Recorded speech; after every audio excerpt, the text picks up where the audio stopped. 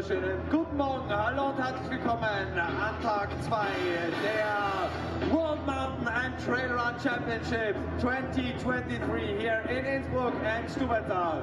Good morning, ladies and gentlemen, for competition day 2. We will start in mile one with the trail shot. We welcome you here in the Trail City. Good morning and welcome.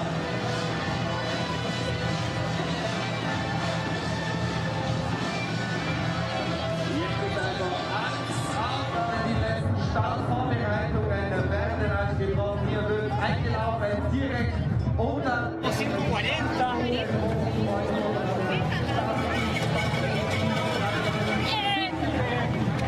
Die Fans sind bereits hier auf den Top. Also es werden jetzt die Muskeln gelockert, angeschwitzt und dann geht es hinaus auf die 45,2 Kilometer und die über 3000 Höhenmeter für die Teilnehmerinnen und Teilnehmer des Trail Shorts. Startschuss 9 Uhr.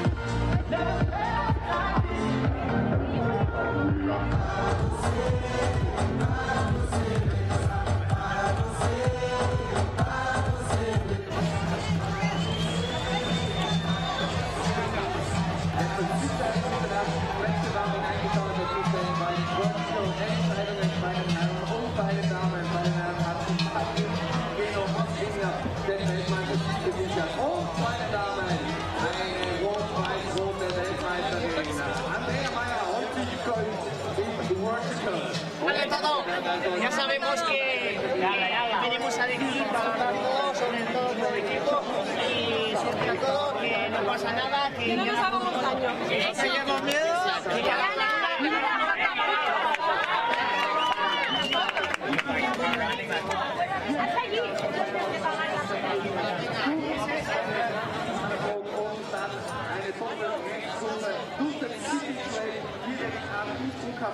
vorbei, direkt am goldenen Dachel und dann geht es schon hinauf Richtung Nordkette.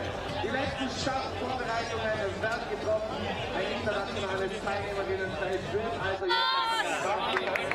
¿Quieres decir con algo en español?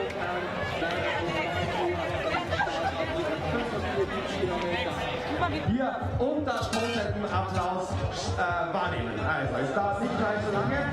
Dann wird auch das Warm-up hier beendet und wir bereiten uns vor auf einen Start, der in Innsbruck so noch nie stattgefunden hat. Denn wir sind hier mittendrin in der zweiten Weltmeisterschaft der Ballläufer und Trailrunner in Innsbruck 2023.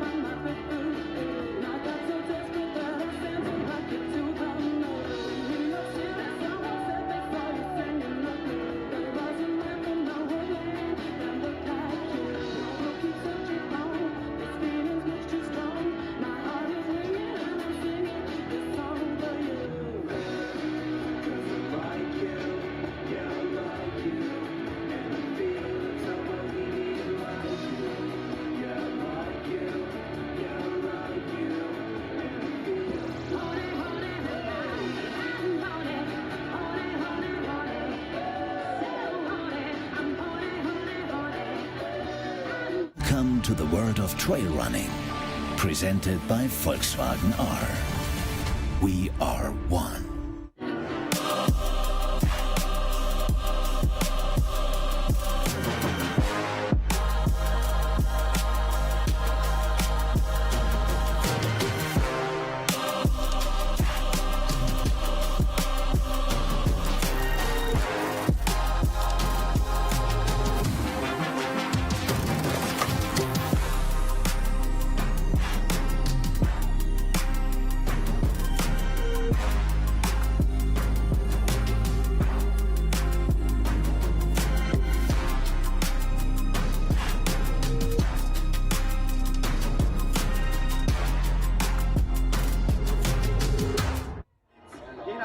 Zumuteralm bei Kilometer 22 über das Dear trail running friends, welcome once again for day 2 of these 2023 World Mountain and Trail Running Championships.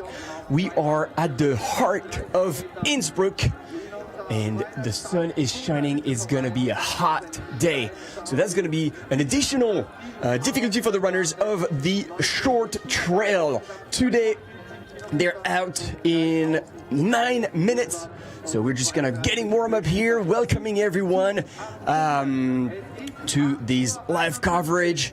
And without further ado, I will give you some a bit of information because yesterday the vertical started in Stubai, but this time the start is actually right next to where we're doing the live commentary.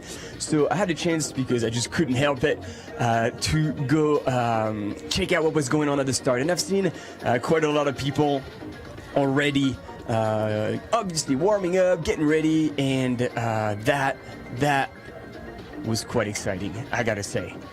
I'm trying to find the live trail short in English. There we go. To find you and your comments. There we go. Because this live is all about sharing the stoke for trail running, and therefore I really want to see all your comments. And I see there's already a lot of you. Go Philippines, go Mexico. We've got people from Indonesia. This is good. This is getting started. What do we got? We've got Sweden. Oh, Indonesia is definitely in the house right now. It's cool. And you won't be able to see me, but my name is Martin Geoffray, and I am your host for these 4 days. There we go. You've got live images of the start. See, runners are still finishing to warm up. That's gonna be a hell of a day. So once again, as the tradition invites us to do, where in the world are you watching, and which country are you supporting? If you let us know in the chat on YouTube, because that's what it's all about. Sharing the stokes, sharing the excitement for this. We're gonna be in for actually quite a lot of time. Here's the Portuguese team with Dario. Very strong young runner. We get the Spanish team here. Jan Margarit, one young talent. I mean, young, not so young anymore, but definitely a very strong runner. Oyana is here as well. We got a lot of faces that we are familiar with. We're used to seeing them in many races, whether they are UTMB races for the shorter distances, or definitely in the Golden Trail World Series. So we will have heaps of information to share with you all. And there we go. We've got Irish and Australia, Sweden, Norway, Iceland. Obviously, go France, Malaysia, Sweden, India. Let's do this. Croatia. This is awesome. It's good to have you here this morning. Here, it's good. It's 9 a.m. local time, and we're in for at least. I like the emojis. Go Kiwis. And actually, speaking of that, I think I've already spilled the beans, but we're gonna have a very, very special guest here on this live coverage. He's gonna be joining us. I don't know exactly when, but shortly after the start, we're gonna be able to share those this experience. Well, I can't tell you more right now, but we're gonna have a special guest. So definitely don't go too far after the start, because we're gonna be blessed with someone very special. Indonesia, Finland, go Sweden, go Emily. Yes, Emily Forsberg is racing. Go France, Slovenia, Indonesia. Again, Indonesia definitely is in the house. Poland, Norway, Sweden. I got someone here. I got a big name from Poland. Andrzej Witek, who had shown incredible strength, talent, and fitness.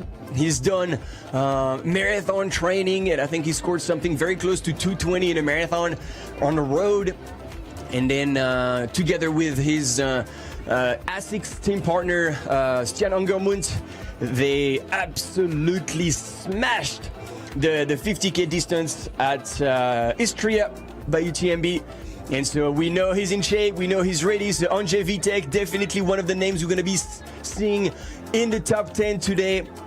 Yes, actually, speaking about top 10, let us know in the chat. Let's start, because I'm French, so let's start with the woman. Who do you believe will be in the top, let's keep it short, to the top 3. Who do you believe will be in the top 3, crossing the finish line after these 45 kilometers and 3,132 meters of elevation gain? Let us know definitely in the chat. This is going to be really good, and we'll see. Sometimes, you know, there's the usual names, the people we know, as I like to call them, the usual suspects. But I'm pretty sure there are dark horses out there that we don't know so much about. But like we saw yesterday in the vertical, the World Championship is one single day. Anything can happen. If you're feeling strong on the day and you've got no pressure whatsoever because nobody's expecting you to do anything, well, this is where things can really go good. So we still have there, go French teams, Indonesia, Malaysia. So there we go. We've got Jackson Brill, Brittany Charbonneau, Martinia, Silvestrine, Leticia Saltori. Oh, you guys are making it hard for me. Martina Mielarczyk, I hope I said that right. Forza Italia, pop, pop, pop. Pip Fielder, indeed. I couldn't agree more. She's done extremely well recently. She's always doing the work, preparing, doing the homework, looking at the course. We see her even here on the listing. But Caitlin Fielder from New Zealand is most likely expected to do really well today, and because it's a hot day, people will suffer from the heat, but I know she's one of the one who will be smart about it. Do we have anyone else? Landy Grayling, definitely, South Africa. It's good to see her back. Vlad Excel, but like we're talking about the women's category, so Vlad is definitely in the men's category. And man, he's not a dark horse. Like, he is a strong runner. He's proven himself times and times again on the international field. But true, he's been staying quite a bit in Australia so far. Vlad, who's got the big supplements with electrolytes with BCAA for recovery. Indonesia, Polonia, Florencia, and okay, now it looks like you guys have started to shift towards the men's. So let's do it. Let us know, who do you believe will be in the men's top 3? Yeah, Thomas from Team GB. This man is insane. He actually lives in Austria, trains in the big mountains, represents Team GB. Thomas Roach, really, really strong. So there we go. Thibaut Barognan, we had on the images. Zaid Atmalik, also representing Team Spain. Peter Engdahl with the yellow jersey. Caitlin Fielder, we were talking about her. She is right on the front line with her New Zealand jersey. And there we go. Now we're letting the runners get in the zone. Probably like less than a minute to start. I haven't seen her name yet, but there is a female runner from Germany. I'm gonna let you like think about it. Bailey Kowalczyk as well. There we go. Andrzej Witek on your left. 5 seconds to start, ladies and gentlemen. Are you here? Are you excited? Ooh, I know I am, and this is on, ladies and gentlemen. It is on. 45 kilometers, 3,132 meters of vertical gain, but there's going to be a bit less elevation lost. It's a point-to-point race, and they're going to finish higher than they start, so it's going to be very good for climbers. I'm sure we'll see the profile later on, so I'll tell you more about it, but look at this. All these runners have worked so hard to qualify and come to this World Championship and represent their countries. I am actually quite excited to see all these white caps. It means we have a lot of smart runners out there who will try to stay cool and protects themselves from the sun. So if you believe they're not running extremely fast right now, it's because it's a start that is limited in the sense that they're gonna go around town. Martin Antamaten as well, representing Switzerland right here on your images. So basically, there's a motorbike right in front, and they're gonna hold them back for the loop around town, and then truly they're gonna release everyone, and it's gonna be on for most likely more than for 5 hours of excitement. Woo! So I was looking at the images, but I missed your comments. So Bart Przejewski, of course, John Albans, Jan Ungermuth, Max King. That's a pretty good trio right here.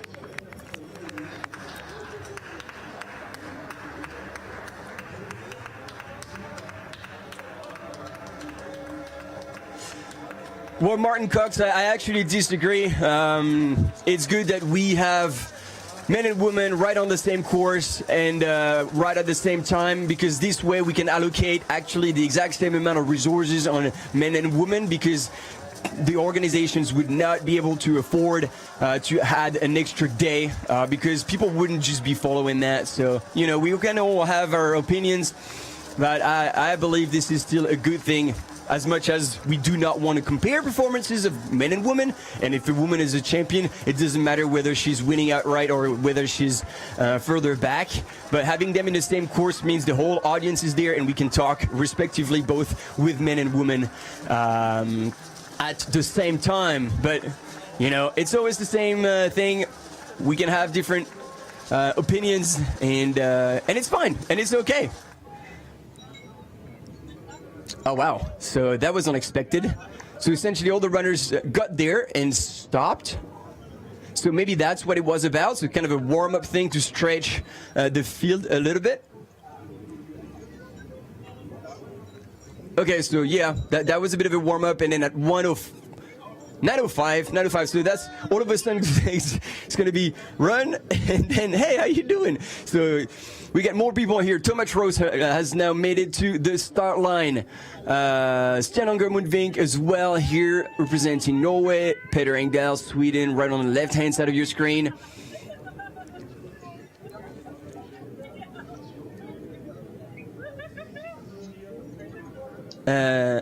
Eddie Morton, the 80K is actually tomorrow. The trail long is going to be tomorrow. This is the trail short, 45 kilometers, 3,132 meters of gain. And just a bit less of loss. I'll try to figure out the exact number. But yeah, it is less. There we go. It is 2,790 meters because they finish in Stubai, which is much higher than the start here downtown Innsbruck in Austria. And that was a bit of an interesting start. And there we go. And now it's on for real.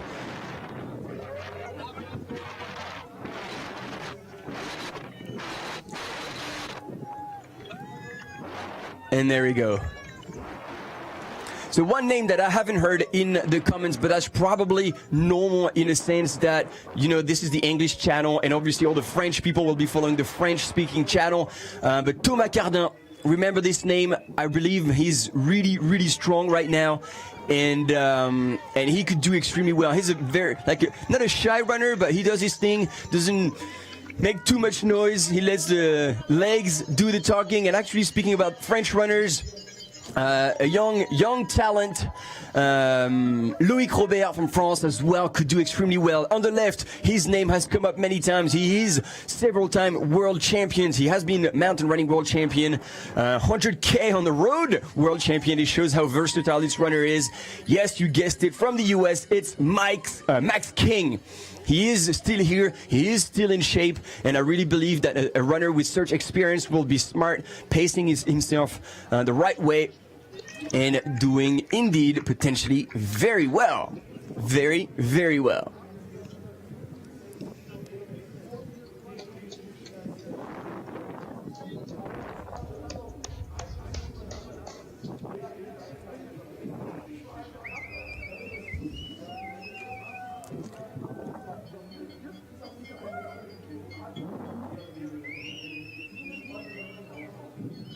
And yes, Vert Run, the cameraman had a close encounter with our friend Thibaut Barognan, but luckily nothing happened too bad. Yes, we got people. Francesco Pupi, indeed, his name had not come up, but he's an absolute legend as well, representing Team Italy.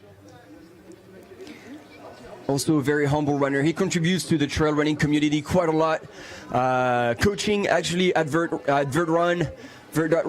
He is involved with the PTRA, the Professional Trail Running Association, that he's recently put together with Kylian Jornet, that is not racing today, but most likely watching. And so to ensure that the sport of trail running, since it's so young, remains based on the true values, and they're kind of trying to safeguard, and they're doing more than that. They're actually succeeding in safeguarding our beloved sport. And recently some policies about women, for example, and women in pregnancy related rules have been installed in place following the discussions of the PTRA with different organizations. So Francesco Pupi definitely involved and giving back to the trail running community that he loves so much. So things are getting real here, starting to climb out of the city, and this is going to be the only part they're going to be spending on that side of Innsbruck.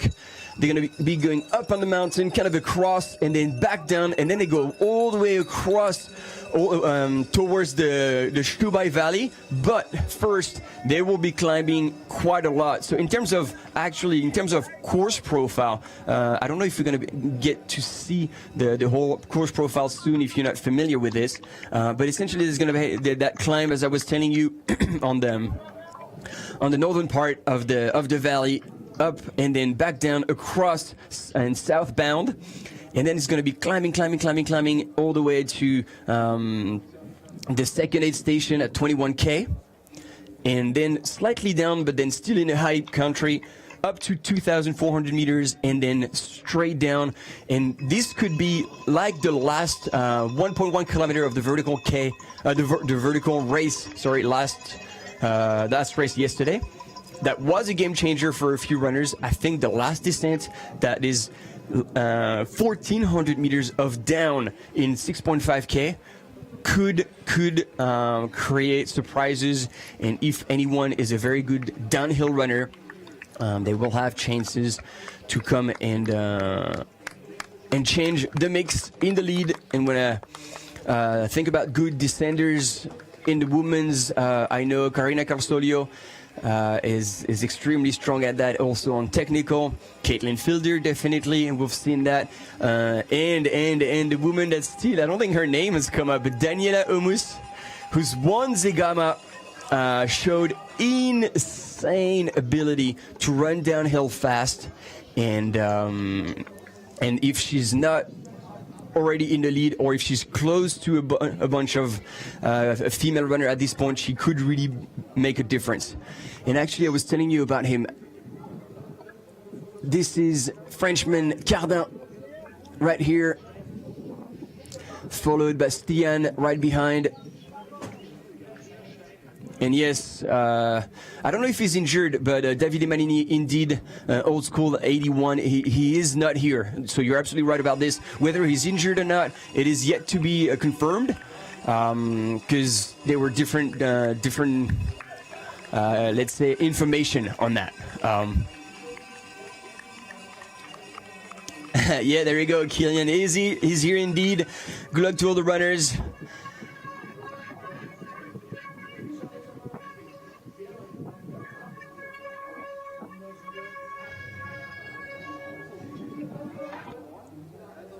And it is really good to see Thomas Cardin showing people behind the way and what's going to happen. So there we go. That's the course I was telling you about. So they're leaving Innsbruck, going up on that side of the valley. That's the only time they're going to be on that side, up and traversing across.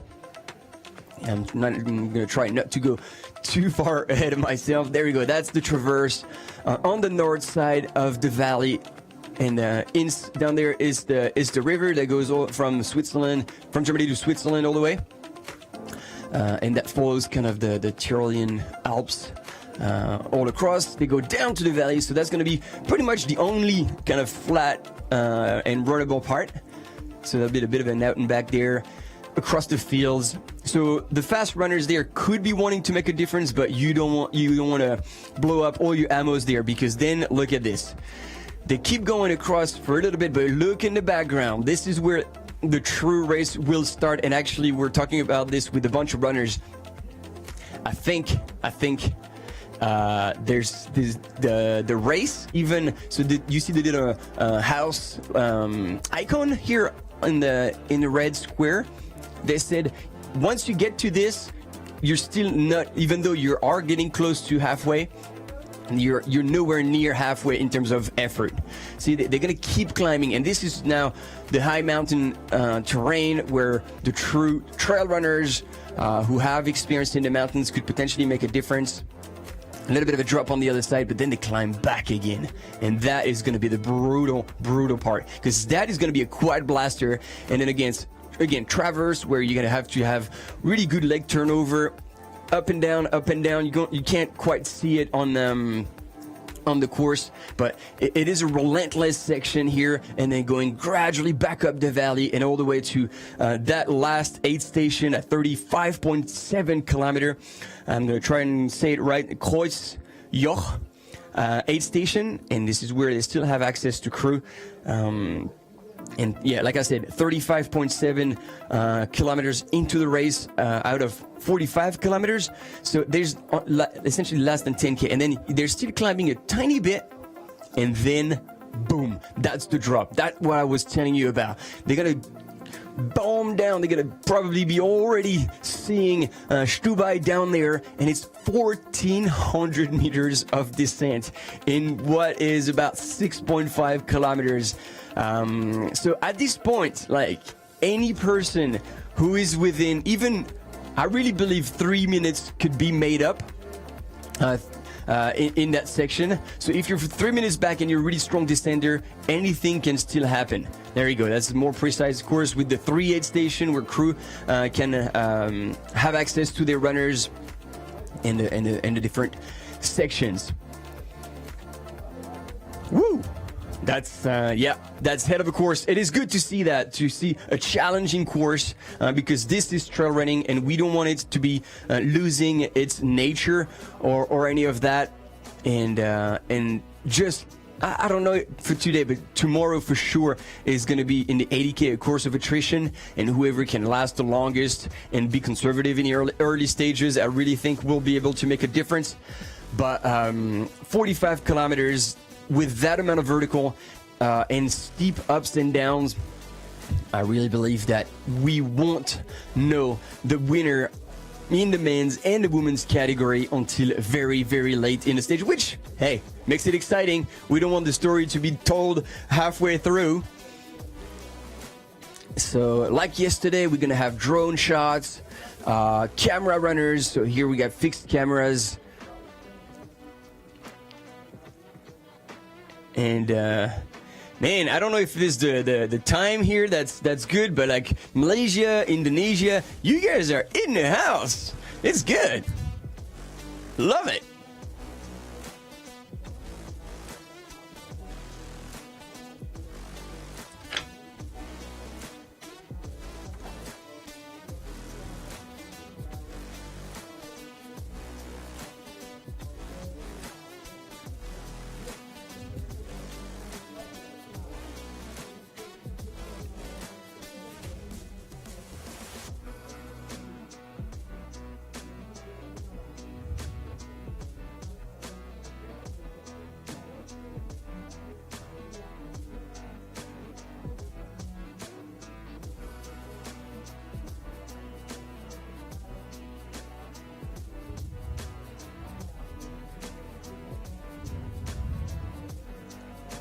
All right, and if you're joining us right now, if you've missed the start because you were like probably out for early morning jog or late actually night jog, wherever you are in the world, if you got it done, well done to you. Congratulations. If you haven't, well, you know, you can follow the live, get the stokes, soak in the excitement, and then bottle it up and then let it all out once you get out for a run, because that's what it's about. As much as we love watching trail running, well, it's all about getting involved. This sport is for everyone. It is accessible to everyone and anyone.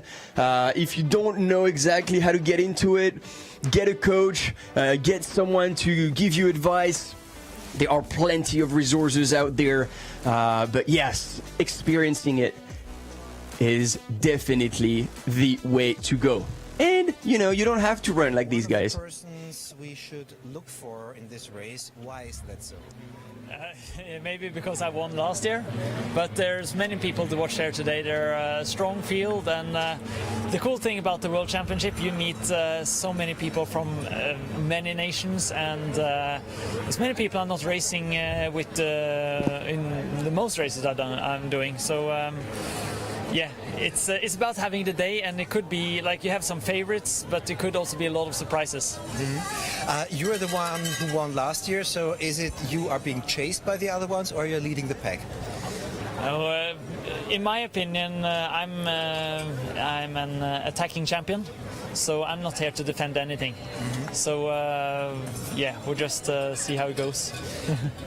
You have seen the track, you know the track, you know your competitors, but what you're feeling today, right now in the morning?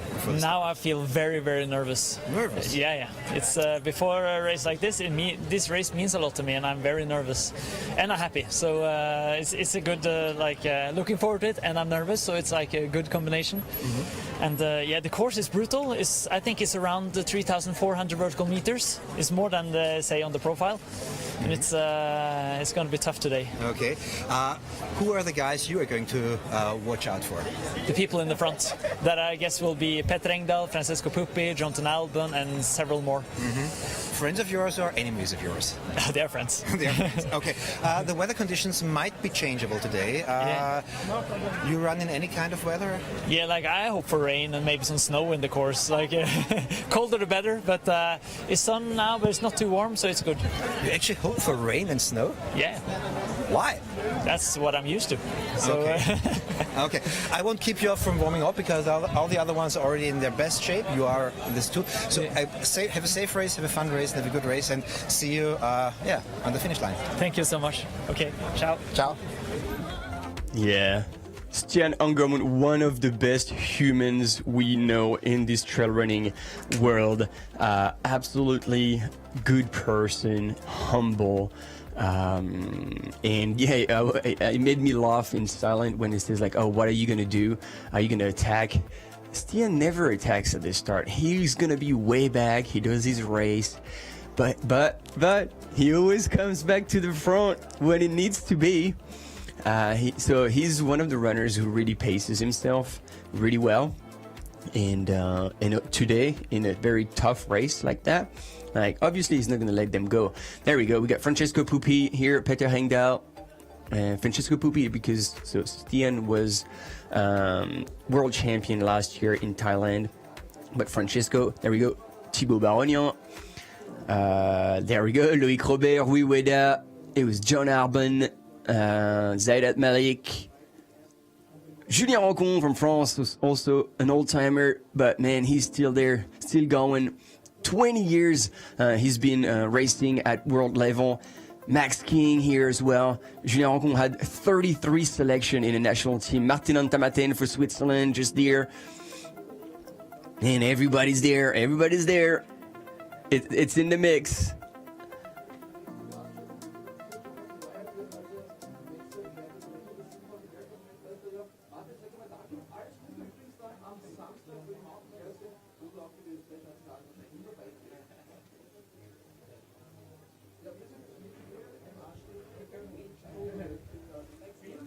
There's Pony as well, so that runner is awesome. He's one of the strongest descenders in the circuit.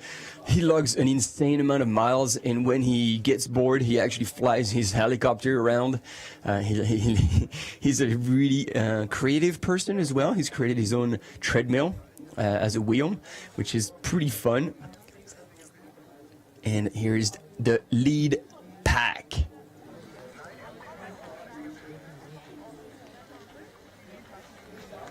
looking back, and you know he's making me lie. He's making me lie. Stian is in the lead, together with Gareth Corcoran from the US. Thomas Roach is there again. Peter Engdahl just behind. Francesco Pupi. Kane Rally, fire! He is in the house. Thibaut Barognan, like I was saying, Loic Robert, Rui Ueda for Japan, Zaidat Malek, Julien Roncon as well. Well, that's good. Everybody here. Oh, that's one of that's my favorite runner from Italy. He's an insane mountain runner. And I'm blanking on his name right now, but he's done Pyramidalité several times, and every time the agreement is with his teammate that if they win, his teammate shaves off his head.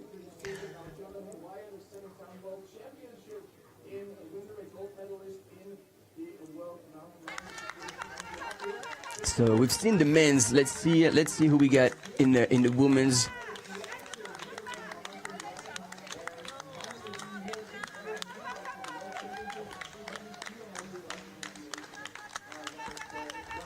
So we had Anders.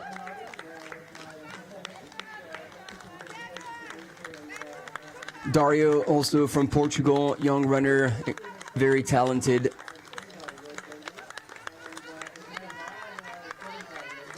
And there we go. I think we have our female leader.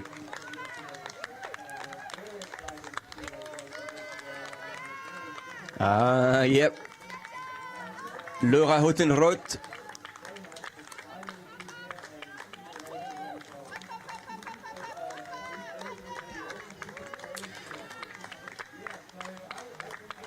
I think she's one of the highest ITRIS score runner.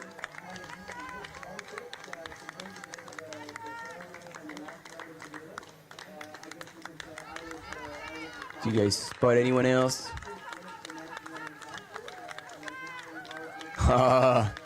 I couldn't be happier to see her there. Judith Wieder, ladies and gentlemen, from Switzerland. Looking good. Judith has been extremely strong.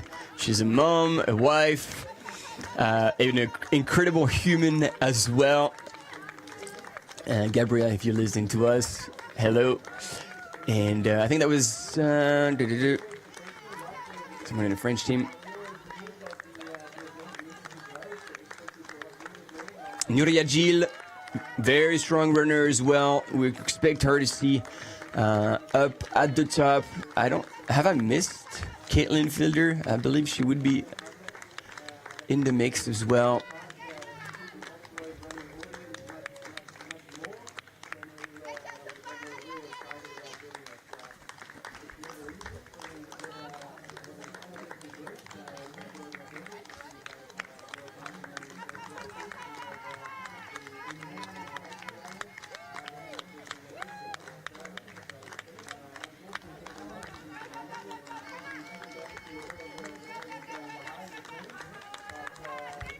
And there she is, Emilie Forsberg.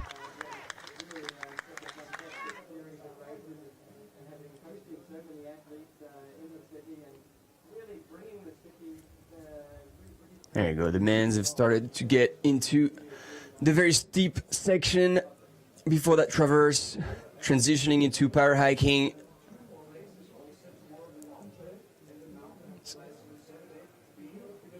So somebody pulled away in the distance, and then we get Thomas Cardin from France, Stjan Angermund, Peter Engdahl. No surprise here. It might be John Albon, who might be a little bit further ahead. Unless that was a camera runner that was running ahead, or a spectator, because we are indeed being told that those are the current leaders. And in which case, John Albon would probably be not too far behind.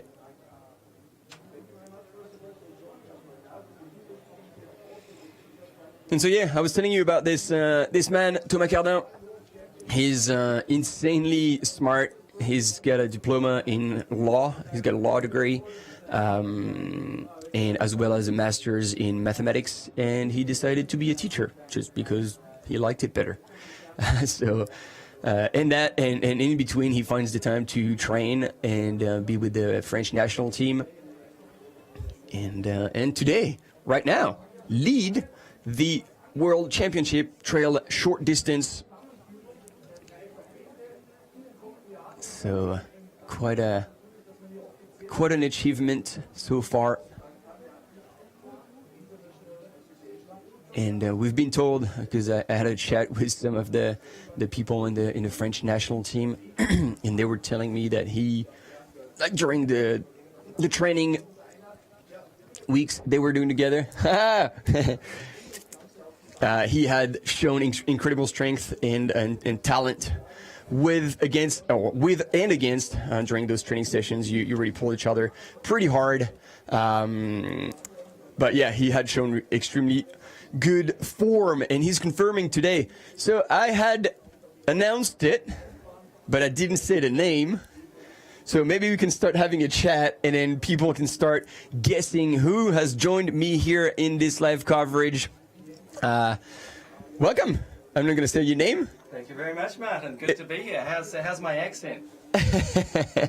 How's your accent, given that you spend a lot of time down where I'm from? Very true, very true. I still don't get identified as a Kiwi. I think I'm going to have to spend a bit more time there. Here, Thomas Roach closing onto the trio of leaders, and I don't know, because the camera runners has not shown us what's happening right behind, but those guys are now like the top four. So Thomas Cardin from France right there, Stian Angerbund in second, Peter Engdahl in third, and Thomas Roach from the UK, who's been incredibly strong over in Zegama. He was top 10, and here is where he lives. So as much as he's a Brit, he lives around here, so he will be comfortable on that kind of terrain.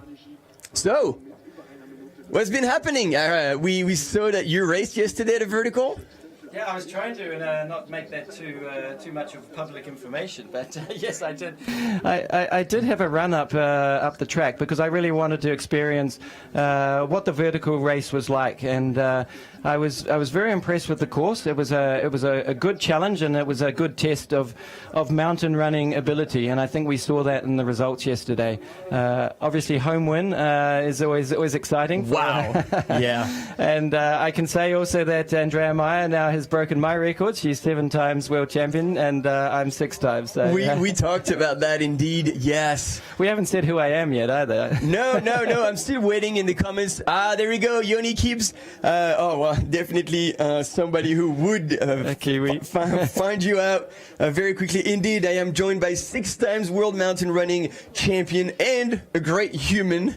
First and foremost, Jonathan Wyatt. Thanks for being with us. It's a pleasure, and it's good to catch up as well. We have a lot to talk about. I know, we do indeed. And I probably need to talk to you about what's happening in New Zealand rather than catch up on what's going on down there. But from a New Zealand point of view, to have 19 in the New Zealand team coming all the way out of winter to be here. And what has now arrived? Summer has definitely arrived here in the mountains. It's not an easy thing for a team to get to do all that long travel. Yeah, true. And we've got the one we're all talking about, Caitlin Fielder. She's been consistently getting better and better, and obviously you know her very well. Now you can spill the beans because the race is on. So was there any type of strategy with her going in? Oh, for sure. I think there was, knowing the track is a key point, and I think most people have been impressed and maybe even a little surprised about how much climbing, how tough the climbs are. And knowing how the weather is today, I think there's a lot of kind of management of your energy in the first half.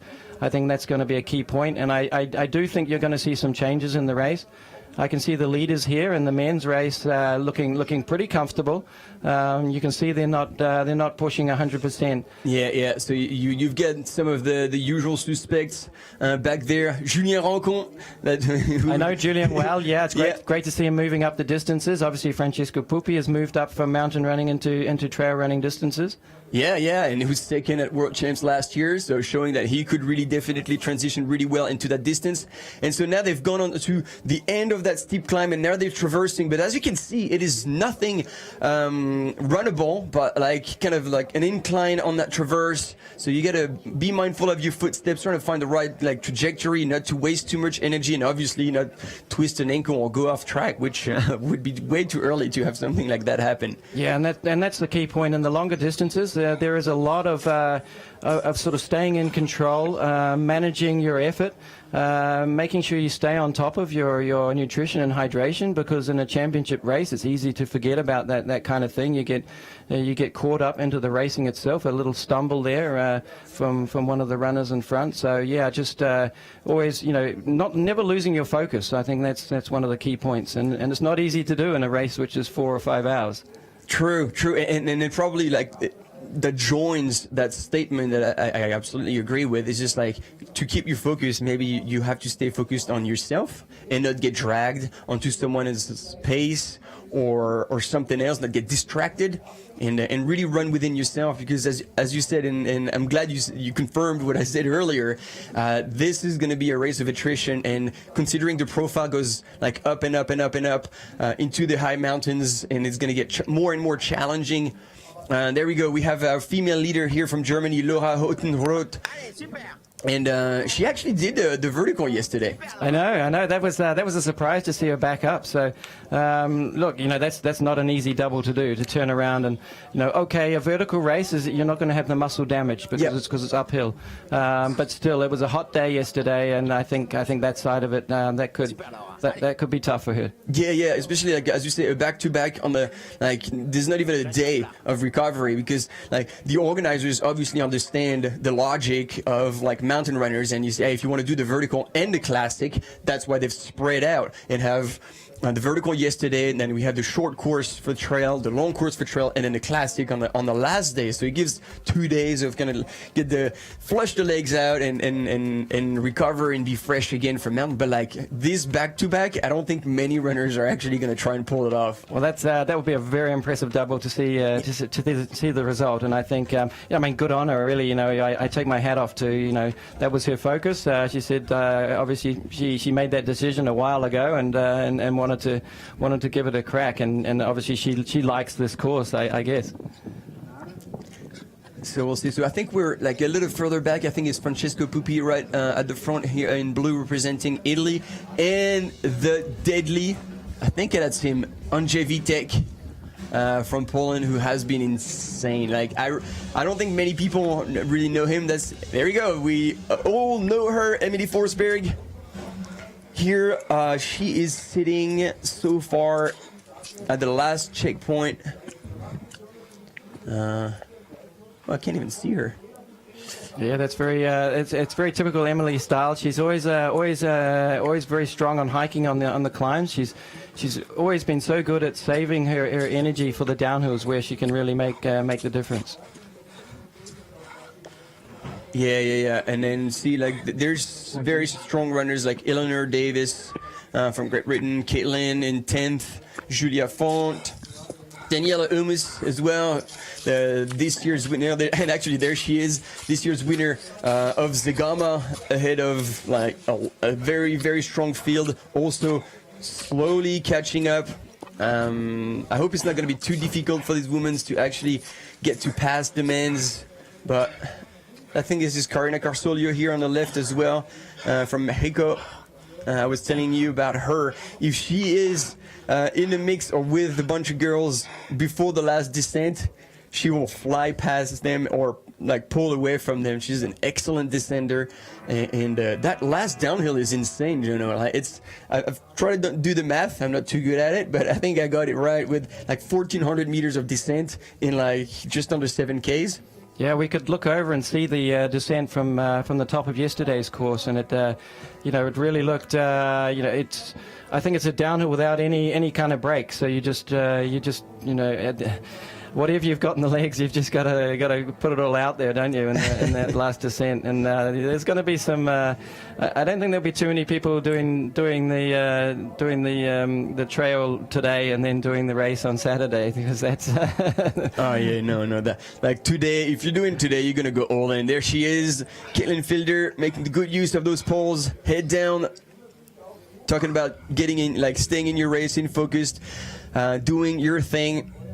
In this early stage, I think it's a really good and smart thing to do. Yeah, really, we did discuss about taking the poles from the beginning versus picking them up later on. Obviously, there's a lot of rules around what you can and can't do and where you can pick up and drop off equipment. Yep. So we made the call that they would still be useful on the first climb, given that it's a lot about trying to save your energy for the climbs later on. So. I think one of Caitlin's strengths is really is managing her energy, and she's very good on nutrition. So we definitely wanted that she was a little bit patient today. Didn't want to go out with the front ones, but just to be in touch and just to focus on making sure that she was going to be strong in the second half of the race. Because I think the other thing, there aren't many, probably even in the field today, there's not that many of the field that would have raced in a World Championships before, because it doesn't come around all that often. And I think it adds another layer of pressure, maybe, because you run for your country, it's sort of outside of your normal racing comfort zone. So I think you're going to see people, really maybe push even above what they would normally do. So that's going to be interesting to see how it unfolds. Oh, and this is an interesting sign here that, ladies and gentlemen, we need to take note. Thomas Cardin waving at the camera. He is comfortable, and he's probably not experiencing that type of pressure we just talked about. And really, it's like a double-edged sword, because you do have that extra pressure. You really want to do well for your team, for your country. But at the same time, and we've seen that yesterday with Andrea, like she got to the bottom of the climb, she got past, and then she was like, oh shit, and then everybody was telling her, you look better, you can do it. And she said she felt really carried on by the crowds and gave her that extra strength, the way to, like that switch to transcend herself and then have another surge and take the win. So maybe also the fact that you're wearing your national jersey, you'd be like, okay, that's a little bit of extra gas in the tank if you are capable of accessing it. Yeah, for sure. And I know. There is always a bit of hometown advantage. For sure, Andrea would have run plenty of times on the track, so she knew how that last climb would feel. She would have done that in training many times, and so I know her well enough to know that she wouldn't panic in that situation and be confident in her ability on the last climb. And like you say, when you have friends and family cheering you on, you don't want to let them down. Yeah, absolutely. I mean, how was it for you? Because, I mean, you've done that times and times again. Well, the race itself was actually, I should say, I made sure that I started at the very back, so I didn't put my racing head on, because I'm really not in the condition to race just at the moment. So I really enjoyed it. I just, I was able to pass a few people along the way, but I ran at my own speed, because I just wanted to get a feel for how the course was, and so I could sort of put myself in the mind of the athletes that were running up. But even let's talk about the open race yesterday, because the winning time was 45 minutes for the men. So that would have placed quite highly in the men's race later in the afternoon. Yes, indeed. Like we had two world-class athletes getting in there. But then when it came to back in your racing days, when you had the Kiwi jersey on, how did that feel? Was it more like a stressful thing, or more like something add extra strength to your racing? I think for me, I always responded to it. I used the energy of running in the black singlet as a New Zealander, whereas would run in the Kiwi black. There might be a little bit of extra pressure with that. But I would also always tell myself, okay, it is just another race. You know what to do. You do your same warm up. You go through your routine. You prepare, in the way you would for other races. And so that was a kind of way of I would use to kind of calm myself down. If I felt I was getting too anxious, because there's a lot of other things going on at a World Championships. You have the opening ceremony. You have more difficulties in terms of moving around and things like this that you might not have at other races. So. Look, as long as you sort of place yourself in a position where you're in control of what's going on, then for me that worked well and translated into the races as well. So. Right. So, word of advice: if you're planning in joining your national team, just do your thing, stay focused, but also take it in, because we saw the opening ceremony and all the teams were super stoked to be with one another and representing their countries, and this is a very special event. No whole lot of athletes get the chance to actually wear their country jersey. So exactly, and it is very special, Okay, there might be other bigger money events happening around, other focuses for runners, but we still hear it. We still hear it from the athletes. It was such a big part of my career that running for your country really does mean something. Yeah. And great to see, great to see, different countries on the podium. There's good mixes of countries in the teams races yesterday. Yeah. We might have had in the past maybe domination from one particular country, but yesterday in the results, there was a good mix, and in actual fact, let's talk about the men's race yesterday. The winner was ahead. You could see he was away and had a good margin, but behind that, it was the gaps were really close. Yeah. Kipengeno was just like on a different planet, and then it was really good because sometimes we have the Kenyan runners that just race and then they're in the head, cross the finish line, all right, job's done, because that's the job to them. But he just got to the top, gave high fives, was super stoked.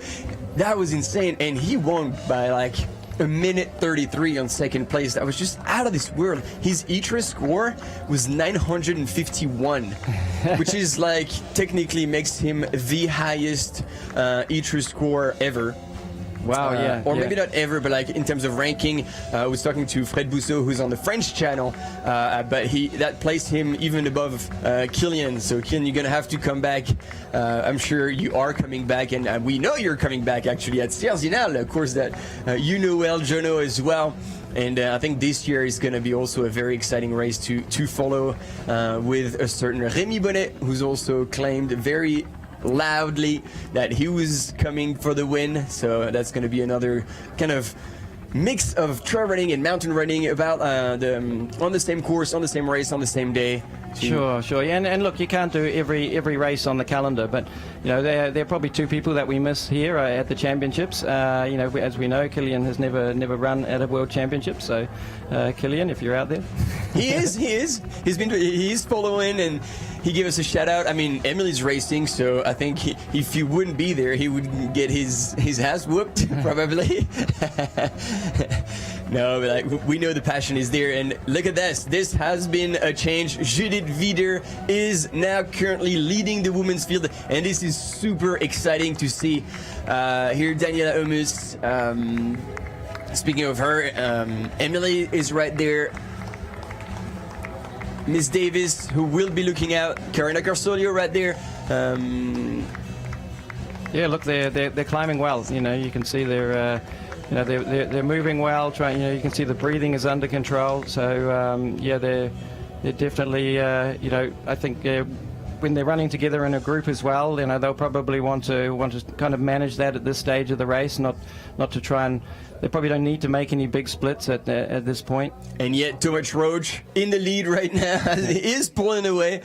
And there we go. I think there you go. Joan Alban is now back in the front pack. Yeah, it's early to make a break. But look, if you're feeling good, and you do have to, also play to your strengths as well. And if that's on the faster running sections, then and you feel comfortable, then then I think it's fine to go for it. Yeah. So we have another Swedish athlete there that I don't know. We'll try to figure it out, but that means that Andre Vitek. I won't say it enough. Look out for this man. He's really underrated, but he's shown incredible strength. Rui Ueda is here. All right, Thibaut Barognon as well. Our early leader from the U.S. Falling back a little bit. Francesco Pupi is right where he needs to be. That young man I was telling you about, Loïc Robert from France, Zedat Malik as well. Yeah, we've got everyone here. Julien Roncon still right there. Great to see. Yeah. Julian. I have many battles with Julian back in the day, so I'm a big fan. Yeah, I was saying he's been at racing at world level for 20 years, and he had, I don't know how many did you have? He had 33 selection in a national team. Oh, that's impressive. Yeah, and I know he's doing a lot of coaching as well, so it's great to see him putting his experience back into the next generation. Just like you're doing, actually. Yeah, probably. I know he has a lot of junior runners as well, and that's really cool to see. I find it a little bit more difficult coaching by long distance, so I tend to have more experienced runners that I coach. But I always enjoy catching up with Julian and hearing about what he's up to. And so you said one runner, you said there were several runners missing. So we talked about Kylian. Who else did you have in mind that was missing from? Well, yeah, as we talked about with Remy, those kind of matchups, are always exciting to see. But like I say, I think it's important to have your focus for the year, and not to try and there's a lot of pressure, I guess, even from sponsorships and things to do certain events that you do have to be careful about managing your body, because and making sure you do get enough rest and recovery. The longer you go, the more the more important it becomes in terms of giving yourself the time and space that you need, whether it's both mentally and physically to recover, indeed. And here I am really glad to see Thibaut Barognon run downhill like this. He is completely relaxed, shoulders down. He is not pushing one bit, just going through the Ks. I think it's Rui Ueda who's opening right in front of Thibaut, and this is very good actually, because Rui is hell of a descender as well. We've seen that at the Mont Blanc Marathon. There we go, Rui Ueda from Japan. And these two know each other. They've been fighting times and times again on the Golden Trail World Series. And two very strong downhill runners, two very strong, actually, runners overall. Like, they have everything at sea. Look at them, relaxed and just... It's good. If these two work together, that could really make a big difference and make the early stages not feel too... Yeah, Thibaut's got a very good cadence going there, and I think that saves the legs as well. You can see he's got a very fast turnover. Yeah. Not as fast as Francesco Pupi.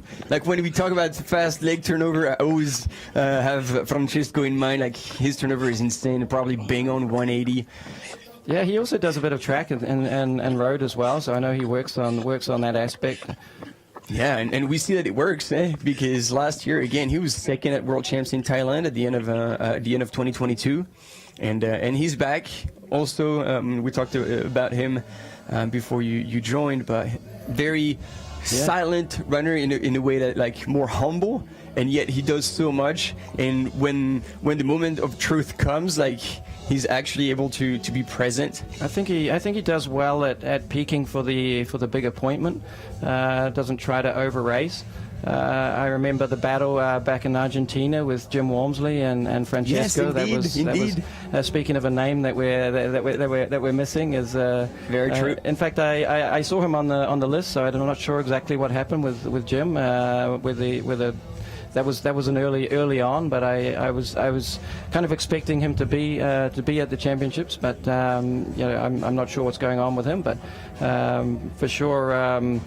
Look, I think the level is very high, but also what I'm always impressed at World Championships is how deep the level is. So that's something that I think we saw yesterday just how close the gaps were in the difference between the podium and 10th position yesterday was really small. And talking about peaking for the right time, I mean, right now leading the women's field is Judith Wieder, and I mean, she blew out on the scene. Like, she has her orienteering racing background, where she was multiple time at world level, and then she kind of transitioned, discovering trail running, got pretty excited about that. She was insanely talented on technical, obviously, with like carrying on her skills of orienteering, because like if you are orienteering runner, you know exactly what I'm talking about. But essentially these guys are running off trail and not even looking at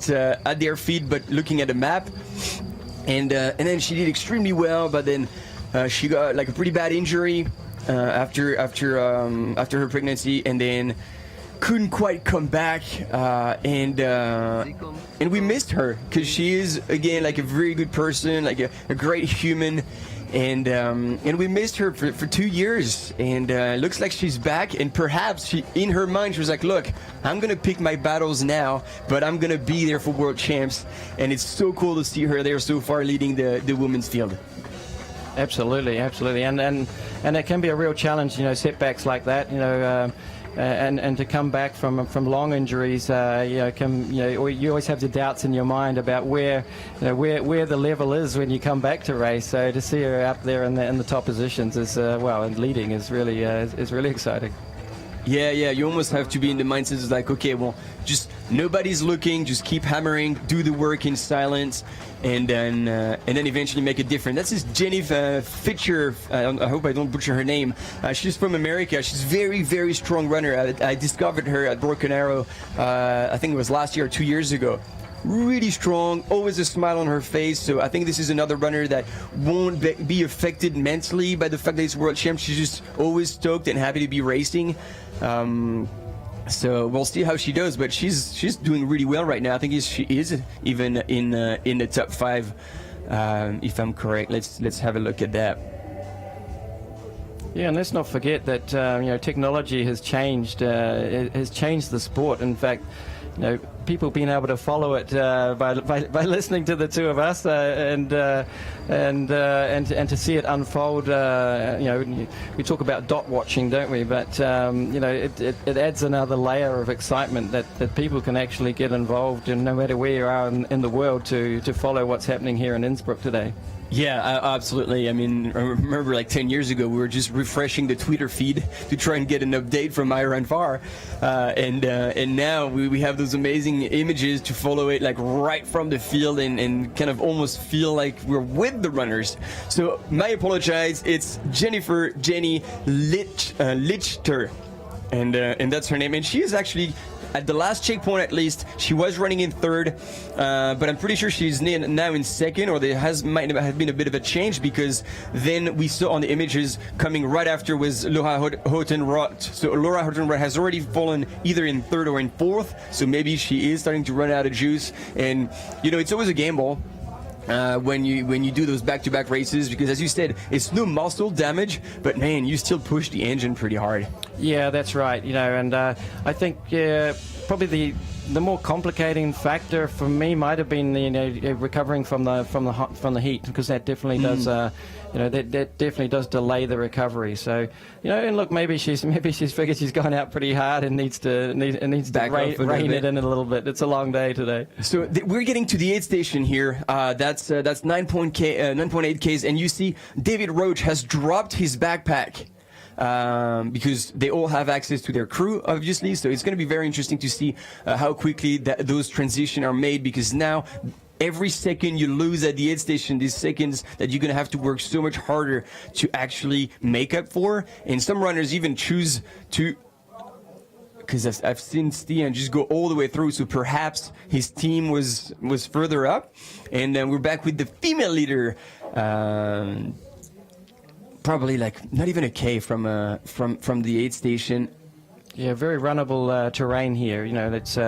It's going to be completely different once they get to the other side of the valley and start the climb. Yeah, that's what I was talking about. Until Kreuzjoch, which is at 35.7 K. like they were saying, like that's really the deciding factor, and anything before that will be just to try to stay alive. Yeah, I think you're going to see the distacco. I'm thinking in Italian. You're going to see the you're going to see the splits happen on the long climb. You're going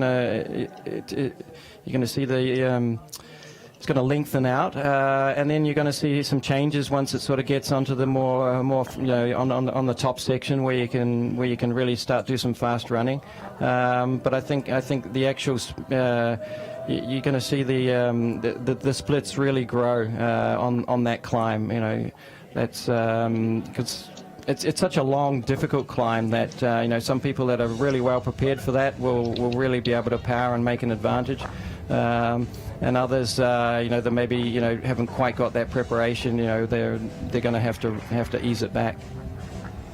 Yeah, and so here we had at the aid station Thomas Roach in the lead, followed by French runner Thomas Cardin. I was telling you about him. Jonathan Albon right here on your screen, together with Stian right there, Peter Engdahl, and Frédéric Tranchon. That we actually I missed him. We didn't see him. Another orienteering runner who's been extremely strong, and Peter Engdahl. So now it's only the three of them, so perhaps they had the fastest transition or even chose to skip that aid station altogether.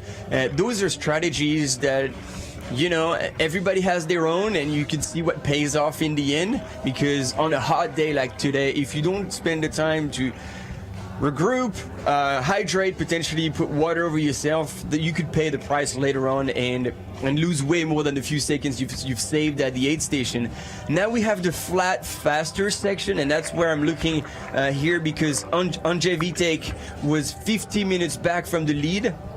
And out in the next checkpoint, or whenever we have a visual on him, that man can run extremely fast on non-technical flat roads. So he might reel in a little more those three leaders right now: Peter Engdahl, Stian Angermund, and John Albon.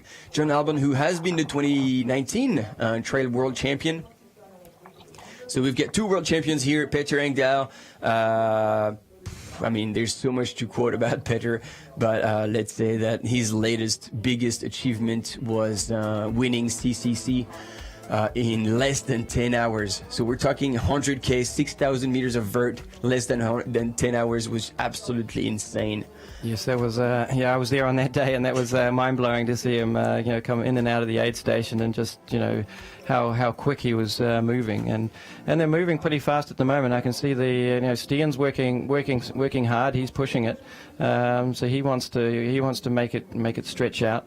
But yeah, the other two are looking pretty comfortable holding in there with that pace. Yeah, I mean, I don't know how used to running fast Peter is, but I know John has worked so much on his raw speed, and we saw that last year at Mont Blanc Marathon. Like, if you guys are familiar here in the audience, familiar with the course, the first 16 kilometers are kind of flat, undulating, slightly uphill, and John was the only one keeping up with the Kenyans and keeping them in check, actually. And as soon as they hit the climb, boom, they actually put a lot of effort, and he dropped them. And yes, we've got some Armand Duplessis, like, yeah, they train together. That's true, because they both live in Norway, and they train a lot together, actually, with Kilian, if he's still watching, and that really helped. John was saying, especially in the winter, because he's not a skier by trade, and so he said, like, skiing with these two guys, he said, this is one of the times where I really feel like I'm not the not good one, and I struggle so hard. But so it says, like, it's good because physically I push myself, mentally I push myself. I just have to find the right balance, not to burn out. But they said that they had such a big and long winter that it was actually hard to get the trail running legs back until recently, and that's how John, after at the tipping point in Zegama before the very last descent, he was leading, and then in the descent he said, my legs were jelly, they were not conditioned for downhill, and he got past quite a bit and finished in third. That's right. Doing the cross training, I think, is really useful. Looks like slight going the wrong way slightly there on the course. Yeah, very useful to do some cross training, especially low impact cross training, like whether it's ski touring or cross country skiing or cycling, of course. But of course, there's no substitute for actually running, because that does condition the legs for for the pounding. Hey, look, I think I'm going to have to actually. Yeah. I don't want to keep you up. You get heaps to do. Are you going to be out on the course? I'm going to go to the aid station at just before 36 kilometres. So, yes. I'm going to be out there supporting. So, if I see a camera, I'll wave to Martin again. Yes, please do. Please wave to everyone. Give Caitlin a big shout out, and I almost push her down the hill, and that's going to be the last thing she'll have to do. So, all the best. Thank you so much for being with us. Great to be here. It was a pleasure to catch up. Absolutely, and have a great day. And look, let's not forget to thank our live streamers as well. So, great job you're doing as well. Yeah, indeed. Thanks, Jono. Thanks, everybody.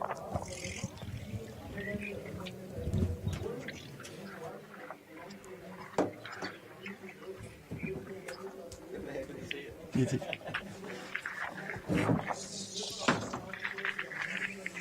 Yeah, so as you've seen, now they've been reeled in by Thomas Cardin, the French runner, who is back again in the lead with these three runners. And indeed, the pace is relentless, and it's good. Like it seems that there's an understanding between these runners, as we said. Stian and he knows very well his runners, and then Peter Engdahl and John Alban train together, so obviously they know each other as well. So I don't know how much Thomas know these guys, but if they work together, if they take turns, that could really be helpful. So they're getting across the valley. I don't know if you remember, but there is a bit of a bump to go up and over before continuing with a bit of a flatter section before they actually get onto the true climbing.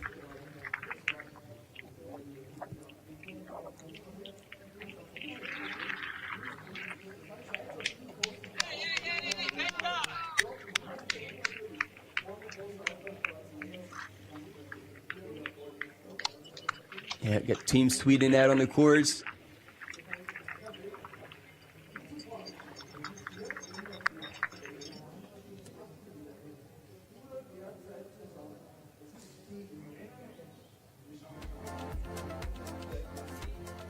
So there we go. You get all the GPSs of all the runners out on the course, and you see it's already really, really spread out.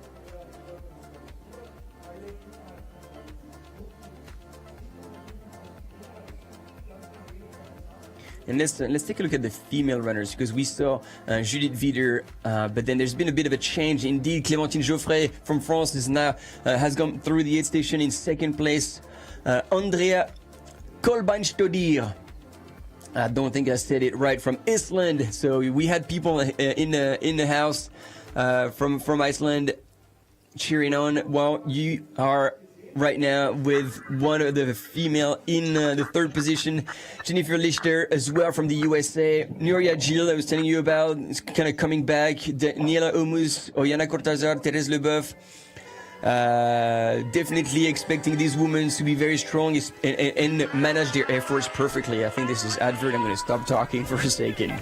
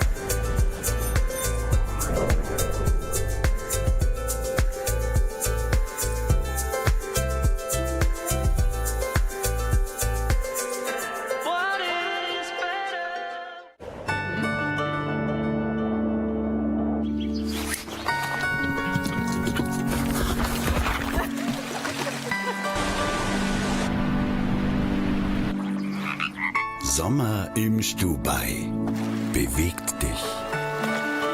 Stubai. Stay focused at the World Mountain and Trail Running Championship, powered by Volkswagen R.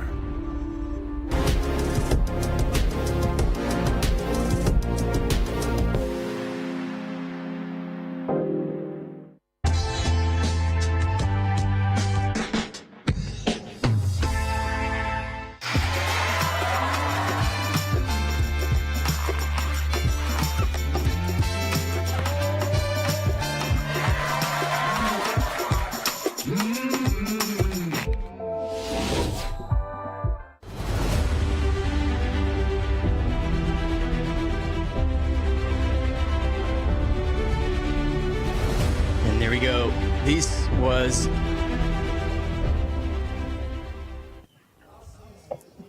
there we go. We are back with the Trail Short World Championship with the female leader so far representing Switzerland, Judith Wieder,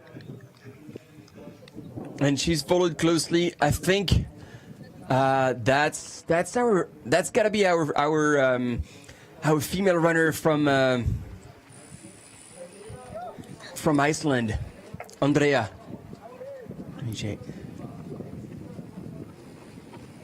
Yes, there we go.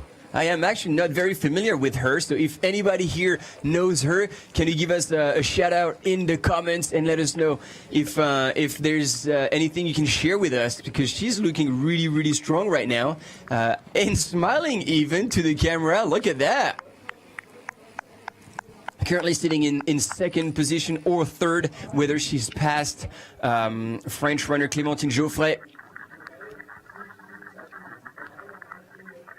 And I am delighted to see that Judith is looking extremely good. Looks like the stride she used to have, nice and clean.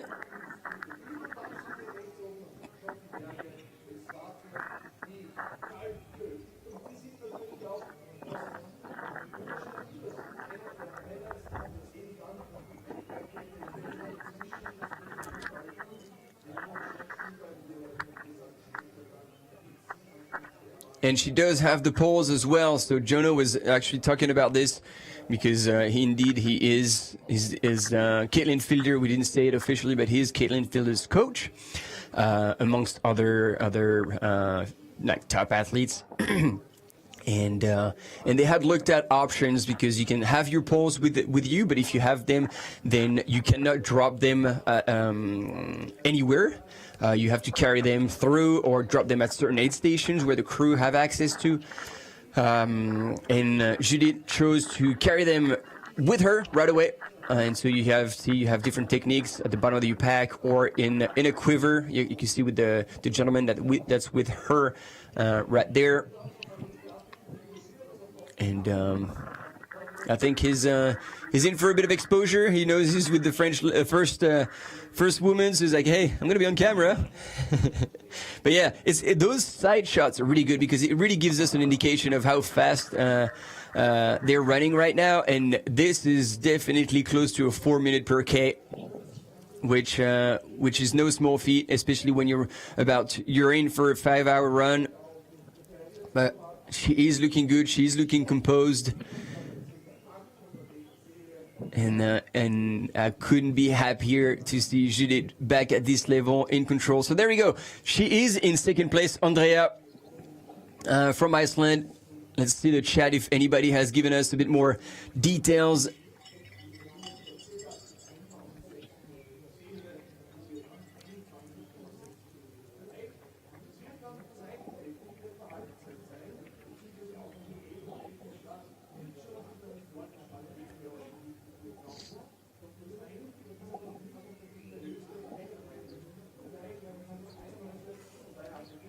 Yeah, I couldn't find any further information, but I will keep looking, and she is definitely moving well as well.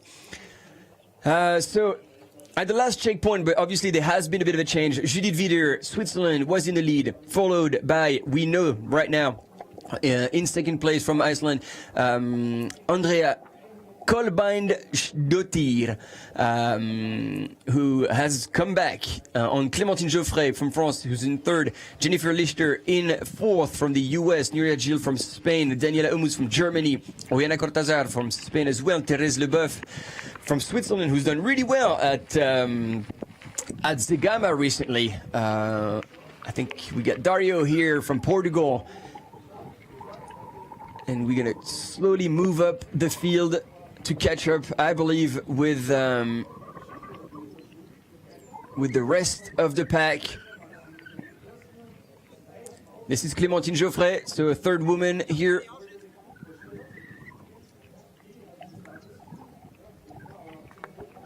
So that will give us a little bit of an intel on the gaps between those women.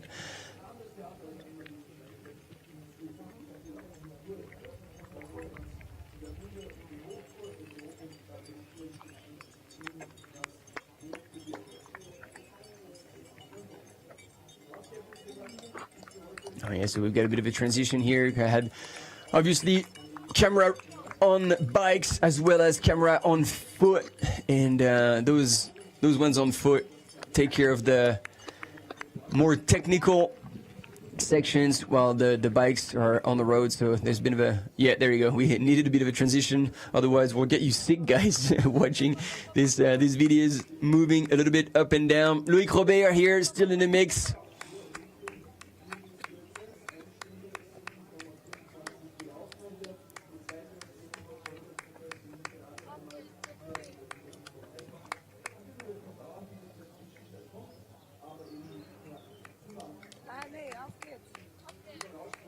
There you go. So we had obviously from Switzerland, Stefan Wenck and Julien Rancon had fallen back a little bit from the early pace. Christian Miogino is like the runner I was saying, Kale Rayleigh as well. Max King, still like extremely talented runners in the top 20. Even outside of top 20, they were actually in 24th, 5th, and 6th respectively at the last checkpoint.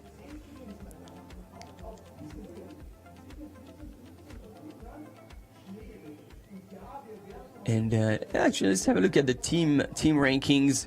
So far, Team GB is leading with Thomas Roach and John Albin, together with Christian Jones. France, second place with Thomas Cardin, Fred Tranchant, and Thibaut Barognan, followed also closely with Loïc Robert. So in case one of the top three fall back, they still have a solid backup. And then third place in the men's, Team Italy with Francesco Pupi, Andrea Rotta, and Luca Del Pero. In the female category, it's Switzerland who's in the lead with Judith Wider, Thérèse Leboeuf, and Nina Zoller. And then second country is Nuria Gil, Oyana Cortazar, and Julia Front. 5th place, 7th place, and 12th place, respectively. That's really, really strong.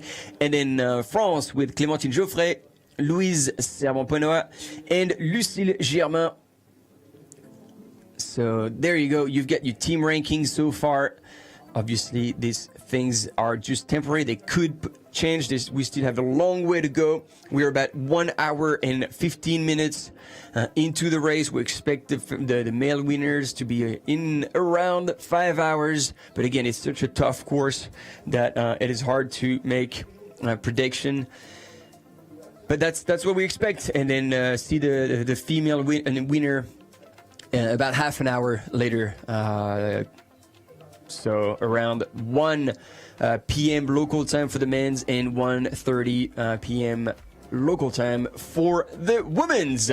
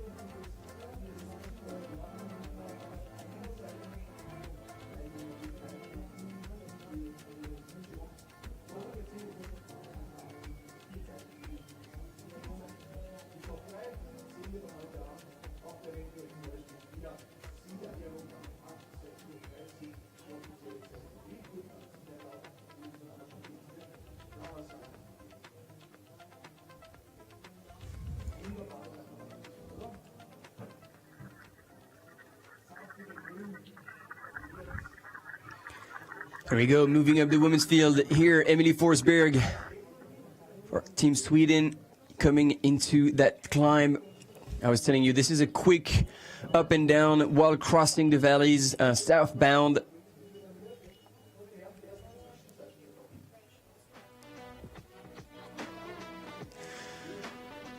So there we go, team. A bit of a highlight coming up about what's been happening since we started this morning, local time here in Innsbruck, 9 a.m.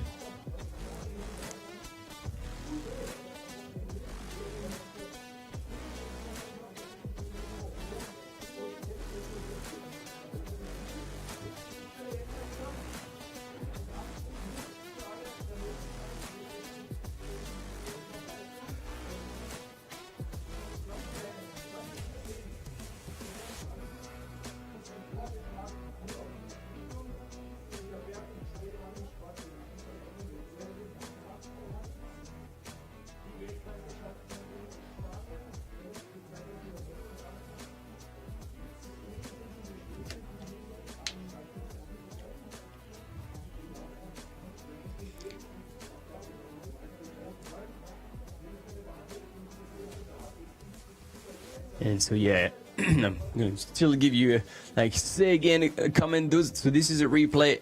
We had the top runners here on that steep climb. This is where Tomac Roach from Team GB joined them in and actually passed them and pulled away a little bit. In the front right now is Thomas Cardin from Team France, followed by Bastian Engelmund and Peter Engdahl. And these three are still in the mix. We had plenty of other runners coming through. That was a fast start, I gotta say. But there hasn't been much of a change in the front. However, a few good big names that we know of managed to come back nice and steady into the mix, into the top 10. And there they are now, coming down off of the one little section on the northern part of the valley before coming down and going across that flatter section.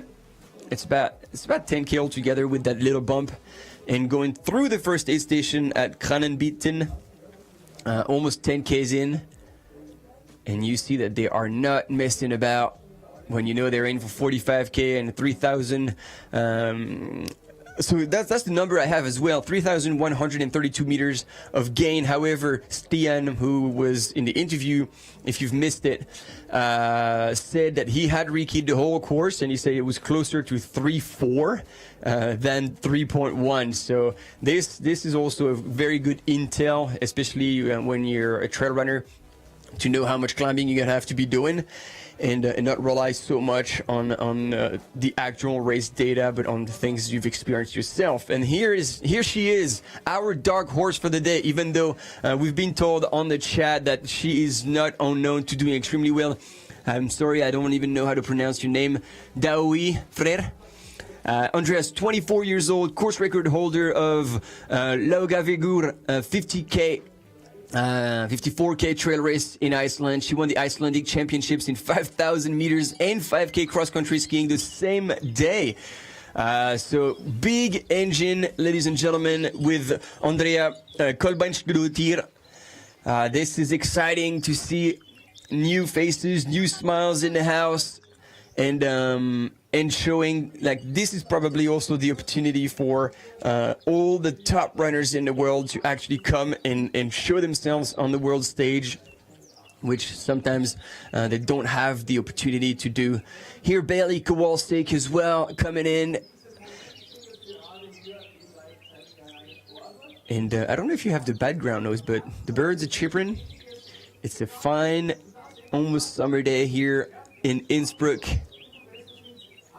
And I'm looking outside just to give you a bit of an information about the weather. It was really sunny and bright. It is now there's a bit of a cloud cover coming in. You know, those buildups that you see usually in the afternoon.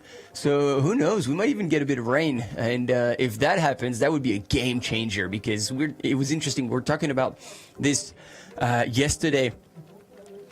With I don't even remember who, but if there had been rain for that vertical race, it would have been an absolute game changer, because the top 20 all had road running shoes on, because they're comfortable, they're super lightweight, but they have absolutely zero grip. And we saw, if you followed that yesterday, there was a lot of mud, or potential, like that would have turned into a potential lot of mud, as well as the last 1.1k and 200 meters of climb. It was all on grass. So had there been only a so slightly rainfall that made the grass wet, they would have had absolutely no traction, and that would have been indeed a massive game changer. So we don't know, but if it happens, if it starts raining, athletes who are comfortable and technical, have the right choice of footwear as well, they will be able to make an even bigger difference, and without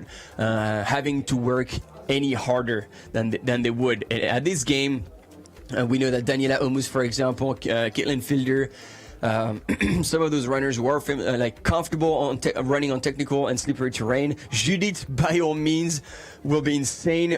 And I don't know, Andrea, I mean, coming from Iceland, I'm guessing, and especially if she's a cross-country skier, she will definitely be used to colder and wetter environment. So, yeah, that could make a change. Maybe a bit more in the men's field than in the women's field, because it looks like those women are definitely ready for it.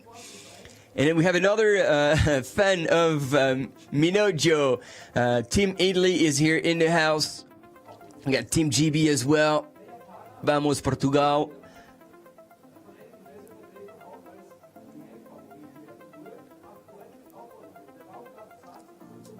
Yeah, you're all here.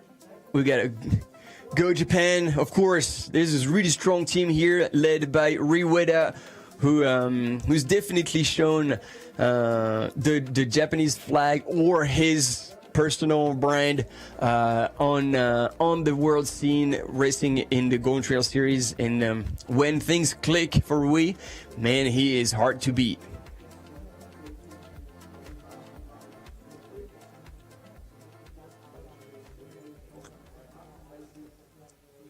So it sounds like we're kind of stuck in that one location where they come off. But that's good. We see a lot of runners coming in.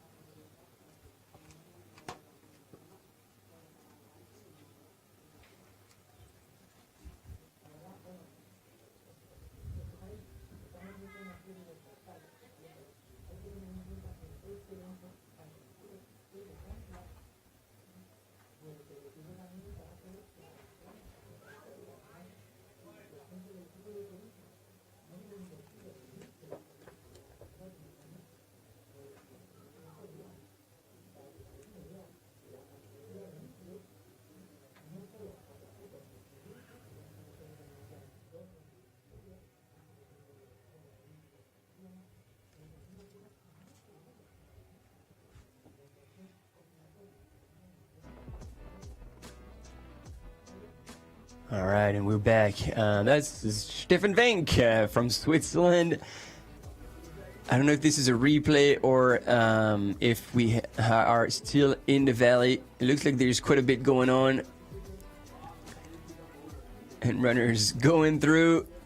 Team Italy here to support their runners.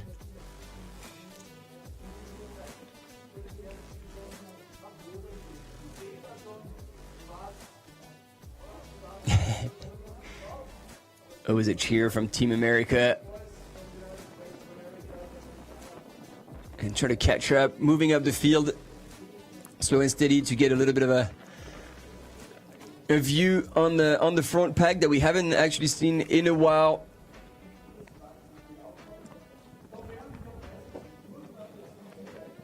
So we had an update, and so Stian was still in the lead together with Thomas Roach. 11 seconds back was John Albin, 28 seconds back Francesco Pupi, Christian Jones from Great Britain, 31 seconds back, 33 seconds back was Andrzej Witek. There we go, I was telling you about him, and I was looking at the chat. Marius Pabic was also there. This is Thomas Cardin here on your images, and he's fallen back out a little bit, still smiling. I don't know what he's up to. Maybe he's chilling out a little bit, pushing the brakes, keeping everybody at view, at sight, but not pushing too hard either.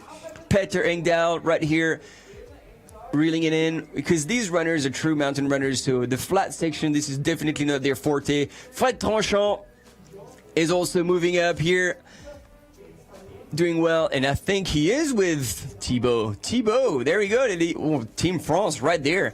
Thibaut Barognan, he, like the veteran, he knows exactly how to pace himself. Here's the man on Jevitek. We knew he would come back, or at least I was telling you that he would take advantage of that flatter section to come back onto the leaders, and he surely did. Moving up the field, Francesco Pupi is there, and together with, I do not know that runner. That is Christian Jones. I was actually wondering about him. He right up in the front, and also one that has been working on his raw speed and is making good use of it. The 2019 world champion John Albin, also from Team GB. But that's not it. We still have more runners, just a little bit ahead. Stian and Thomas.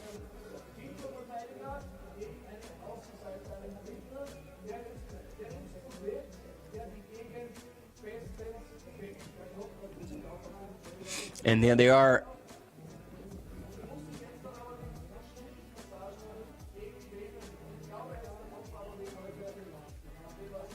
If he can keep it together, Thomas Roach is doing the race of a lifetime, and the guys at Normal, we're also saying this. I mean, this is a chance of a lifetime. This is an opportunity to wear your country jersey high and proud.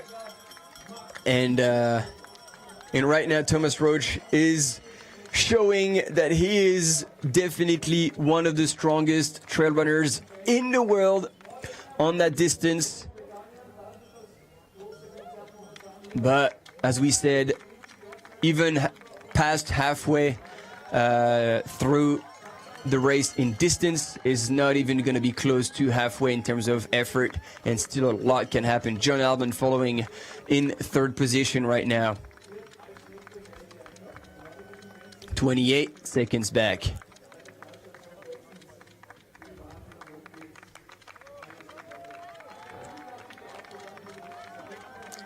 Here is Christian Jones, Andrzej Witek, and I missed Francesco, but we all know him. It's good, you know, those runners with experience, Francesco, Thibaut Barognan as well. Those guys know exactly what to do, how to pace themselves. They don't get excited in the early stages. Fred Tranchant as well. He really wants to do well. Like, he had prepared very, very hard for the race in Thailand last year, the 2022 World Champs, and he didn't perform the way he wanted to. So I'm sure he's learned from that and is wanting to turn things around for this year's World Champs. Peter Engdahl in the mix. Thomas Cardin, he's still not too far, and there he is. I mean, you would have understood by now. I really like this guy. Riweda, just outside of top 10. Boy, isn't Team GB in the house right now? Let's see the chat. Can we hear Team GB? Are you guys around? Because your team deserves a massive push. You're really doing well.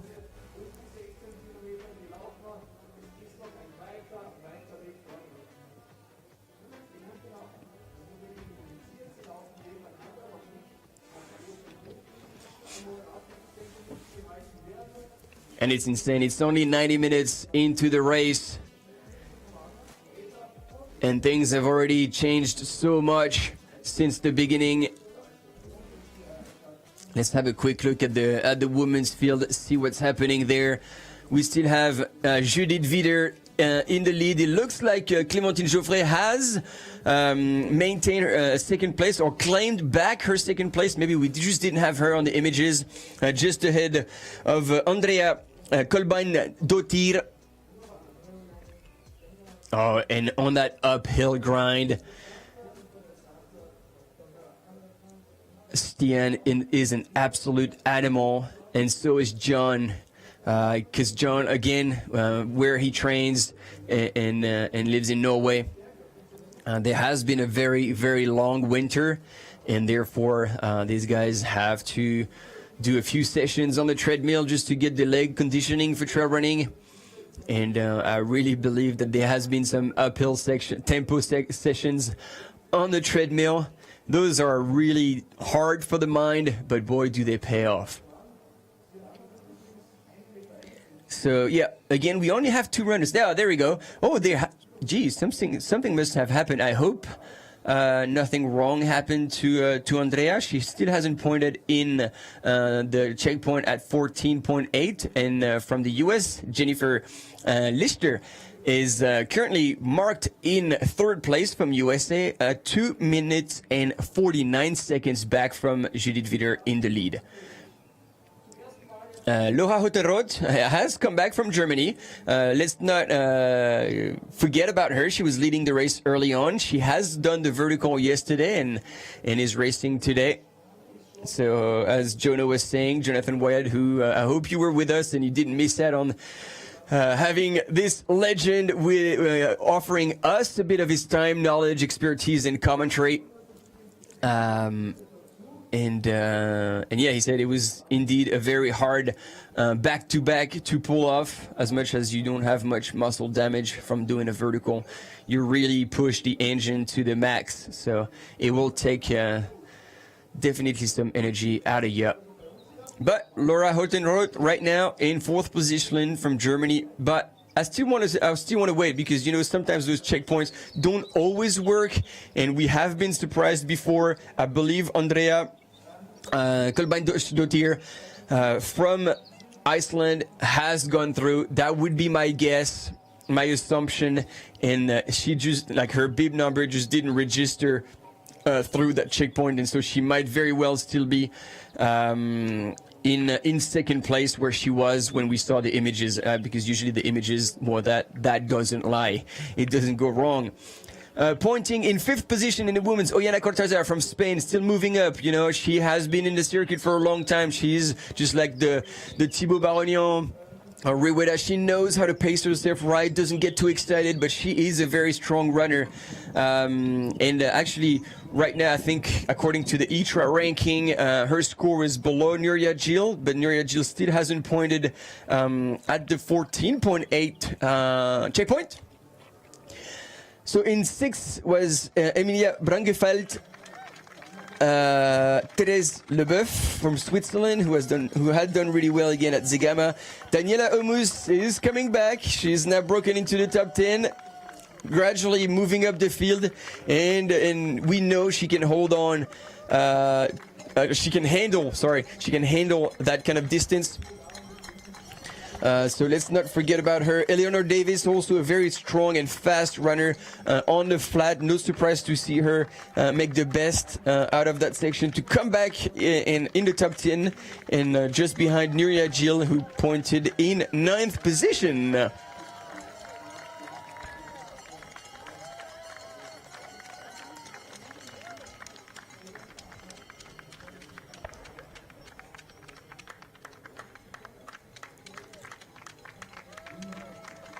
Oh yeah, it's good to see you guys here, and I see once again familiar names on the chat. And Virko, probably one of the most faithful followers and supporters of trail running. Welcome back, and it's good to see you.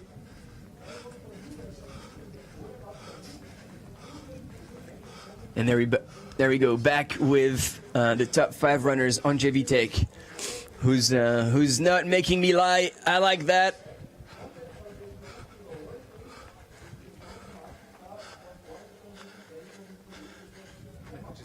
Oh yeah, very good heads up. Thanks a lot, Nick Cornell. Andrea did checked in back in 12th position, so something must have happened there. We don't know. Sometimes you have to go to the bathroom, and being in a city doesn't really help. I think it would be hard to take a wrong turn because there are men competitors around these female leaders. So I don't think you'd take the wrong turn. It will be interesting to see what happened there, but that's a big shift. That's a big shift for Andrea, who was in second place so far, as far as we knew, and then going through that checkpoint in 12th. So we'll try to see what happens. But thanks for the heads up, Nick. And there they are, Thibaut Barognan and Christian Jones.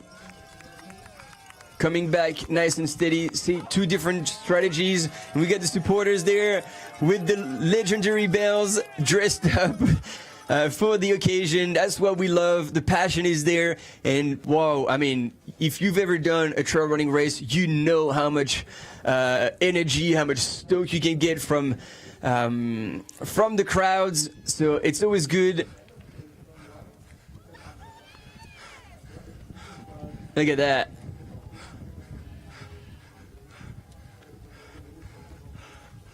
And you can also hear our camera runners breathing hard, working hard, a tough day in the office to try and keep up with those world-class athletes.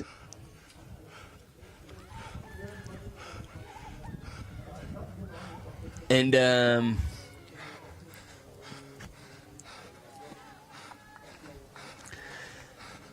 David is in the house as well. Welcome, David, one of my co-hosts for the Golden Trail Series. Definitely an expert and always have the good questions to ask before we even wonder about it. Max King here on the images. Who are we backing in a downhill battle between John and Stian? Excellent question. Stian is an animal and a very strong overall runner, but John, I would say, is slightly above. That being said, we saw in Zegama that his downhill legs were still not there and he hadn't done enough conditioning for that. He admitted it himself. I'm not like making a personal judgment here. And he had 3 weeks to kind of get that work done and hopefully make up for it. So here on the images, I believe with the Scott outfit from the French team is Fred Tranchant. It's good to see him with poles because usually he was always running a lot and almost all the time, never power hiking. But maybe this change has been initiated with his coach. Adrien Séguret, like very good coach who helped a lot of runners progress extremely well. Reweda here, still back in the mix. And you know, with those big climbs, so if you're not familiar with using poles, if you are good with them, so here, Thomas Carlin as well. And there she is with a smile on her face. Look at that, she knows the course so well. She had the poles already out and ready. Judith Vider leading the women's field. And since she is carrying poles, I will carry on with my explanation. If you are comfortable with using poles on a slope that is above 20% grade, moving at the same pace, you will actually lift off 30% of the effort of your legs. So essentially, 30% of the effort to move at the same pace will be done by the poles, by the upper body, and therefore taken away from the legs. So therefore, less effort in the legs. You save them for later. But one thing you have to account for is that the overall energy expenditure remains roughly the same. So you still have to think about fueling just as much when you're using your poles, which sometimes you could forget about because you have obviously your hands are busy, so it's a little harder to like tear up a gel, or if you have an energy drink out of your flasks.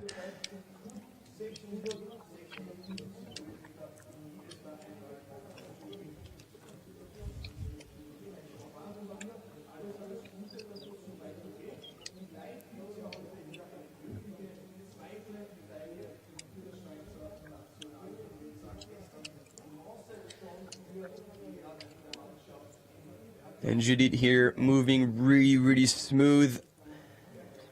And again, you see, she's not pushing hard, and she makes actually. This is a really good case study. Like, if you want to know how to use pole, look at how Judith is doing.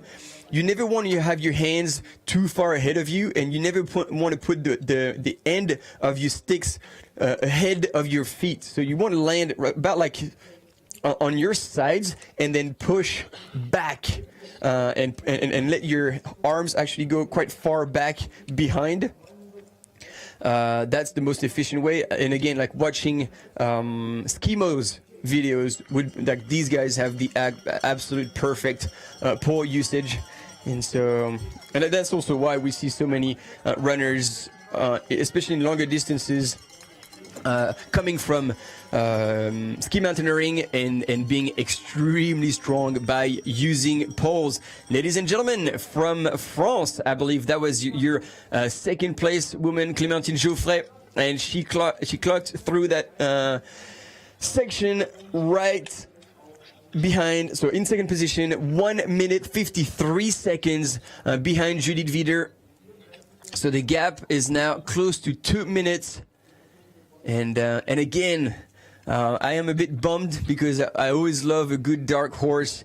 And Andrea Kolbeins-Dottir was in second or third position up until something must have happened, and she dropped all the way down to 12th in this temporary ranking. So hopefully she's all right, nothing major. And we've seen some solid comeback. Yeah, speaking of comebacks, actually from Germany, Laura Hottenroth is. Are we going to have images? Yeah, there she is. Laura, who ran the vertical yesterday and is coming back very strong. So we're going to have a section preview. There we go. About what they're going to go into. So that is what they've gone through now. And you see the little icon is the aid station located on the course. There's 3 big ones and a refreshment point on a hot day. So I don't know if they're going to actually have it today. That's the little kick up and down. And then they carry on climbing gradually before another flatter section, but still going up and about there. Final downhill, and that's when they're gonna hit it. That's when they're gonna hit it hard. And you see up on your left top corner of your screen, the elevation just increases at a stupid pace all the way to that aid station right there. And you see you have drone images, the Mutteralm. I'm sorry for the German and the Austrian and German-speaking part of Switzerland. My pronunciation is absolutely terrible. I'm trying to do my best, but that's how it is. Can't do it all. There she is, Jennifer Lichter. We might have missed her, but she's gone in 4th position from the US. So Laura Hottenroth has passed them. Oyana Cortazar still in 5th position. We might have images. We should see her very soon coming through on the side of that gate. But now we're transitioning back to the lead with Judith Wieder. And slowly creeping up the men's field as well. And this is where we see that women are extremely strong at pacing themselves right. And we've got 2 women together, Emilia Brangefeld here and Therese Leboeuf. And we can expect Therese also to be consistently moving up the field, currently sitting in 7th. She wasn't even in the top 10, I believe, in the first checkpoint. And see, Judith keeping everybody in check, looking behind, seeing what's happening, making sure she knows what's happening, if anybody's coming back or not. But she must be strong right now, because mentally, to pull away right from the start, she is running her own race, she is running her own pace, not thinking about what's happening around. She is focused, and she has heaps of experience wearing the Swiss jersey in orienteering, so that's not going to be a constraint for her. But if anything, like a more so a positive thing, an excitement. And once again, it is super good. It feels great to see her leading the women's race and definitely back on top of her game. All right, to wrap up this top 10 female runners at the aid station, not the aid station, but at the checkpoint at 16.5 kilometers. Elsie Davis from Team GB, Sylvia Nockstar as well, and Nuria Gil pointing in 11th position for Team Spain. Let's have a look at the team ranking in the women's, because obviously in the men's, Team UK is absolutely crushing it. Team France, second place, and Team Italy in third. But in the women's, it is Switzerland. It is Switzerland with Judith Wider, Thérèse Leboeuf, and Nina Zoller still in the lead, followed by Spain. Oh, that's interesting, because I have a different ranking for Nuria Gil and Oriana Corsadas. So let's have a quick break. Let me figure this out. And France is in third place for the team.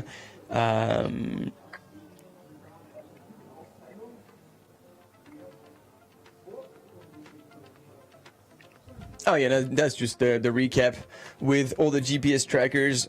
Oh, so 1 point definitely went completely off course. Well, I don't know. I mean, I don't know how accurate those things are. It's always hard. I mean, tracking so many people in such a small area. But yeah, there's changing. This is the right time to be looking at this, because it looks like right now in the women's, it's actually Team Spain. But I think there's something wrong, because it doesn't correspond to the actual individual ranking. Let me see.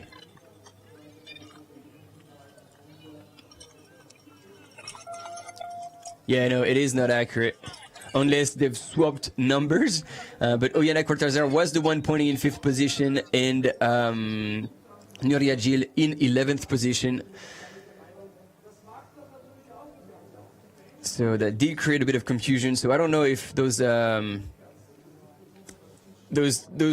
information for team ranking will be accurate.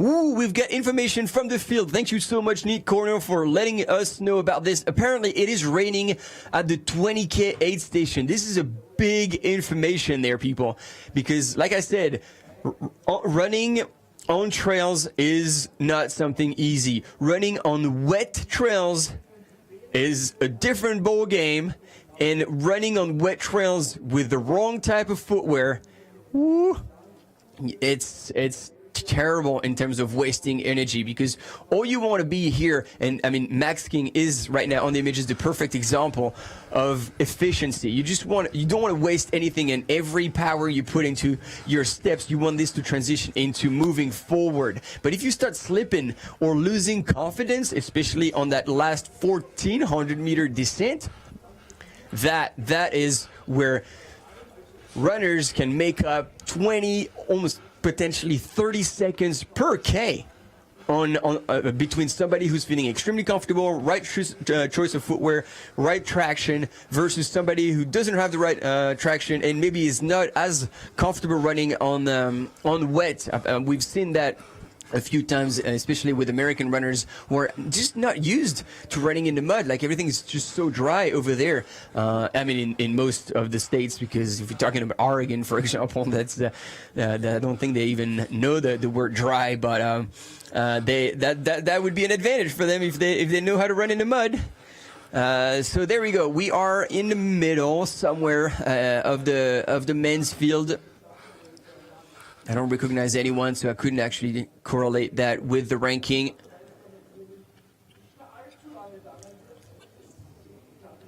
And Judith Wider from Switzerland still leading the women's race in true fashion. She's pulled away, and the last checkpoint she had just under 2 minutes lead.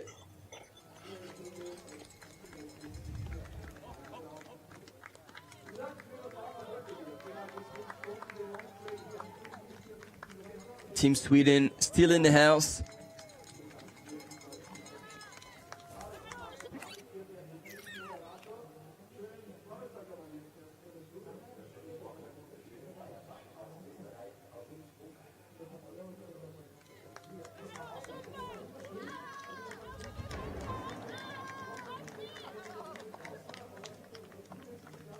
I think that was Anya Cobbs.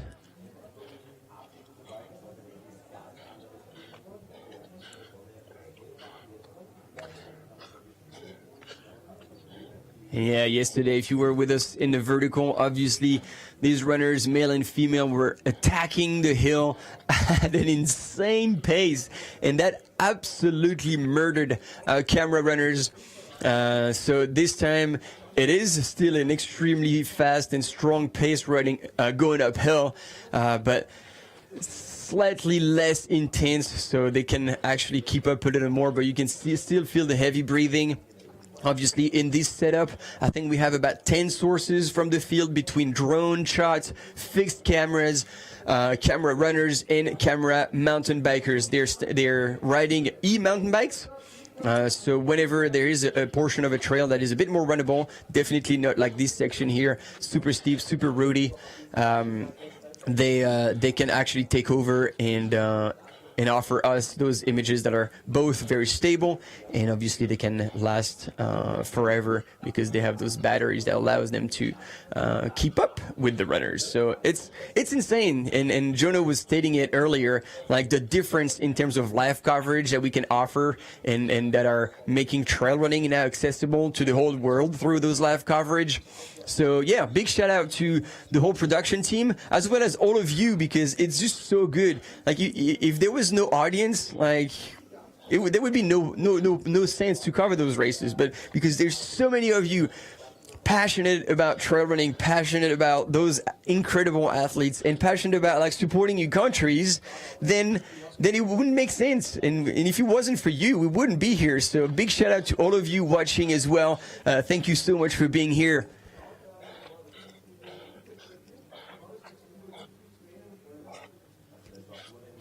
We've got Lucas, who's also in Innsbruck and looking at the window, and he says it looks like there's a thunderstorm brewing. So wow, yeah, if that happens, that's going to be a game changer, and I think that will make it even more exciting, because somebody in the chat always kind of gave us the feedback. It's like, wow, what a course! It's very versatile runner to be able to compete on that course. You have flat, you have up, you have down, you have mountain section, you have valley section, you have a little bit of everything. And now if we add dry versus wet and all of it at the same time, oh, we are in for a treat. We are in for a treat, and this is where we also have the chance to witness the downhill greatness of athletes like Judith Wieder, because I know her, I've seen her race in the mud, and this is beautiful to watch. Daniela Omus as well, who was a bit of a surprise, although she had very strong results in 2021. She was literally flying down the technical, so it was always fun to do that. And Anne-Marie is in the house. Thanks for being here. We got a lot of friends here. I'm excited. That's good.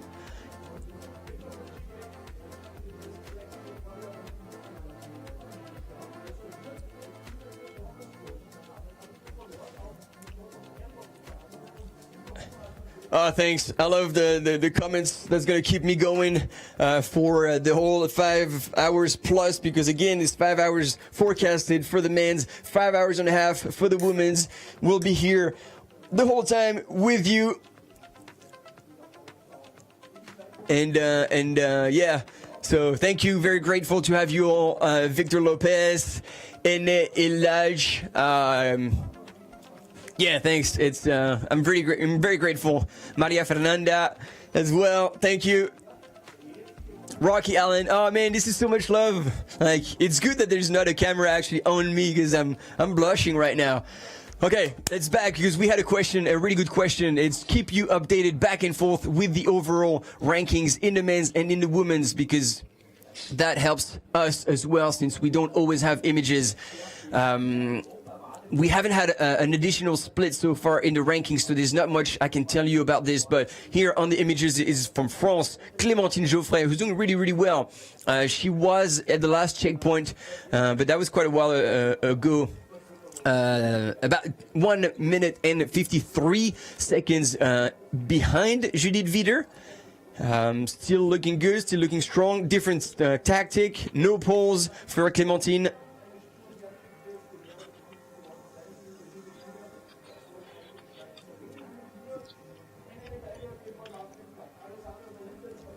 And if we keep going down, trying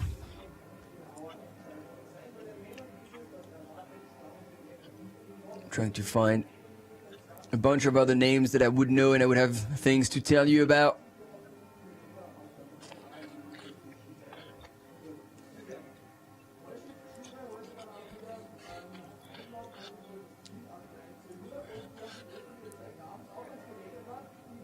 No, I don't have much else to share with you all at this point, except that Clementine is moving really well.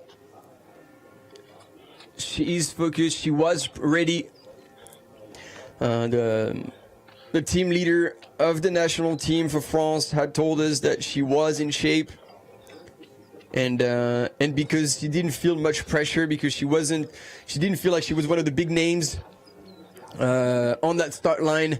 She didn't feel the pressure, but she definitely knew in the last training camps that they had done with the national team that she was in good shape.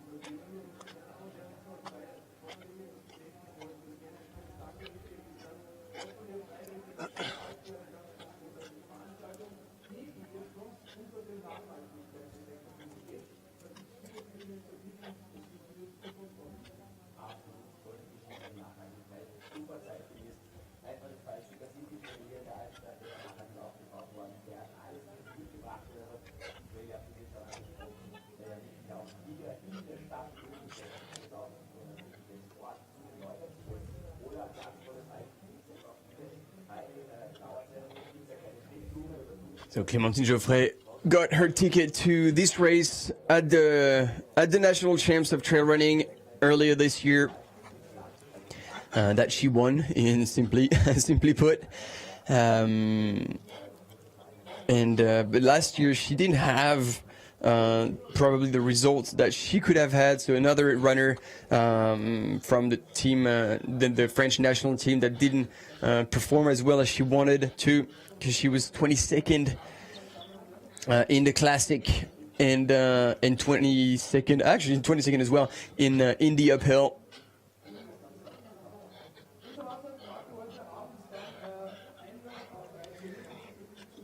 So probably went back to the drawing board, found out what she needed to change. Look at her climb. Look at her. I tell you that, like, it is steep, and the fact that she's still running on that, like, I mean, obviously you don't want to blow up too many ammos, but that is rain, ladies and gentlemen. Is it? You have a bit of wind, that's for sure. So maybe this is, yeah, it is rain. Whoa, you guys were right. We have rain on the course. Big game changer. So Stian has pulled away. Stian Angermundvink has pulled away and is now in the lead with a bit of a gap. So he's pulled away from Thomas Roach, if I remember correctly, who was in first, second place. They were together actually last checkpoint. And actually, it is Christian Jones here from Team GB, who shows up in second place, and I think he's lost something. Hopefully not a full gel, while he pulled out his. No, this is Thomas Rose. My bad. No, this is Thomas. It was a bit too far away for me to recognize. He needs to be directed into the right direction. And there we go, in and out, Stian. He is not losing any time. He knows he's put on, either he's put on a surge, but at least he's opened a gap, whether he tried or not. And look at him smiling at the crowds, taking in all this energy that will follow him for the next sections, because now when you're running on your own, you know the whole field is essentially chasing you. So that's not always the most comfortable position to be in. But Stian was ready, and he didn't have like a crazy year, let's be honest, last year, but he showed up prepared, ready, and mentally wanting to give his best at the World Champs last year. And he was crowned, got the gold, and now came back probably with the same focus for this race. And is currently leading the men's field. See, Thomas Roach, he came in with nothing for the previous section, and then he had access to his crew and picked up a backpack to carry a little bit more stuff. So that would be an interesting move as well. You know, all the team leaders are there, and they're obviously having a close look at what's happening out there. You know, there's a bit of a wind, you see it on the flags, there's rain, and they're gonna go up in the high country. And one thing you certainly don't want is start to get cold, because then obviously your body has to work so much harder and waste energy trying to warm up or stay warm. So as much as when you're running up a hill, you don't get cold so much, but it can get very quickly cold, and that could be an issue. So question is, would they offer to take a jacket with them? I don't know. I would be thinking about this. Francesco Pupi, ladies and gentlemen, Team Italy is in the house. Oh, this is good. This is good. Another very smart race for Francesco. He didn't get excited at the start, but now he's starting to put pedal to the metal and close the gap, now showing up in 4th place, I believe, because here is 3rd place on Anje Vitek. So Anje Vitek is in 3rd. And Francesco Pupi would have been so now in 4th place, I believe. Oh, yeah. Careful. It's funny how, like, those world-class runners can potentially trip on a gravel path while they throw themselves full swing into very technical descents, and they have no problem with that. So there we go, Francesco Pupi in 4th place. He was 2nd last year at World Champs.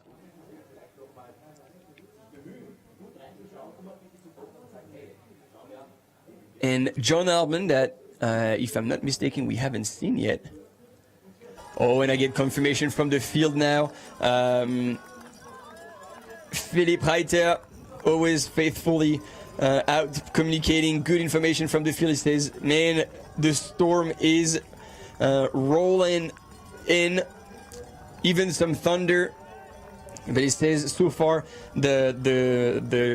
the running temperatures are perfect. Hopefully the wind doesn't pick up too much. Thibaut Barognan, also one we expect to not only be strong, but be able to manage very, very well his effort and finish very strong. Riweda also coming in the opposite direction into the 8th station. So we actually don't have a split here. So we're just gonna have to remember all these positions. But that's it. Thibaut Barognan has put on the engines and is now starting to creep up, I believe in 6th position or 7th position. He's given up empty gels to people, so that's always good. Don't ever throw anything on the trail. That'd be extremely bad form.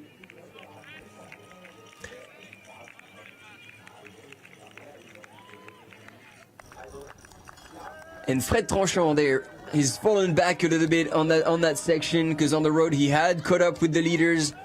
But it's good to see him drink as well. He's a runner sometimes who wants to go as light as possible and fails to have enough to drink or to eat. But you cannot afford to fall behind on nutrition on such a race. So Riweda leaving together with I think it's Christian Jones.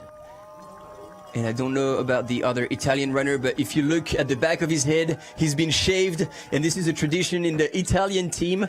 All the young ones who join the team for the first time, they get their a bit of a hair shave by the eldest. So it's a good tradition, and that's a good way to recognize them. Stefan Wenck here from Switzerland, together with Fred Tranchant. They're teammates at Scott.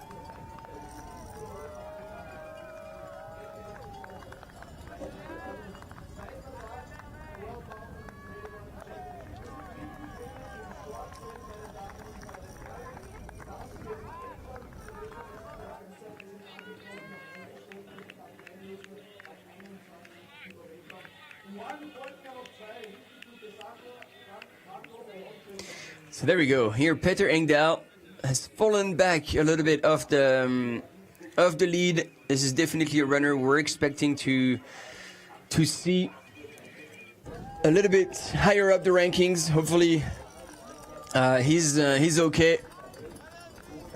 And then the all-time fan from Italy.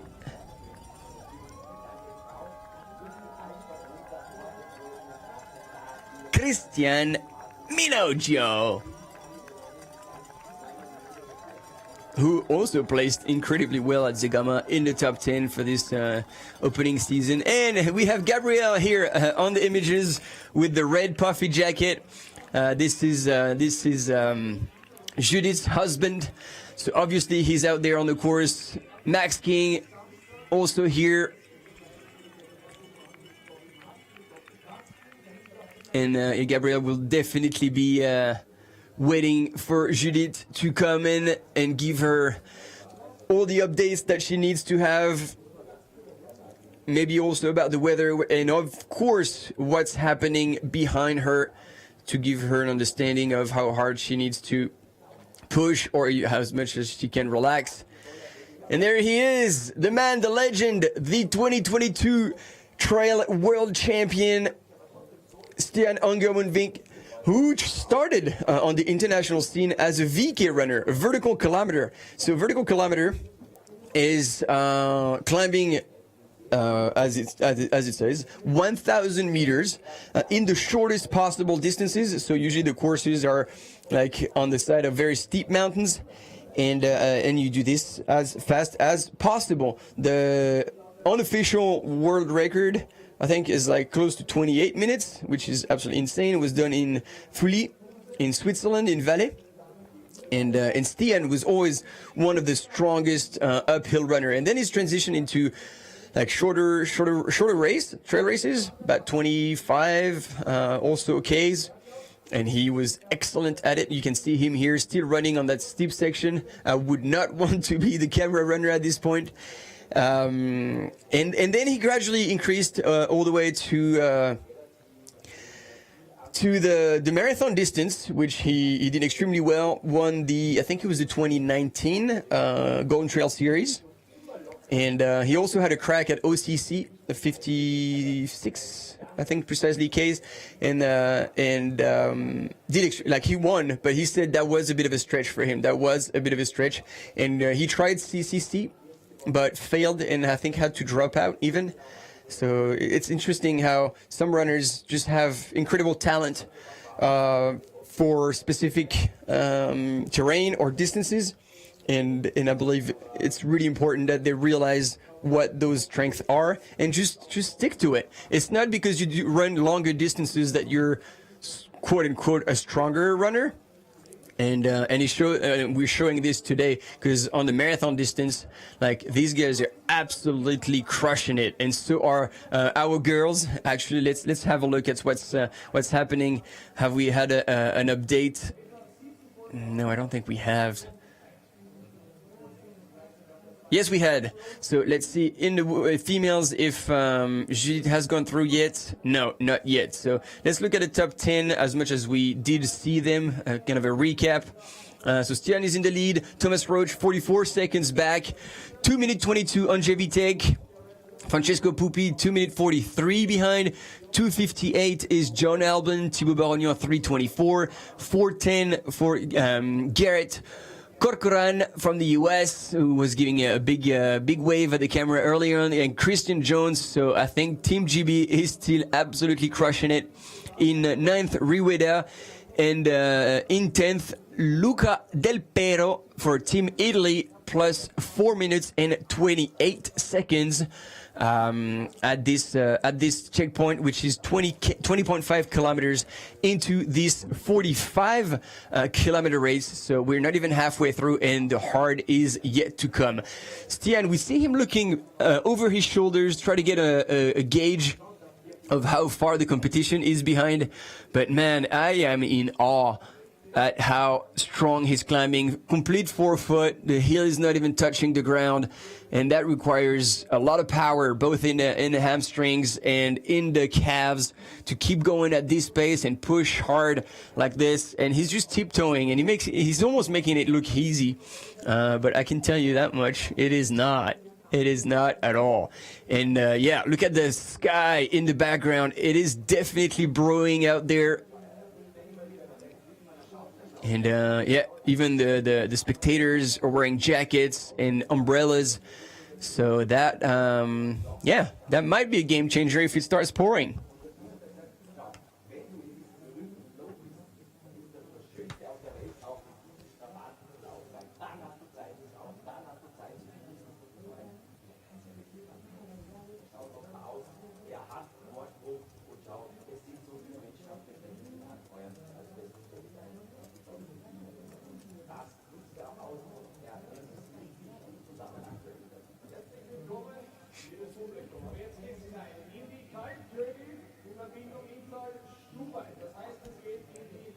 I'm trying to get information left, right, and center to have a bit more data to share with you. But I mean, I think you don't need comments to look at how strong Stian is, and he confirms.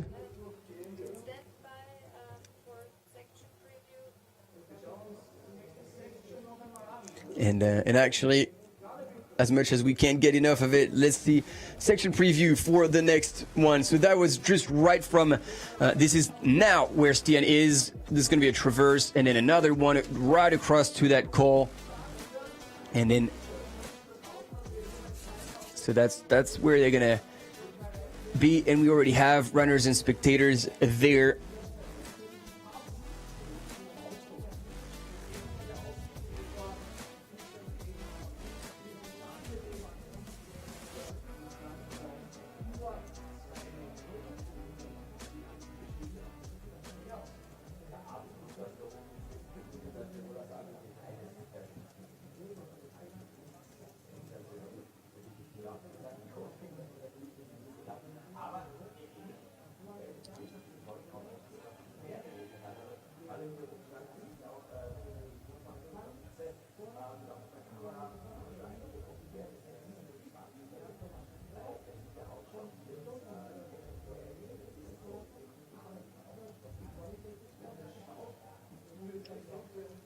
So now we're getting definitely into the more technical section of the course, the more mountain type and definitely exposed. So if it starts raining, that's going to hit hard all the runners.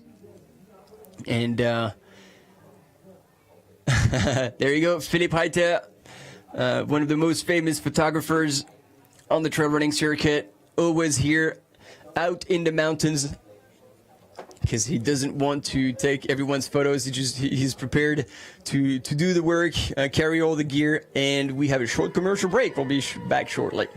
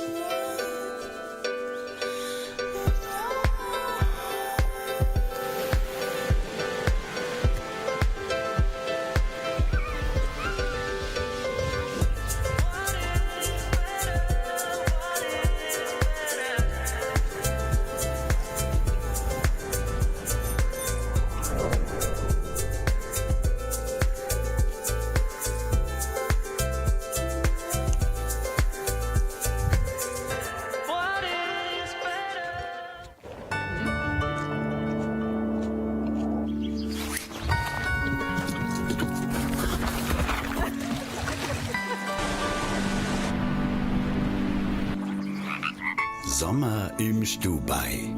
Bewegt dich. Stubai. Stay focused at the World Mountain and Trail Running Championship, powered by Volkswagen R.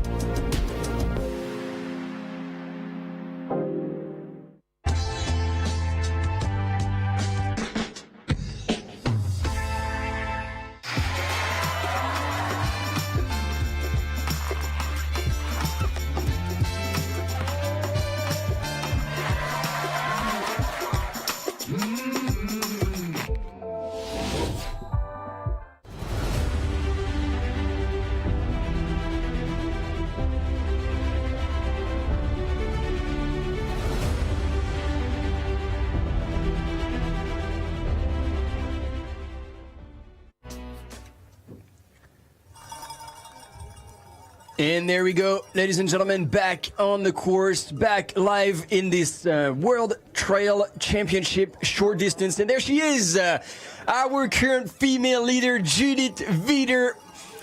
She had at the last checkpoint just under 2-minute lead on second place. So that's going to be good to see what's happening there and if she has increased her lead or not. So she's going to get into the aid station. Sadly, we don't have cameras there. It would have been very interesting to see how the changes operate. So she's taking a gel right now. So that's down the drain.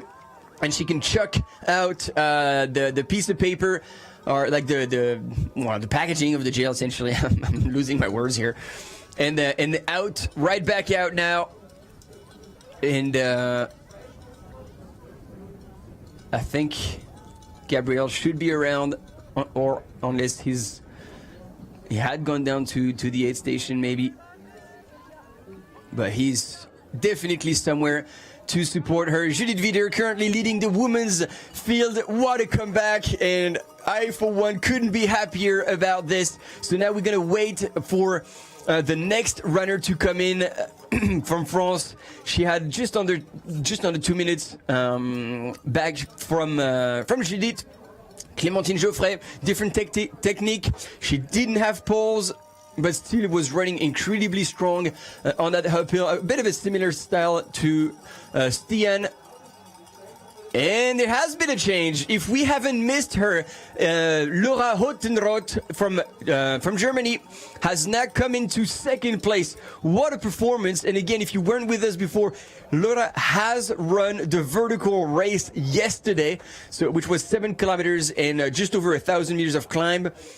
So that's a big deal, and to be able to back it up with currently sitting, I believe, in second place in the women's field after 2 hours and 15 minutes of racing over what we believe is going to be for the women's a 5.5 hour race is outstanding, truly outstanding. And yes, that's true. That's confirmed. Here is Clementine Geoffray, who's back to third place. And it's an insane comeback from Laura Hottenroth. Insane performance so far. Germany must be proud. Where is Team Germany? Let's check you out on the comments. Thanks, Pablo. I wasn't looking at I didn't share that information, but yes, she is 2 minutes and 38 seconds back. So as much as she moved up the field, she still has a bigger gap than Clementine had was behind Judith, meaning that it's either Clementine Geoffray who's pulling down or Judith Wieder who is definitely going pedal to the metal. She keeps sustaining the effort.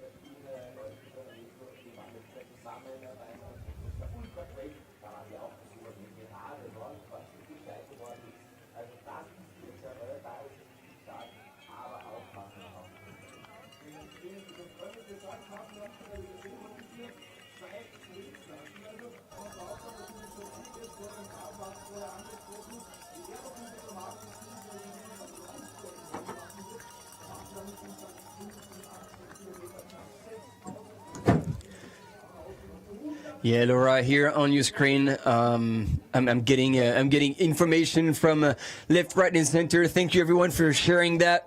But yeah, she is a 2:28 marathoner, so she has the speed in the legs. There's no doubt about this. And as much as this is trail running, and sometimes people tend to believe, oh, that's a different sport. You need to be able to climb. You need to be able to descend, run on technical. But I tell you what, if you have an engine that can run a 2:28 marathon, you have an engine that can run up in the mountains. And right there, she is coming back extremely strong.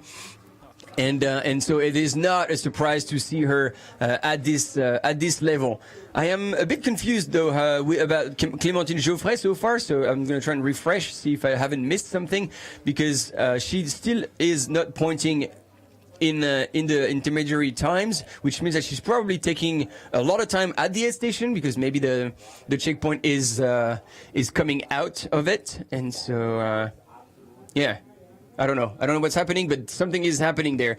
Stian, our man, flying literally over those steps in that traverse. I don't know if you remember the course. It's slightly undulating and a few steps here and there, but it is quite a fast section to go around that kind of valley side and onto the col that we should see if we can continue turning onto the right. But Stian might have opened a gap that will become impossible to close. We'll see how far Thomas Roach will be on those images.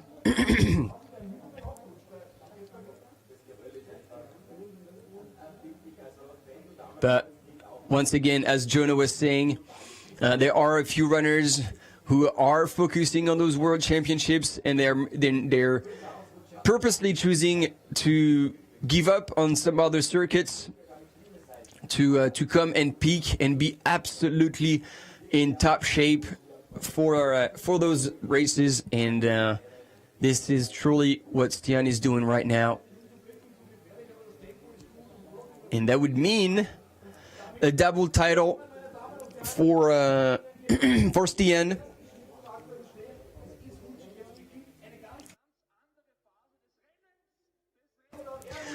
And Stian slipping a little bit in the snow, but we know he's a comfortable runner on that kind of terrain, so he's just gonna have to slow down, secure his footing. But you see the track has been marked and kind of created for the runners. Because if Stian had to actually open the track, that would be a different ball game. But see, he's just balancing himself with his arm, just making sure he doesn't fall off. And what do we have? What do you think? About a minute, if that, on Thomas Roach, who's now coming, also looking pretty strong. And Thomas being from around here, I'm sure he's run that course. He knows these mountains. He will be comfortable. Let's see how his footwear handles the snow. But those are very quick snow sections. The snow patch are already done and dusted for Stian. He's already on the other side. Back at moving, really, really strong. So yeah, Clementine Geoffray now has gone through in 3 minutes and 11 seconds back. Then Jennifer Lichter, 5 minutes 51. Thérèse Leboeuf. I was telling you she would come back. 6 minutes 24. Emilia Brangefeld from Sweden. She had scored really well at Transvulcania earlier this year. Oriana Cortázar, the strong and steady from Spain, and Daniela Omus in 8th position. There will be also potentially more places to gain for this woman. And Stian moving in, strong and steady, and looking back, trying to keep people in check, making sure that Thomas Roach is not getting too much on him. And after Thomas, it is truly a no man's land. So we wouldn't have seen how Thomas negotiated the snow, but he is there. He's come across the other side. And again, what a performance so far by Thomas Roach.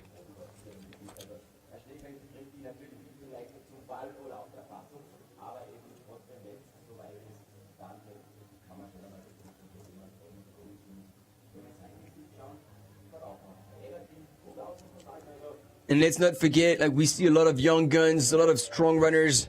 And here's Anje Vitek, ladies and gentlemen, coming in strong. And he is nowhere near done. We know he has at least a good 50K in the legs. We've seen that at Istria. And he sees the call over in the distance. So there are still probably 2.5 to 3 minutes gap to make up. But there is also probably close to 2.5 hours, if not a bit more, to cover. But yeah, Thomas Roach, we see a lot of young guns coming in and very strong and with the speeds in their legs and that, and those who kind of have now started with the trail running discipline while the older runners were probably doing cross country, track, road, or potentially mountain running, and then transitioned into trail running. But Thomas Roche is 42 years old, ladies and gentlemen, 42 years old, and he's still crushing it, and right now still standing in second place of this World Championship so far. And you see with the blue vest is one of our camera runners, also managing to go through those snow sections, holding the camera, aiming at Andrzej Witek.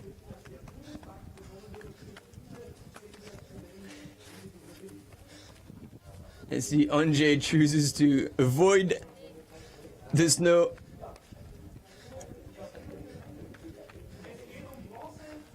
Because that's what he had done. Andrzej is with Asics, and that's the kind of the intel that I had been given.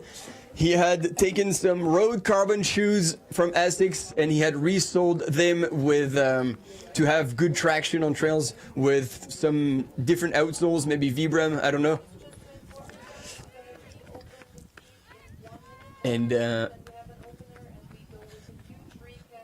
And so he had made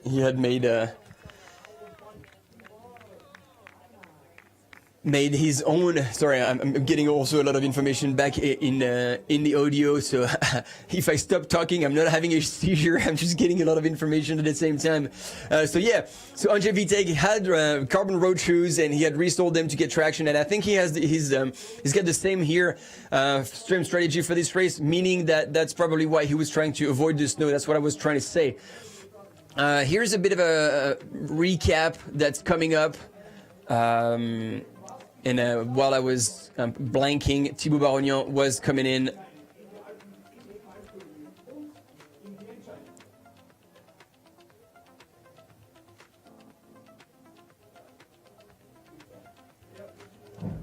And so the total race distance-wise is 45 kilometers, and then on paper we have 3,132 meters of gain.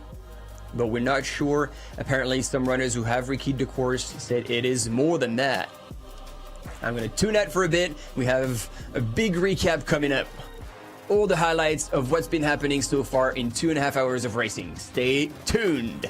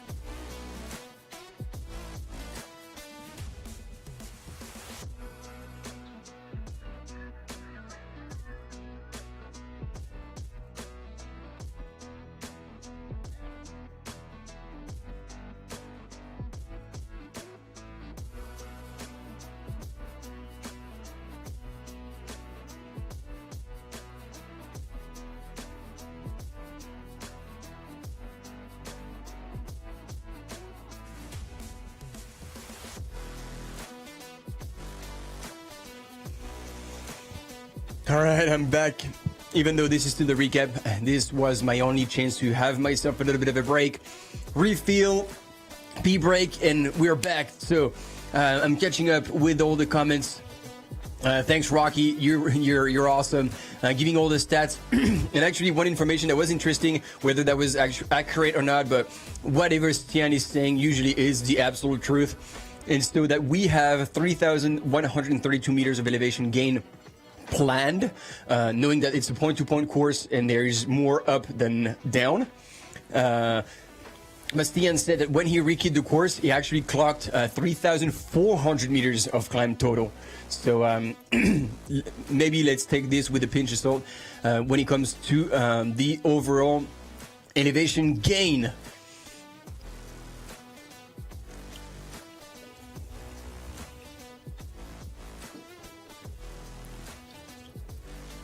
Yeah, I mean, with a name like that, Rocky, of course you get the gold medal. So yeah, that was all right. Back to the images. Back to let's refocus, people. That's Fred Tranchant and then Judith Vider coming into the aid station, or not the aid station, but the checkpoint here into the climb. Poles were already ready and pulled out, and big smile on her face. She's still leading, and with over 2.5 minutes on second place, who actually is not anymore Clementine Geoffray from France, but Laura Huttenroth from Germany.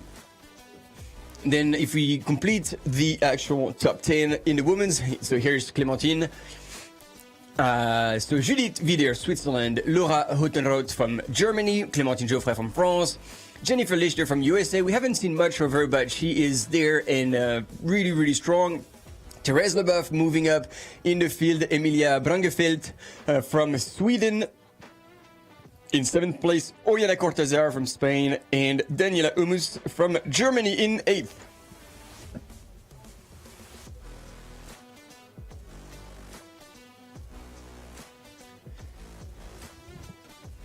So Clementine Geoffray here, power hiking, but if we keep looking at her there, on that climb, she was motoring up. It was insane, tiptoeing up and running. So I don't know, maybe if it was a pressure from the camera, she's like, oh, maybe I need to show that I'm moving well. I don't know, but she was able to do that well. That's Stian coming into the Mutteralm aid station, 21.7 Ks into the race, and he already had a big lead on Thomas Roach.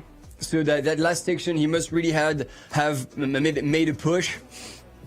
And here he is, Thomas, coming into the aid station, finishing as much water as he had with him before getting a full refill, potentially even switch over the pack. And we didn't see that. There was a handshake. There was a high five between the two runners as Stian was coming out of the aid station and Thomas was going in. So this is the beauty of our sport as well. They're all absolute gentlemen and gentlewomen, respecting each other, friends. In life and outside and during the races, as much as they compete against each other, there is huge respect, and this is definitely something that is special to trail running.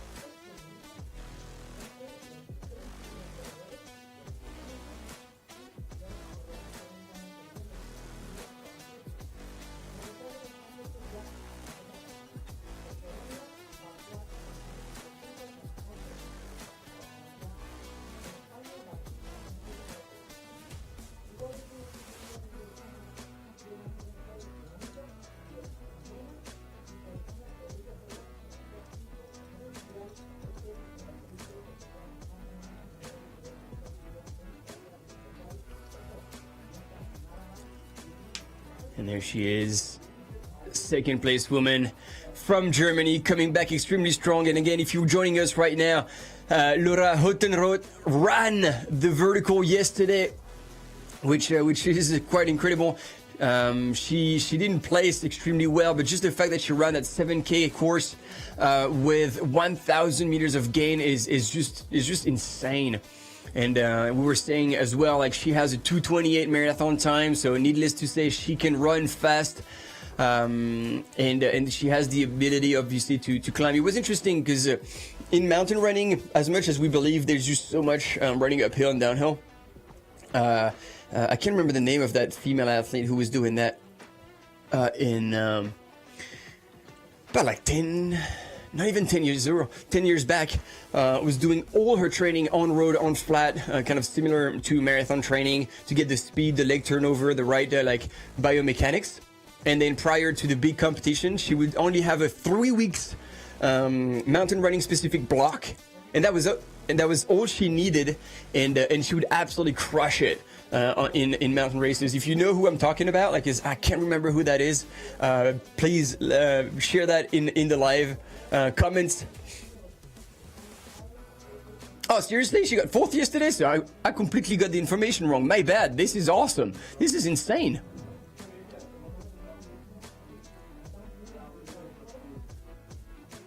So I don't know where I looked, but I clearly screwed up. My bad, and that's why you guys are here.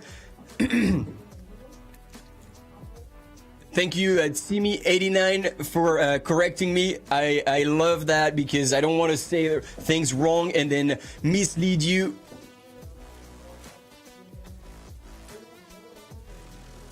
So yeah, thanks again, Timmy. So again, we're still in the replay right now with Stian going through those snow fields, and he's followed by Thomas Roach.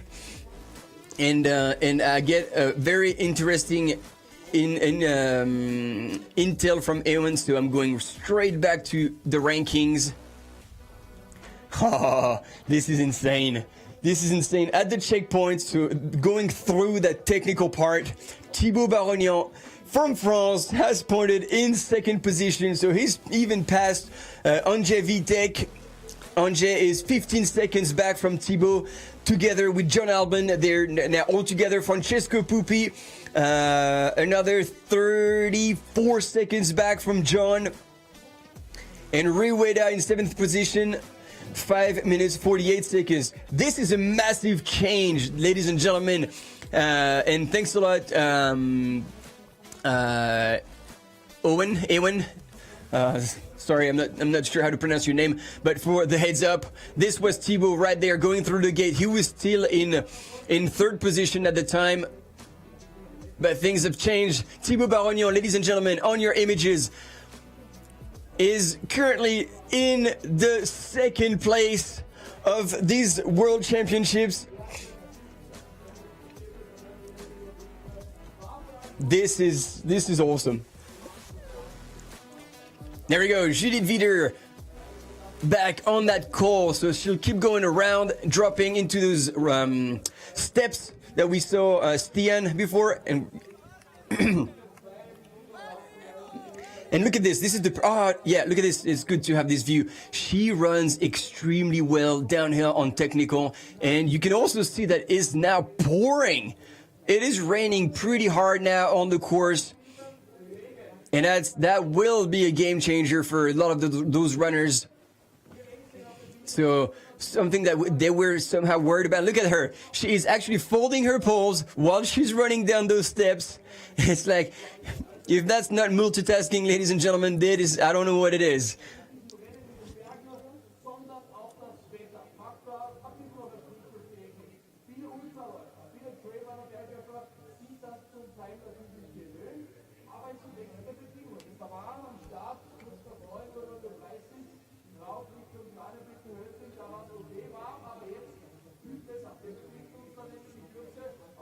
Wow, this is quite incredible. Not incredible, but this is exciting. I don't like this word incredible. We can believe in anything.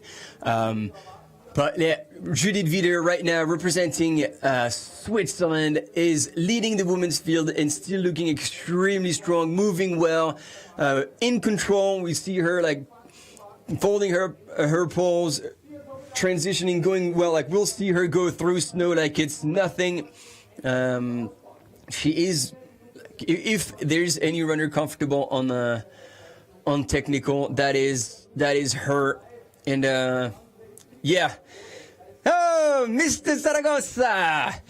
Jordi is in the house. Welcome back, or welcome, Jordi. And it is indeed super exciting to see Judith back at her top level. Jordi's been working with us, and same as Philippe, one of the old timers of the trail running circuit, and has had the chance to be alongside on the trails, in the mountains, and many other occasions with all these top runners. So they all know them very, very well.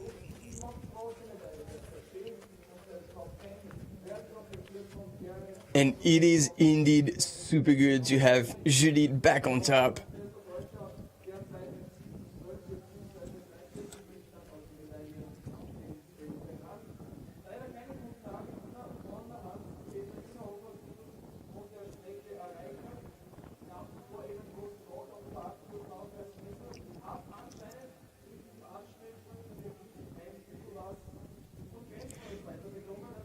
Yeah, and I guess that's going to be the question now. Like, sometimes you want quite a lot of runners to go through the snow, so it kind of flattens out. But like right now, it seems to make a bit more of a challenge for the runners because it will create deeper footsteps.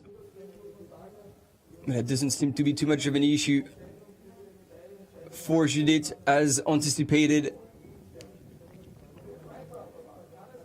And there she is, not slowing down one bit. She is still moving really strong. Like, I really like the spring in her stride. It shows that she still has strength. And look at this. She is still there, composed, in control, looking over her shoulder, trying to gauge if anyone is coming behind. She would have had the update from Gabrielle at the previous aid station.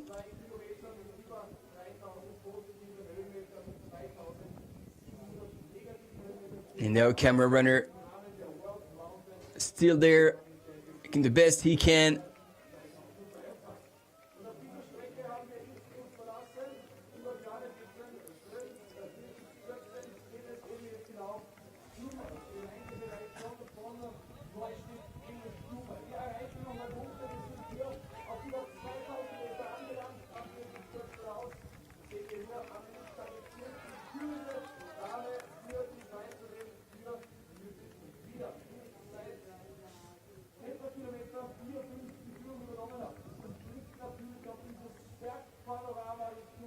Yeah, so you guys already have figured that out, but like David Roach is not anywhere in the rankings, so I don't know what, I don't think, I was telling you about sometimes the GPSs or the bib numbers do not get registered when they go through those RFID gates. And I believe, and personally I hope that it's the case, and it's good because we haven't seen Thomas at least pop in anywhere further, so it would mean that he's going to keep dropping out of the rankings until the next checkpoint that will be updated. And there we go, poles are back out for Judith. And they're getting into more and more climbing. And I can tell you that much, it is not over yet with the climbing.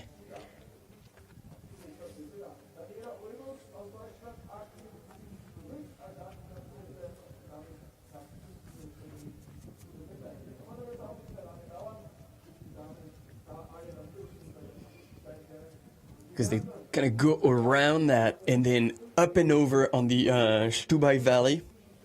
And that's going to be the first pretty solid descent, but not onto the finish line yet. There's going to be one last climb to the highest point in of the course at 2,000, almost like 400 meters.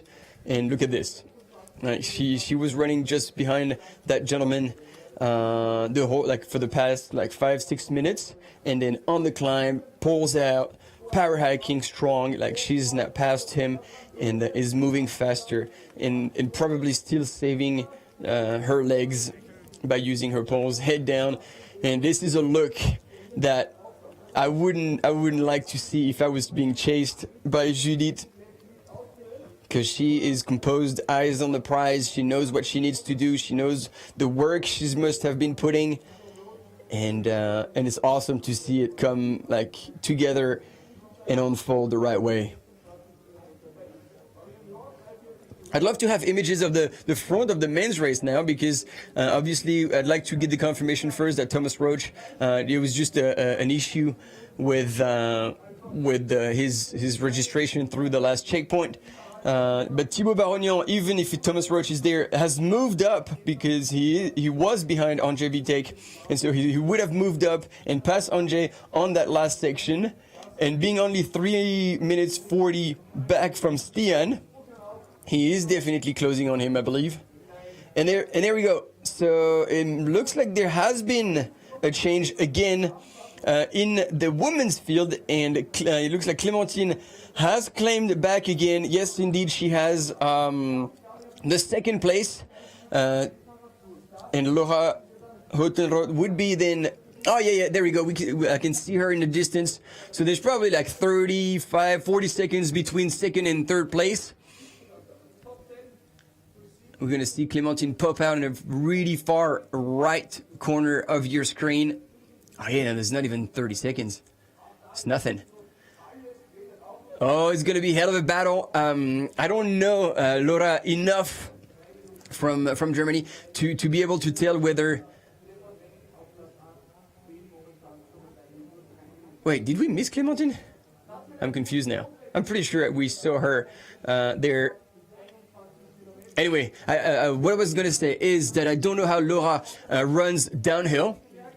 We know she is a vertical beast because, again, my bad. I completely messed up the results. Like, she was 4th yesterday, which is insanely good performance. 4th in the world. I mean, there's only 3 people in the world running faster than you uphill, so that says something. And so yeah, that's the question now is, has Clementine Geoffray been indeed like passed in second place, and I completely blanked and missed her on the images, or has Laura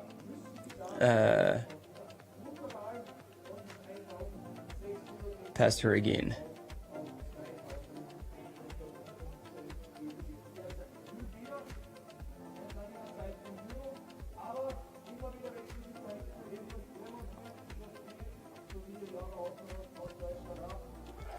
Oh yeah, we got Pascal Books as well, like the orienteering world team is there.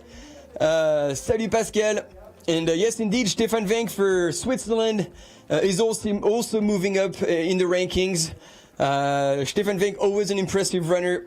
And again, one with experience and who would know how to manage his effort. So it's good to see him also break into the top 10. And that's the first downhill towards the Stubai Valley, into the Stubai Valley. But then again, they're gonna climb back up. So we're with Judith. She's taking the time to put away her poles, get them secured, and now hopefully relax into the descent, not blast the quads just yet. Avoid like tipping over a hiker. And there you see, now she's get the poles away. It's going to be nutrition, hydration, looking after herself. Yeah, that's the true professional athlete. She is on top of everything. She's well composed. It's easy to get distracted and forget about eating or drinking, and then it catches you later, and you pay the hard price for it. But not Judith Witter, ladies and gentlemen. She is on top of it, and she will still move really, really well in the lead again, if you're joining us, of this Trail World Champs. Short distance started this morning, 9 a.m. local time in Innsbruck, Austria.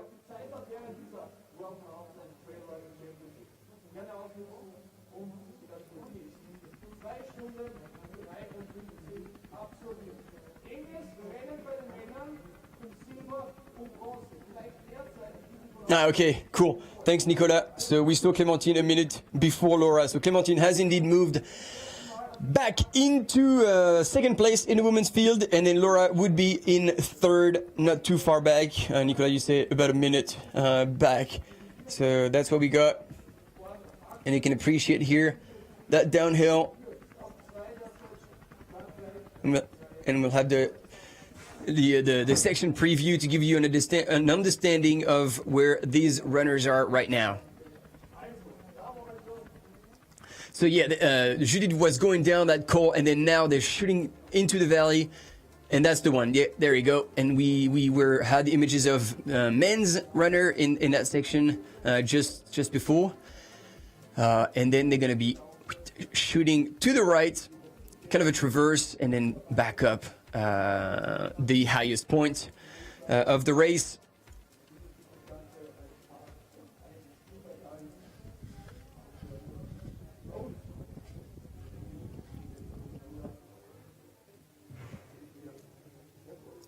And I'm faced against the screen to try and figure out who are those runners. And I can't quite, because I don't want to make a wild guess and tell you lies. But it might have been Team GB. And in red, Spanish runners, perhaps. Somebody's holding on to the trees. He's probably telling you how steep that is. So there we go, second female in this Trail World Championships, Clementine Geoffray. And she is 2 minutes and 10 seconds back from Judith Wider, meaning that she is making a bit of time. She is making a bit of time. France is creeping up on Switzerland a little bit. We will see how that evolves after that technical descent that looks really, really steep. And I don't know if you hear the background noise that sounds like a helicopter. This is actually a fake sound, and I don't understand why, but this is shot from a drone, because we do not use helicopters for obvious environmental reasons. But somehow they found it funny to actually use a helicopter sound to make it sound, I don't know, cool or anything. But if you hear that, don't worry, we're not using helicopters, and it wouldn't even be possible, because like they couldn't fly so close to the runners without making it dangerous. So I just wanted to point that as a side note, because somebody told me yesterday, it's like, man, I don't think it's really cool to use helicopters for live coverage. And I say, no, we only have drones. And that's when I realized that sound that they're putting over the images. I'm like, okay, maybe somebody found it cool, but it could be misleading and in the wrong way. So I just wanted to precise that. We are making sure to limit the environmental impact of this live coverage, even though it has become, as someone said on the chat, very professional. It's insane how they've elevated that level. Yeah. That's the case, and all we've got is camera runners, camera mountain bikers, fixed cameras, and those drone shots.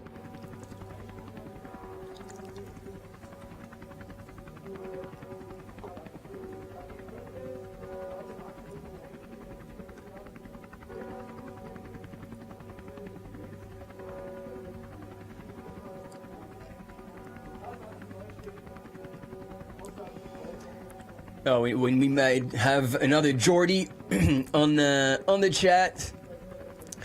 Hello. I don't know if you are in Barcelona from this another team doing live coverage that we worked with in Secama.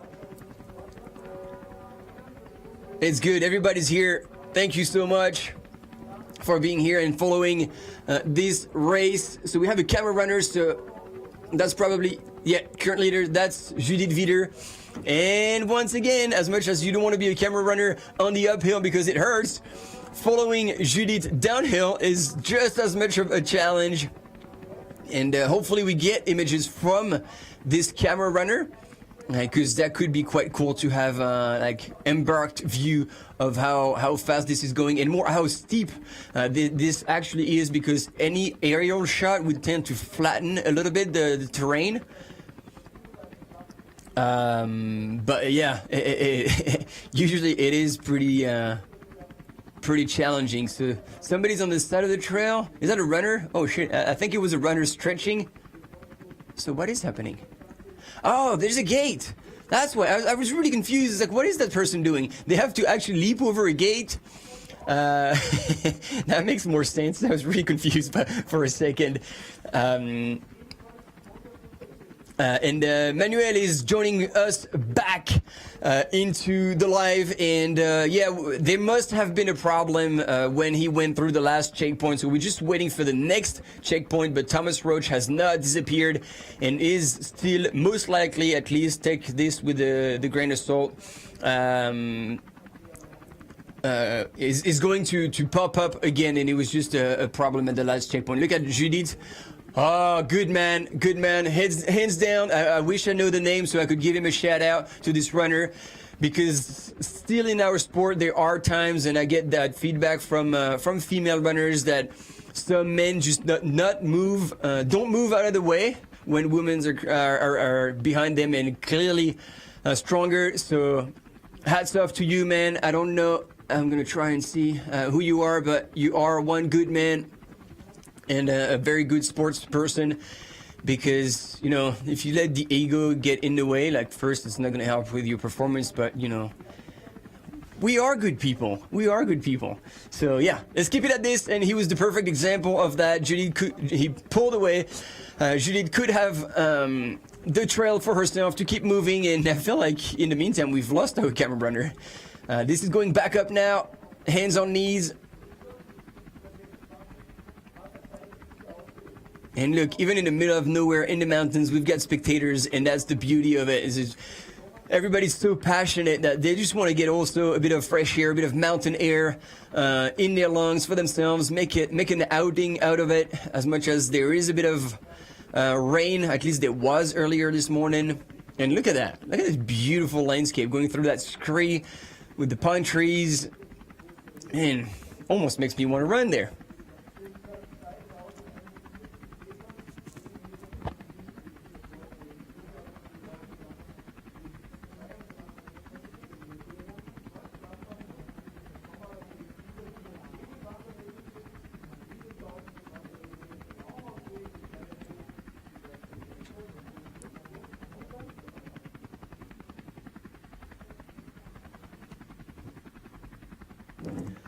It's Simi89. That's a really cool piece of information. We weren't sure, actually, because I had this in my notes that they were receiving, and I think it's even spruce, which is the local species of pine trees around this valley.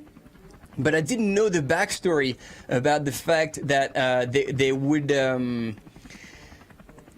actually plant them back into the mountains. So that's a really cool story to tell. So again, another aspect of the environmental effort that the race is putting on. And look at that view! Look at that view! And look at Judith Wieder on her own, like pulling away. And, you know, I was making fun of the camera runners, but, you know, I assume that what he's doing or she's doing is waiting for the second place runner, so we can get a little bit of a gap and an estimation of how far these two women apart are.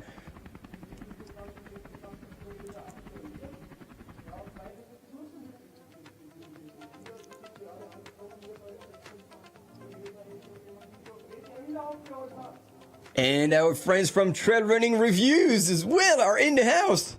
But you guys should be on the Spanish channel, no? Like, or you want to practice your English? It's good to have you back. Like, we would welcome everyone. We had French runners as well joining us. So yeah, it's really cool. Thanks for being here, everyone, again. And yes, indeed, those images are absolutely stunning, and give us a preview of how beautiful those landscapes and those mountains here in the Austrian Tyrol are. Big update. Stian has gone through the checkpoint at 30.8 kilometers. So to that, yeah, 30.8 kilometers checkpoint in 3 hours 02. This is nuts. Like, yeah, you know, you gotta do 30K, and I don't know how much they've climbed at this point, but just it's still at like 6 minutes per K, 10 kilometers per hour, you know, nice and easy. Great. So now is the time where potentially, as we see the recap, the highlights of these past sections, we're gonna be waiting and keeping our eyes on that ranking in the men's, because this is where we'll have the confirmation whether Thomas Roach has indeed gone through the last checkpoint and his bib number did not register, or if he truly had something happen to him and didn't actually register already through the last checkpoint and had to potentially step out of the race. So a big question mark that is about to be answered now. We're like so far 1 minute 35 elapsed since Stian has gone through. So we'll see.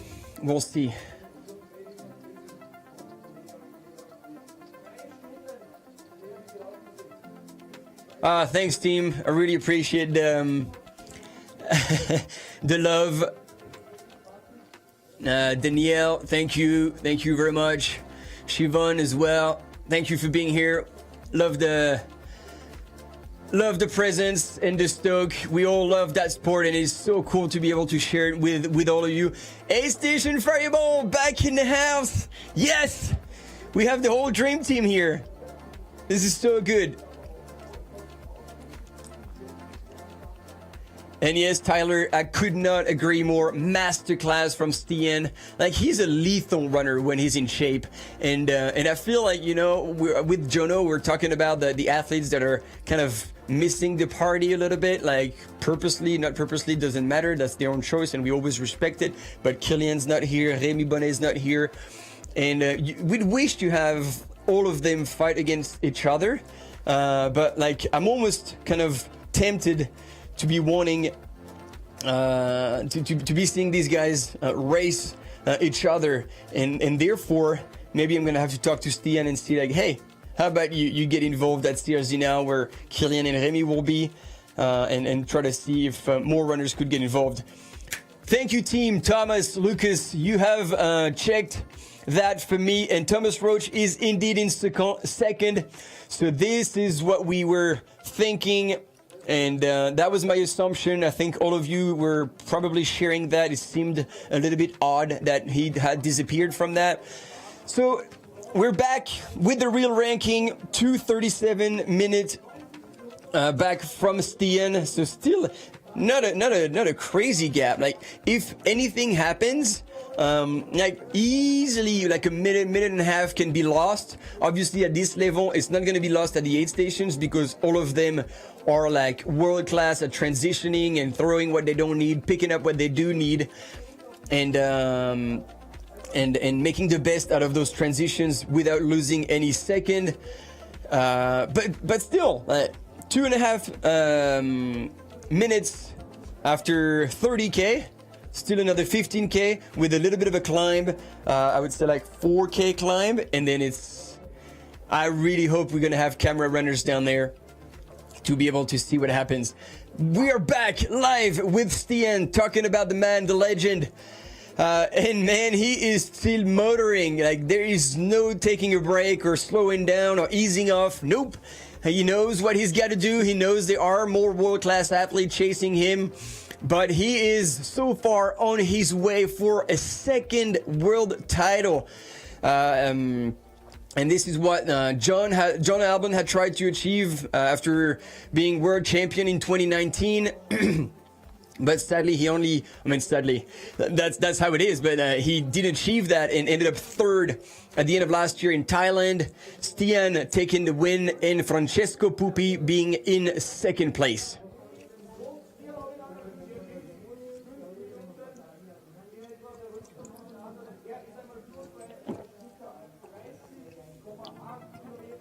And what I'm impressed is that we are now more than 5 minutes elapsed at the checkpoint, and there we go. And so in third place now is Andrzej Witek. He's passed Thibaut again, 5 minutes and 17 seconds back from Stian. So yeah, you guys, I think we're bang on when you said he's putting on a masterclass. Stian, he is definitely doing well. There we go. So not even about like 10, 15 seconds back. Thibaut Barognan in 4th position. So there is definitely a fight going on with Thibaut and Andre. But John Albon is also 10 seconds back. So there is going to be an insane battle for the bronze medal, and to be on the podium of this World Championship of the trail short distance. And looking at this, Andre, I've seen him run downhill, but I think he still has road running shoes with, I think, a different thread, to be confirmed. So I don't know how he's going to be able to handle like a really steep downhill technical terrain for that last descent into the finish line. But Thibaut and John surely will go pedal to the metal. They will take every chance they can to try and catch up with Andre. So that I really hope we're gonna have camera runners there, so we can embark on that crazy ride on that last 6 kilometers down into the finish. And then in 6th position, Luca Del Pero, Italy. Francesco Pupi as well in 7th. They are running within 5 seconds of each other, the Italian runners. And 6 minute 10, 6 minute 15 back from Stian. But again, they're about, within a minute. Essentially, within a minute, we've got 3rd, 4th, 5th, 6th, and 7th. The race is not over. The race is nowhere near over. Maybe for gold, because Stian is now absolutely crushing.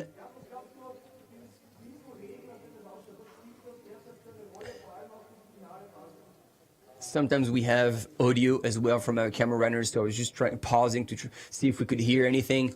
But no, there is really no sound that we're receiving from that. Stian checking his watch as well. Look at those images, like really hands down, big shout out to the camera runners who are doing an amazing job at helping us leave that race right from the inside.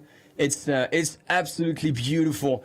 And so there you go. Stian is now in that gradual, I want to call it like the douche grade, the kind of grade that you're like, it hurts to run, but you know you cannot walk. It is definitely not steep enough to be able to power walk. And so it's just a grind. It's just a grind. And once again, like this kind of stuff, well, if you do have one of those tracks next to you, then you can do long tempo uphill runs. But once again, if you can handle the mental toughness of treadmill sessions, you put an incline at 10-12%, and then you just grind for like 20-minute repetitions. And that will make it feel flat then in racing. And this is what Stian is really making us feel right now. He's just cruising, still with half a smile on his face. This is insane. He is in the form of his life and on his way to take potentially a 2nd gold medal back-to-back at the World Championship, a short distance. And you don't see my fingers in the air, but I'm definitely doing air quotes, because it's hard to talk about short distance when it's 45 kilometers and a race that's probably going to be just over or just around 5 hours in length. So technically, so there we go. So that is the traverse that we saw Judith Vider run through. That looked absolutely stunning. And then we carry on around and then down into the valley. And then you can see that quick section on the gravel. And this is where Stian was a minute ago. So that's going to get steeper and steeper. And I think about this point, it gets steeper. And that's his... and I'm confused because there's another... gravel section. So maybe Stian was already on that one, which means he's very, very, very close. I think that's right. He is much closer than I thought. He is already on that section, meaning that maybe in like 10 minutes, if that, he will get to that aid station where this is going to be the last time where he can see his crew. And that's Kreuzjoch at 35.7K. And as the rain is coming down hard on the World Championship, let's have a quick preview of how the camera runners operate.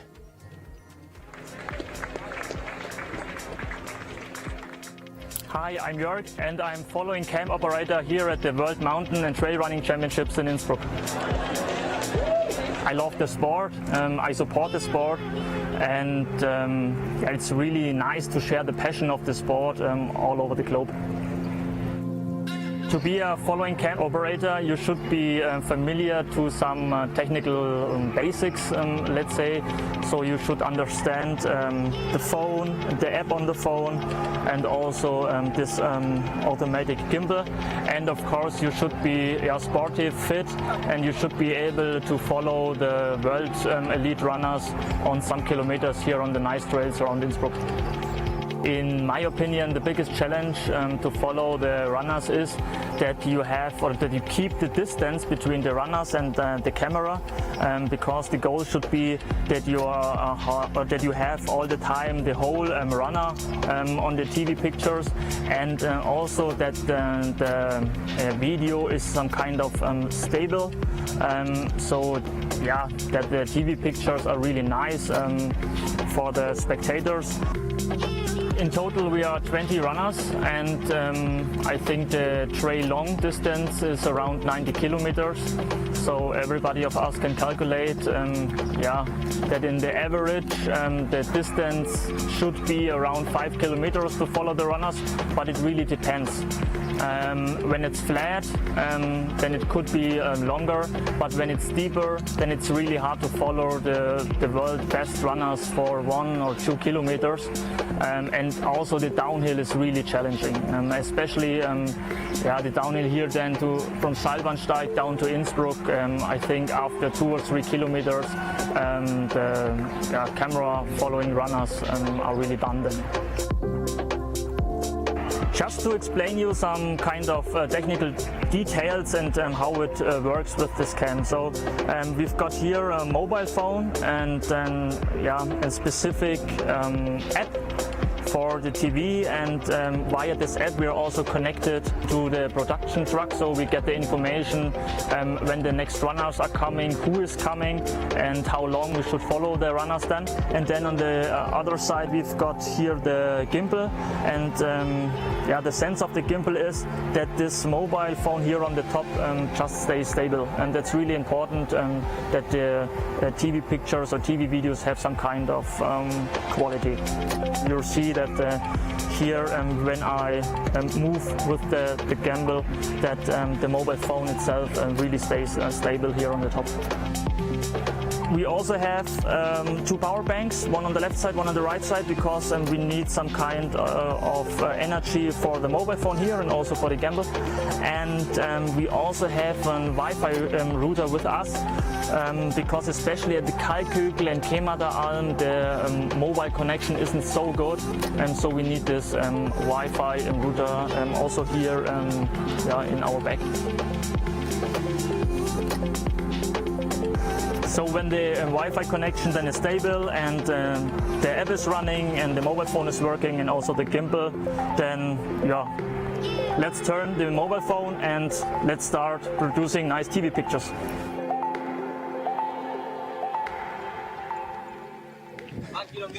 So there we go, a little bit of an insight on how things work behind the scene to offer you those images.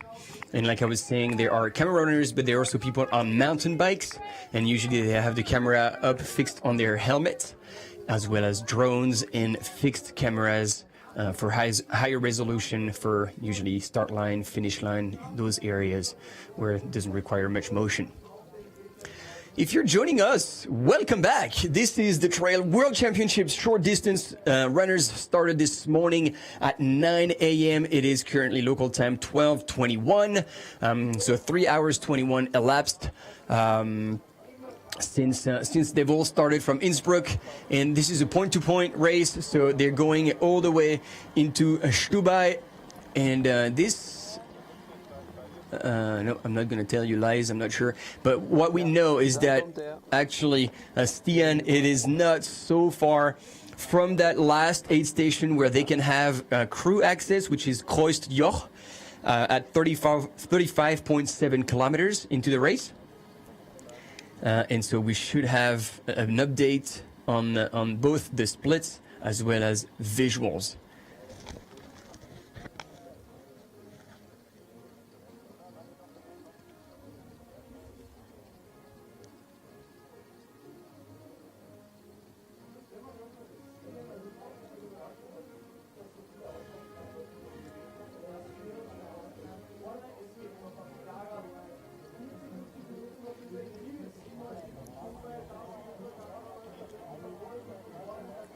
There we go, ladies and gentlemen. We have Stian leading the men's race, and I'm not surprised to see why our camera runner is still there.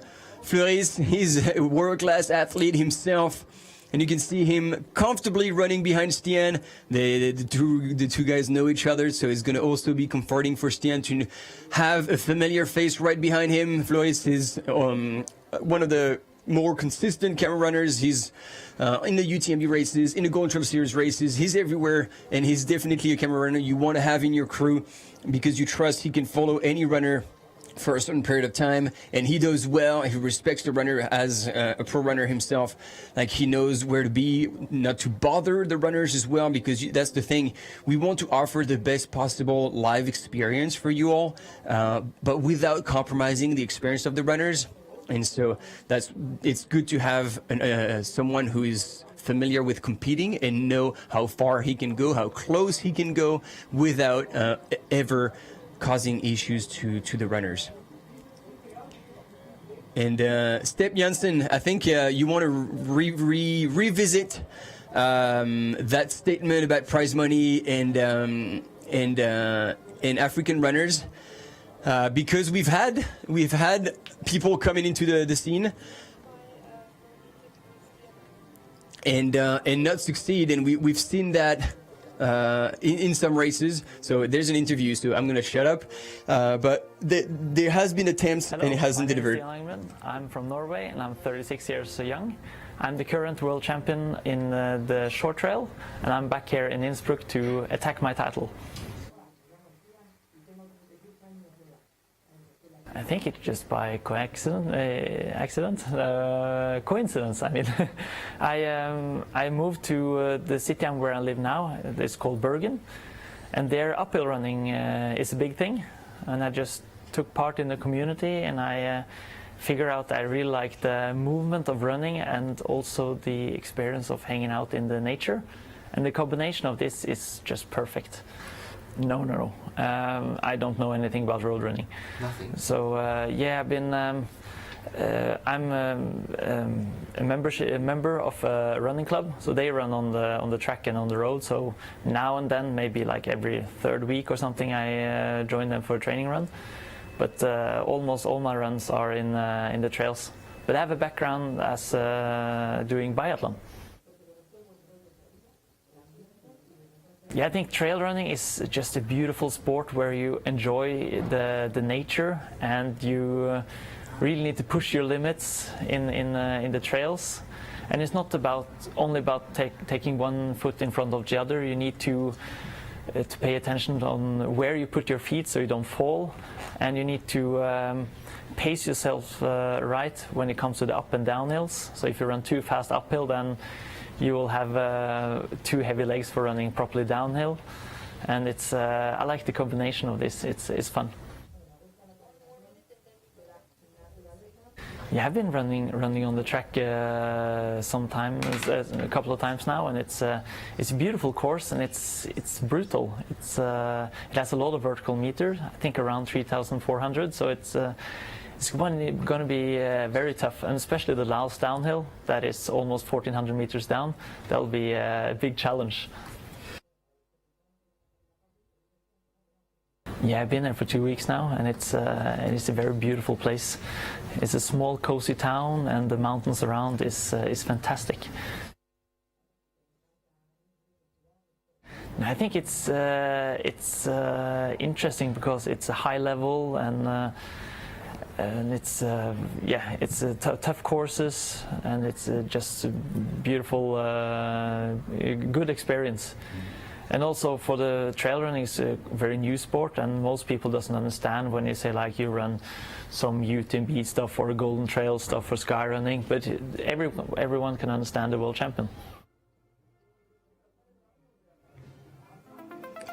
And yes, he is not only a very fast pair of legs, Stian Ungermunt is also a very bright young man, as he said himself, and with a bit of humor. There we go, the man we thought who had disappeared and gone off the rankings, representing Team GB, Thomas Roach, is still pointing in second place.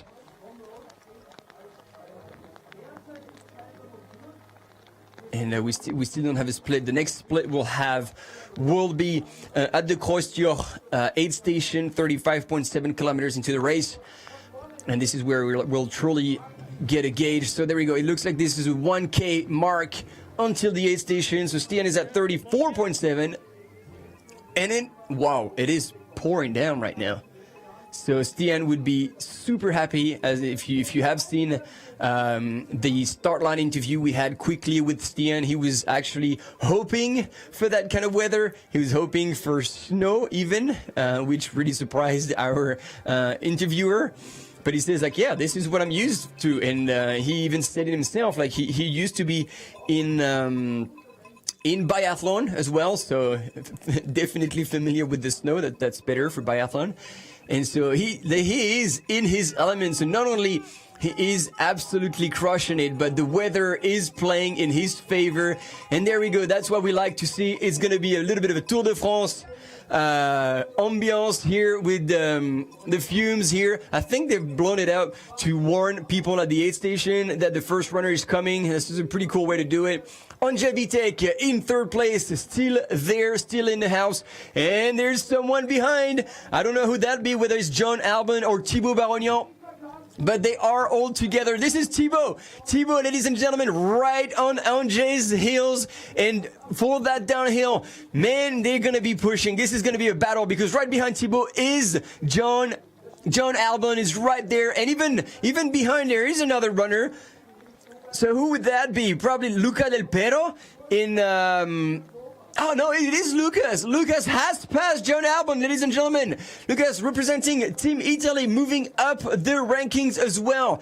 What a race. We're going to have an insane finish, because as much as Stian is much further in the lead on his own, and looking like he is composed, something is happening right behind, because Thomas is probably safe with a bit of over a minute, and he can run downhill. He's pretty strong in that. But Anja Vitek, Thibaut Barognan, John, and no, it's not John, it's Luca Del Pero, all together within probably what looked like 30 seconds. This is going to be an insane finish. And we knew it. We had been told that the last descent was going to be a game changer and potentially would come and blow away the standings all the way until the end. And that most likely will be the case. Stian, unless something bad happens, but knock on wood, that isn't going to happen, is in a really good position at least to take the win, to take the gold, double gold around his neck. But right behind, woo, that's going to be insane.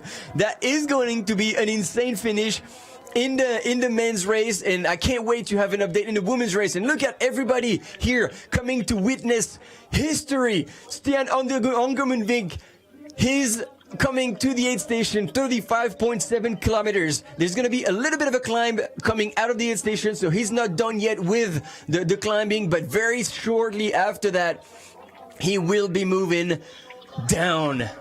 So there we go, all the teams, and that's what we like to see. All the teams, all the crews, they are cheering for him, regardless of which country they are. See, he's been waved. The person, like the team leader from his team is there. It's great that we can be in the aid station, because then it gives you an insight of how things happen. Look at this. Didn't even stop or slow down. Dropped his stuff, picked up the new stuff, drunk, boom, and out again.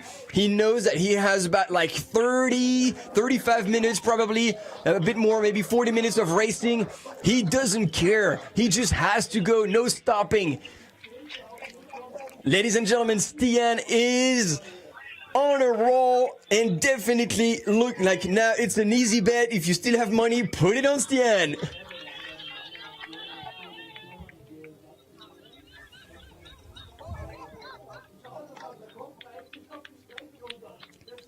He is not slowing down one bit. He's even pushing the pace.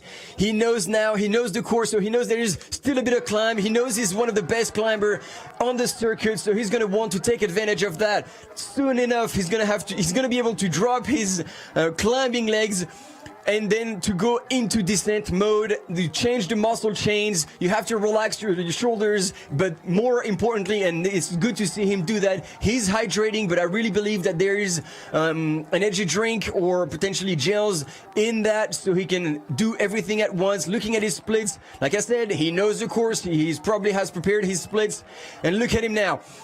Heads down, he knows that this medal is at reach, trying to breathe, get some air in. This is an insane performance today, Bastien. Masterclass indeed.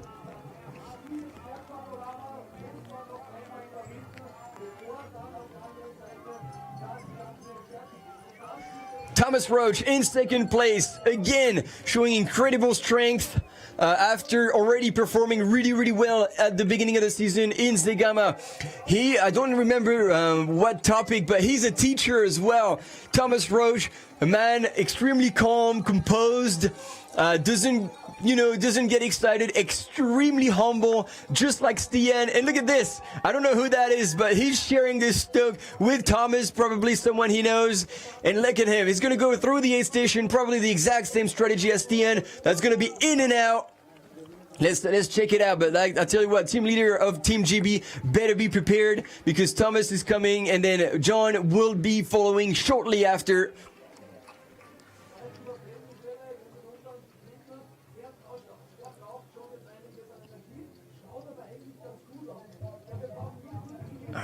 It is time to go. It is time to go, Thomas. There are hungry runners right on your heels, probably less than a minute.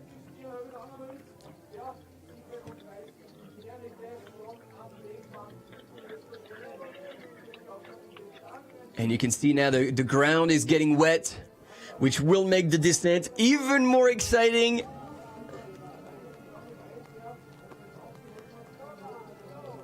Thanks, run way too far. He's a biology professor. There we go, at university. Thanks for sharing that.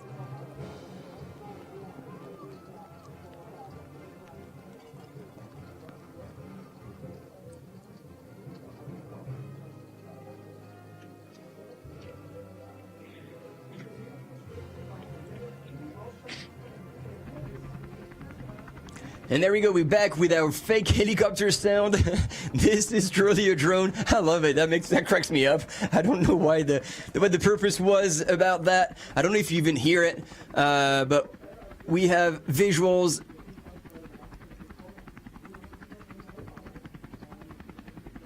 Of Stian here. And he's already quite far away. And yeah, 2-minute 30 gap in the tent. It looks like really the gap is big enough, opened enough for Stian to hold on to first place. And Christopher, those are for avalanches, to prevent avalanches in the winter time. Andre Vitek coming into the aid station in third place, but man, there was a train charging behind him. That was with Thibaut Barognan. Damn, I'm losing my words. Luca Del Pero and John Albon also right behind. So now Thomas Roach is back onto that rolling section. There's still like it's harder to see, but it's still climbing ever so slightly for all those runners. And so 1:56 for Thomas Roach, right behind Stian. So we had the information on the live. Maybe this is someone who was at the outside of the. Oh, there we go. They are together. Thibaut. Allez, Thibaut. Give it all. Man, this is something exciting happening right under your eyes. Imagine what we get to experience. Andrzej was 5 minutes 38 behind Stian. There we go, coming into the aid station. Man, he looks like he's working. Obviously, this is a world champ. You don't come here for a jolly of a run, but you know it is a solid effort that they had to put together. But you have to have some gas left in the tank for that descent, because otherwise you're just going to be thrown around, and there you could potentially lose quite a bit of time. So Luca Del Pero from Italy and Thibaut Barognan, they were literally 8 seconds apart.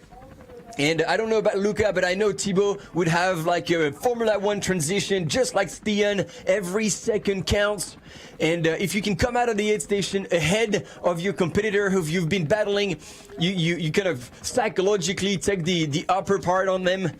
So everything counts. It makes a bit of a difference, but insane. I mean, Andrzej Witek, Thibaut Barognan, those are absolute legends and world-class athletes, and they're over 5 minutes already behind Stian. Stian has just on another planet today. Oh, and we can hear the Italians screaming for Luca. Yeah, so that was a bit of a stop for Thibaut here. Drinking, taking stuff away, because he knows that, you know, in that last 35, 40 minutes, there's still plenty of room to bonk or to have a low, and you cannot let this happen in that downhill. Thibaut knows he had a big card to play on that downhill, and so he wants to be in top shape for that. And then coming right behind, Francesco Pupi was 50 seconds back from Thibaut, and then John Albin another 20 seconds back from Francesco. So again, it is tight, and knowing how John can go, if he's still prepared to put on a battle for that descent, we can expect him, like I said, to potentially put a minute and a half on some of those runners in the downhill.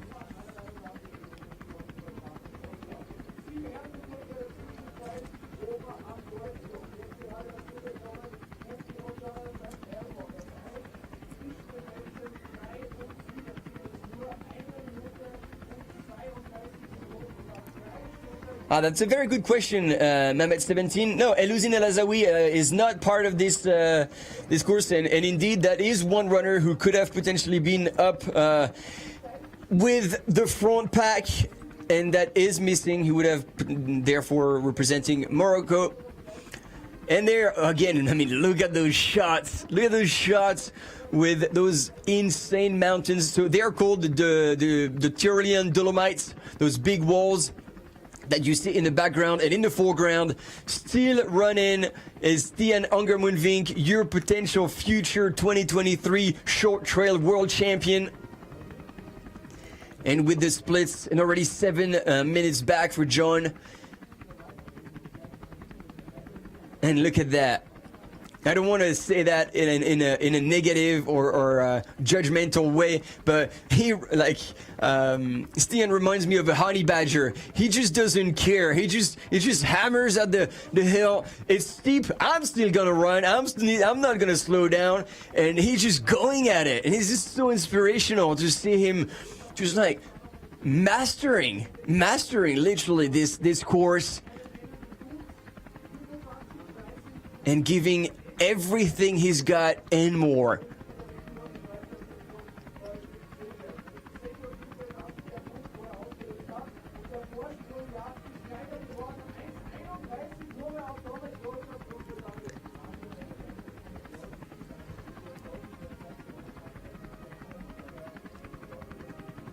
So there was another split between Stian and Thomas Roach at the Zenjohute at 36 kilometers, so actually quite close to the last aid station, and 1 minute and 31 second back was Thomas Roach. But after that massive climb, that little bit of a like super steep section, I think Stian would have pulled away and made a little bit more time on Thomas Roach. In the women's, bang on 133 as well, between Judith Wieder and Clementine Geoffray at the 30.8 checkpoint. Clementine Geoffray is still there. 133, it's nothing. 133, you sneeze and that's gone. So these two women are still in the same positions, but running very similar paces. And yes, indeed, it seems to be a bit of a challenge for our camera runner. But let's not forget that they're carrying quite a bit of an equipment in their pack. I mean, you've seen the reportage like me. Extra batteries, a bit of router for the Wi-Fi. So it's quite a bit of equipment to carry up the hill. So yeah, still kudos to them. And look at that trail. Like, who does not want to run there? I hope these runners get a chance to actually look up a little bit, as much as I have my doubts about it. But look at this view, both sides of the valley, and on the left-hand side is where this soon gonna be dropping into Stubai, into the finish line, some 1,400 meters below.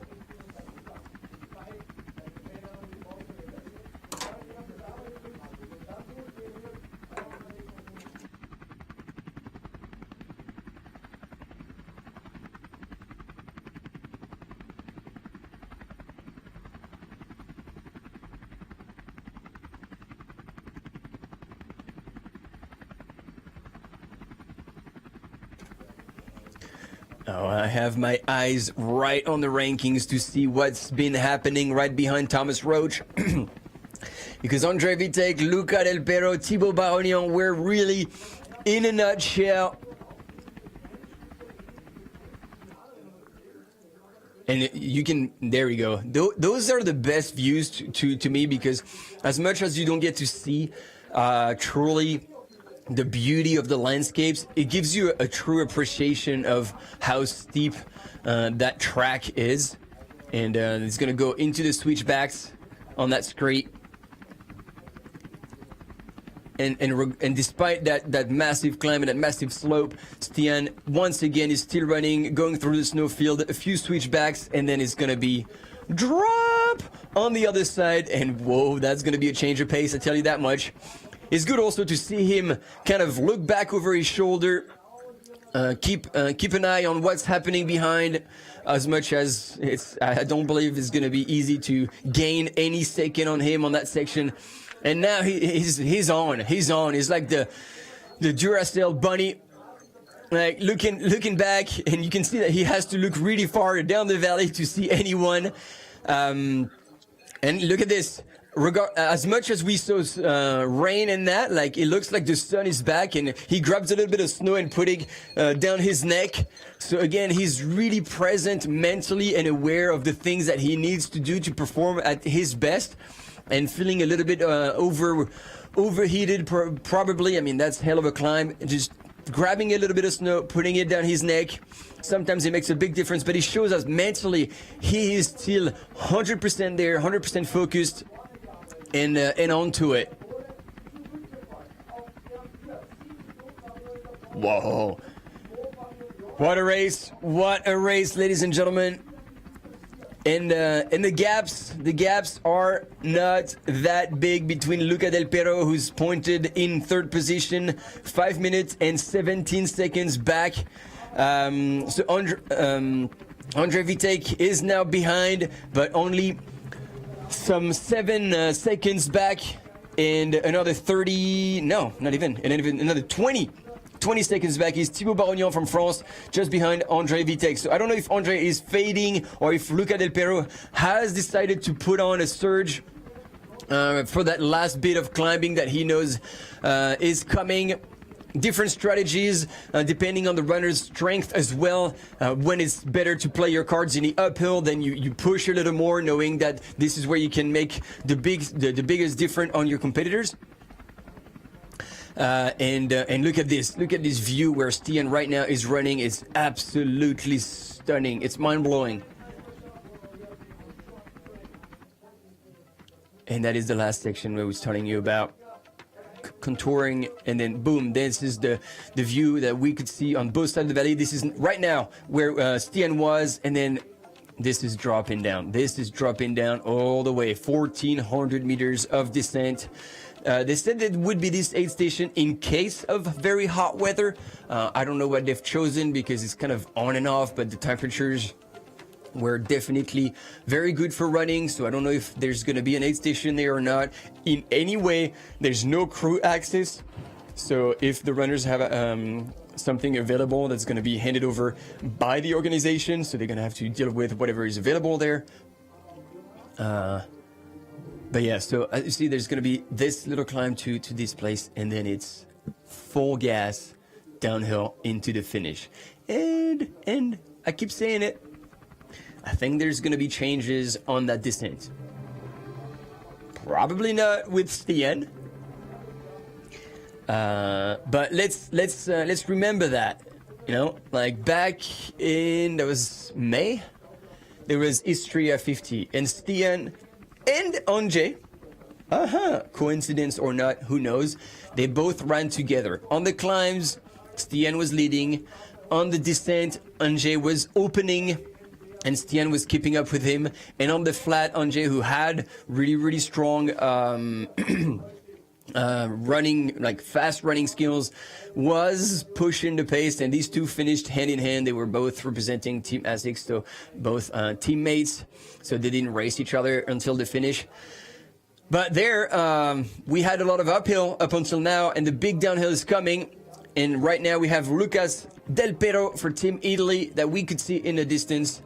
Let's see, I think we're trying to see here on the GPS tracks the female leaders with Judith and Clementine, but hard to tell where they are amongst all these little dots.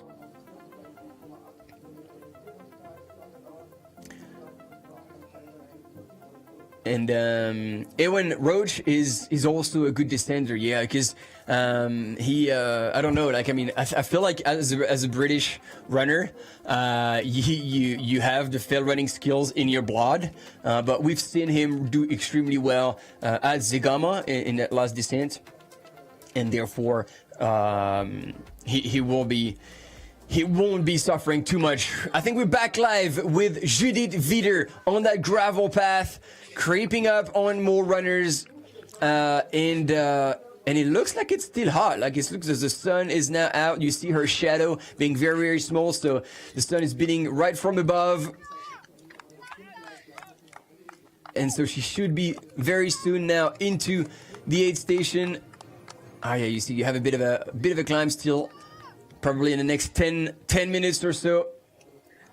And now she is hurting. She is putting on an effort, as we expect, giving nothing back.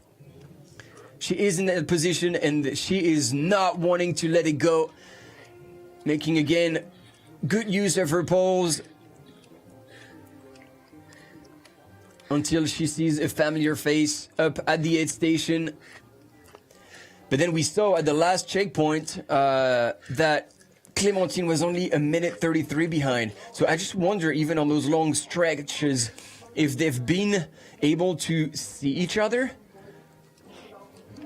And Thérèse Leboeuf, ladies and gentlemen, Switzerland must be screaming. Sorry, I missed that a little bit, but 8 minutes, 21 seconds behind Judith. Thérèse Leboeuf has climbed all the way up in third place. Emilia Brangelfeld, as well from Sweden, has moved up, while Jennifer Lichter has lost 2 spots. Oyana Cortazar and Daniela Humus have moved up one spot. Still kind of close to one another, about a minute and a half. And it's Laura Hottenroth who has fallen back. She had moved into third place, but then has lost that, unless this is a situation that we have seen with Thomas Roach, that just didn't go through. Her bib number was not registered going through the checkpoint, and which potentially would still put her in third position, which is, I think, where we saw her last. So to be like, let's keep an eye on that. And behind, still Sylvia Norkstar, Eleanor Davis, Emily Forsberg breaking into the top 10. Very smart race from Emily. After spending quite a bit of time in Nepal, I think she came back a bit earlier to recover, because up at that altitude in the Khumbu region, it really takes quite a lot out of you. But the Khumbu region is also magic, and that also fills your cup, your emotional cup. Being like, big shout out to all the Nepali runners that are probably listening from somewhere. And so, yeah, good to see. Very good race management here for Emily Forsberg.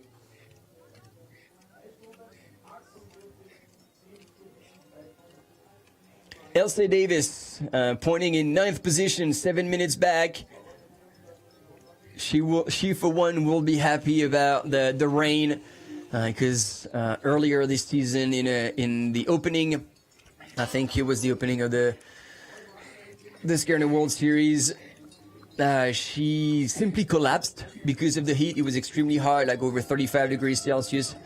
And she was in 2nd place chasing for 1st, and all of a sudden completely collapsed. Everything went off as if somebody has flipped the switch. And so obviously she is a doctor, so she has this understanding, and we're like, what just happened to my body? And she said it, like, I got extremely scared because I thought I had died. She said, like, all the systems just shut down.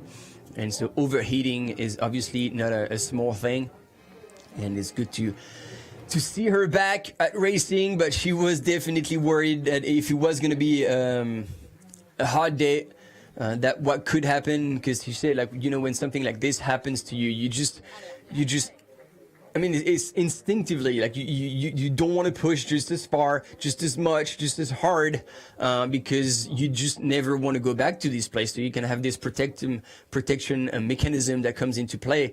But she says, like, well, technically racing is about pushing yourself.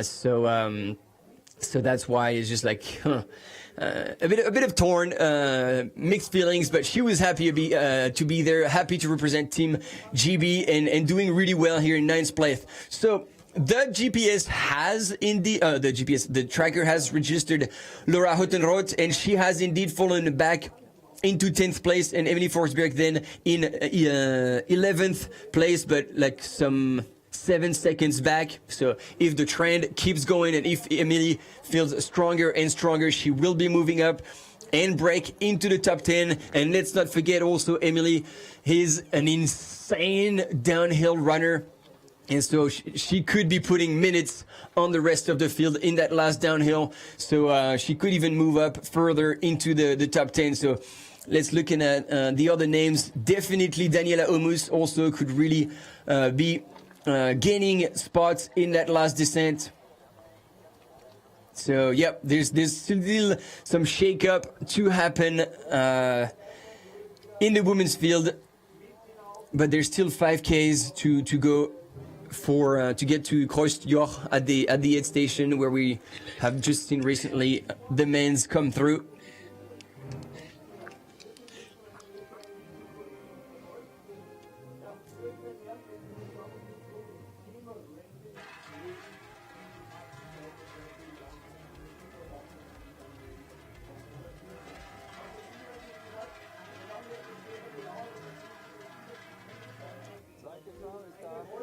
There we go, 2nd woman, head down, looking like she's working hard. Nothing is gone, and she's looking up. I'm sure she has caught a glimpse of Judith, and where Judith was coming through here, making use of the poles. Here, Clementine from France, Clementine Geoffray, is pushing hard to come back.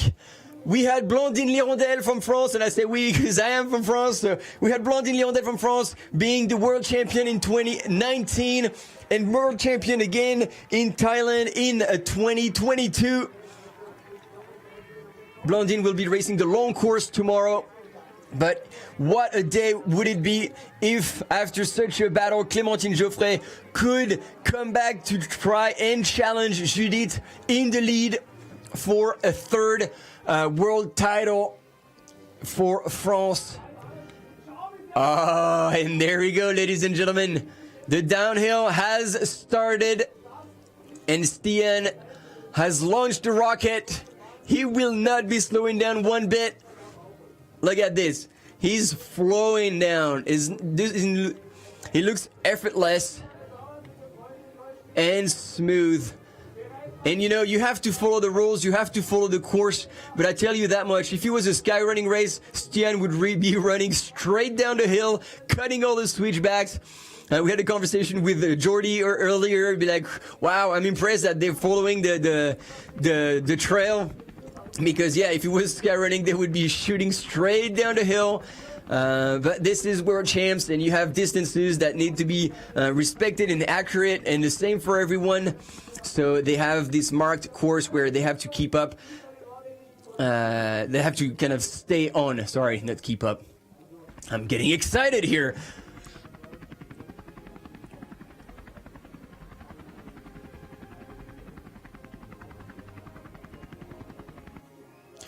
So I had Martin M was asking about Karina. I had saw her name.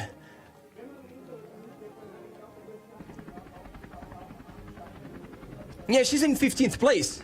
15th place. So again, knowing how strong she can run downhill, if she keeps up like this up until the last 8 stations, she could be doing very well. Potentially also break into the top 10.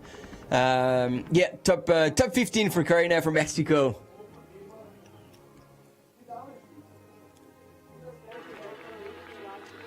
Okay, so now those are switchbacks right before getting into the 8th station, and all our eyes are on the women's race. There he is, Thomas Roach, going through the avalanche grids, or I don't know how you call this. Wow, that's airy. That's so cool.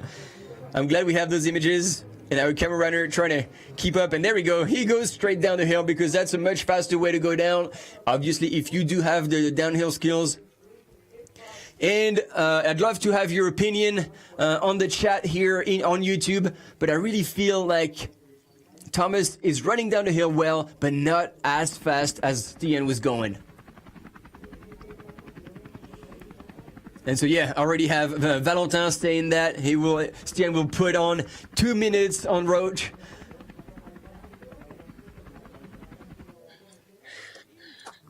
And there we go, our camera runner working hard to give us those images of Judith Wieder from Switzerland, still leading the women's race. She is looking back, trying to figure out where Clementine is. She knows that she's being chased. She's gonna get an update when she gets to the 8th station. And the camera runner cheering her on.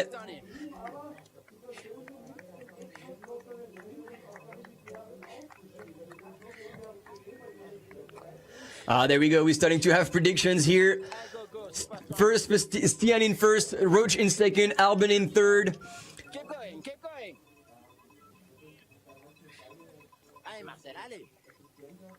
Oh, that's going to be insane. That's going to be insane. And there she is. There she is. Clementine is so close. The French team up there at the 8th station, they must be absolutely ecstatic knowing that she might be closing in onto Judith. However, she's going to have to hold on hard because Judith, like I was saying earlier, is absolutely insane in downhill. She's one of the strongest in the circuit. And so to be able to put time on Judith in the descent or try to pull away from her is going to be close to impossible. So I would say Clementine's chance is really 2 options. Either she goes pedal to the metal, try to make ground on her and pull away now and up until they start descending. Or another thing as well is if she can be with Judith on the downhill, then she just have to try and hold on and follow Judith's trajectory, which will help her run faster as well. But yeah, this is close. This is awfully close in a women's race.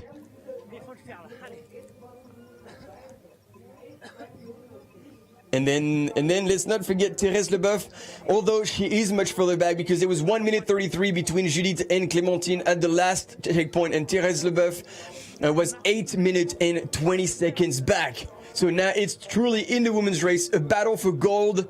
It's gold or nothing, and these two women are definitely putting it all out there. So inspiring. It's so good to see such competitiveness.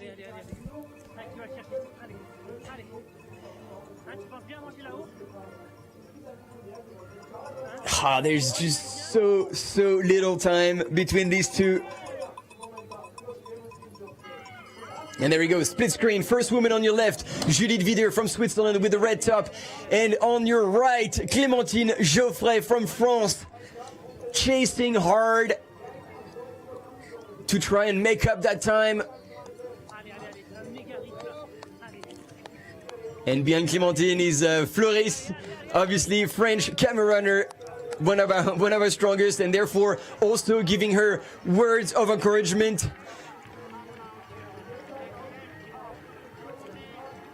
And there we go, the crowds are cheering her on. Both women are very much deserving of that title. Very impressive run from Judith Wider right from the start. Pulled away from the women's field and gave everything she had. That was her own pace. She did her own race, and she was just the strongest so far. I'm saying so far with a question mark. Is she going to be able to hold on? Clementine seems to be coming strong, but like I said, you know, runners play their cards when their best skills kind of play out. And potentially Clementine is a very strong uphill runner, so she knows she needs to push now. But, I mean, I don't know. For those who have seen Judith Wider run downhill, it's pretty solid. And there we go. Ladies and gentlemen, your third female runner, also from Switzerland. Team Switzerland is in-house. Thérèse Leboeuf. She was third at Zegama. She has shown that she was extremely strong today as well. Coming back, she was not even in the top 10 early. And it shows, take note, everybody who's watching and who's racing tomorrow on the Trail World Championship long distance. You do not want to be too far up the field too early. This is going to be a race of attrition. And so you want to pace yourself, and it shows here Thérèse Leboeuf coming back into the top 3 after not even being in the top 10. So it shows a lot. And the same story for Emilia Brangefeld. And there we go. Judith Wider into the aid station. Kreuz, York, Joch, Kreuz, Joch. Oh man, I'm never gonna make it right. Sorry. 35.7 Ks into the race. Interesting move. It looks like she's dropping her poles now, even though there is still a bit of a climb that we saw with Stian. But the thing is, that's the last point where she can potentially drop them. So from now on, it's gonna be hiking, hands on knees for Judith. And see, she's taking away her flasks, her poles. She's gonna drop everything off. Boom, on the ground. Don't even think about it. And then boom. 1 flask, 2 flasks, probably 1 in hand to drink and drink on site. And look at this. It is probably less than a minute. We had the split. It was 50 seconds. Clementine has truly put on a surge. What is happening? Has she put on a surge that's she's gonna have to get to the cashier later and pay for? Or was this just, the French team must be crazy, the Swiss team as well. They're gonna give her the splits. And Judith knows that it's hot on her heels. Judith would be the first as a mom to tap into those little girls' hands. Come on, French team, get her out now. These seconds, they're just ticking. These are free seconds you're giving to your opponents when you stop there.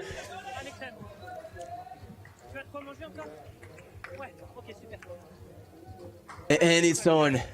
So coming into the aid station was 50 seconds. But look at that. Judith head down, and she is moving. This gold medal is going to be hard fought for everyone. And it looks like there's a smile on her face.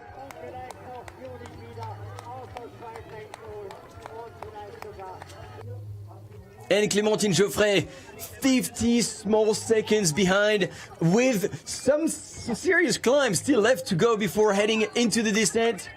If that carries on at this pace, is she gonna close? And how much is she gonna close? But it looked like Judith had cranked up another gear on that flat section. Both are now running as hard as they can. I mean, I'd say just like the rest of the field, but what's at stake right now for those two women is just insane.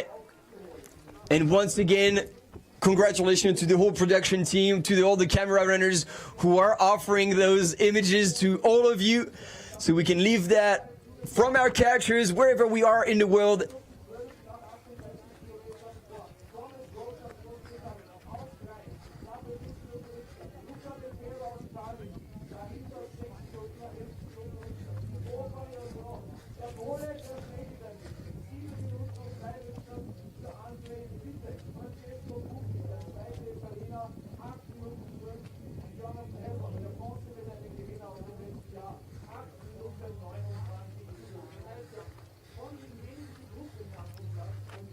Yeah, in the same way, you can certainly appreciate the move from Judith, knowing that the runner behind her was moving faster. She goes on the side so he could have the way and pull away.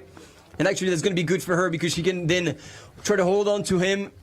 That's always good motivation to have someone to chase and to keep going, to focus on, forget about the pain, forget about everything. You just empty your brain. You know what you need to do. You've worked so hard, and this is such a comeback for Judith Wieder.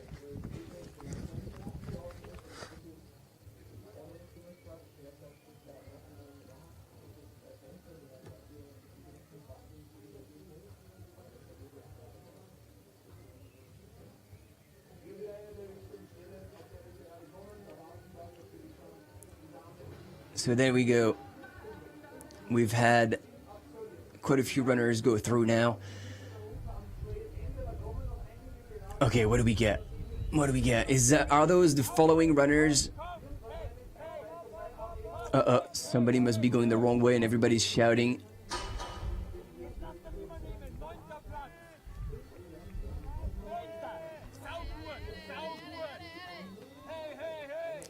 No, those are just excited spectators. Love it.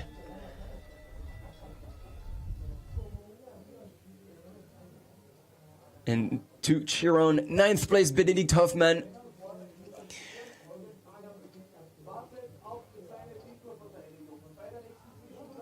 And so Luca Del Perro, if we go back to the men's a little bit, Luca Del Perro has pulled away significantly from Thibaut Barognan with... yeah, over 1:20 between the two men, and then 50 seconds behind Thibaut is Andrzej Witek, Francesco Pupi, another 1 minute and 10 seconds, and then John is 20, just over 20 seconds back from Francesco.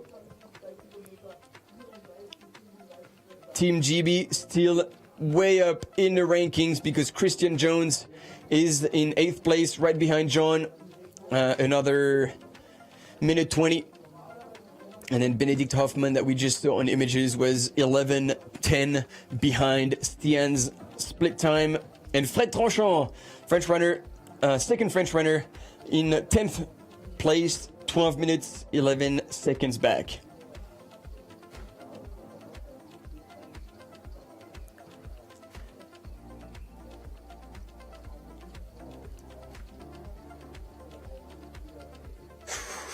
Oh la la, something happened. Ooh, that's an ankle. That's an ankle. Hopefully he's all right. That's Gareth Corcoran. Damn. All right, shake it off, buddy. Oh, it looks like he's back. Looks like he was just a little bit of a twist or something. He's still moving.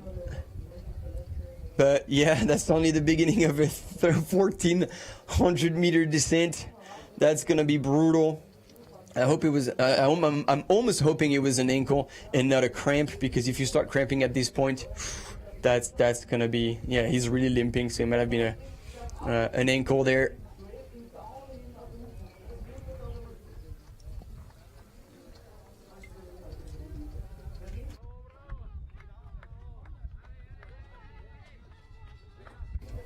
But you see, that's what happens. Like, and if all of a sudden you have a bit of an issue, look, with the yellow jersey, it's Peter Engdahl, and he's very, very strong on the downhill, and probably is not too happy about his position right now, but he knows he had still 1,400 meters of descent to make up for it. And so he is pushing the pace, and we could see him move way, way, way faster than Gareth Corcoran from the US. So right now, Peter Engdahl in 13th position. Could potentially break into the top 10. Here on your images, Thérèse Leboeuf from Switzerland in 3rd place, coming into the aid station, so she is quite further back.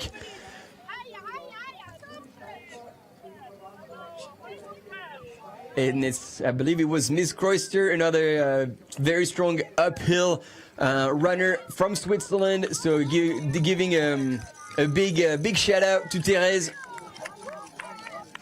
Victoria, who's Martin Ontamaten's partner. Martin, who's racing today in this World Championship short distance.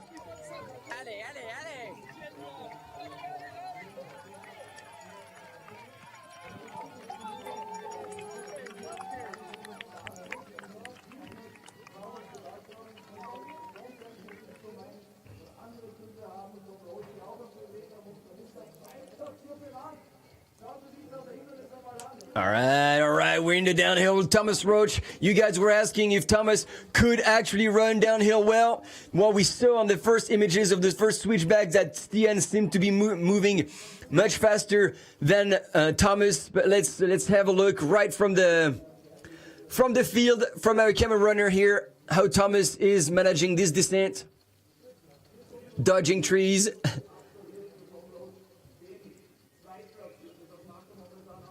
That's pretty cool.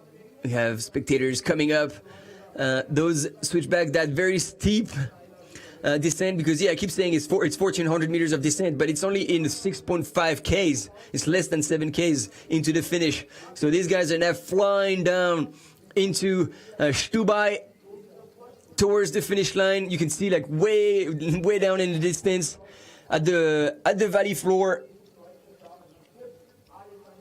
And I don't know Luca Del Pero well enough to say how good he is running downhill. But there's still 2 minutes 30, 2 minutes 40 precisely between Luca Del Pero and Thomas Roche.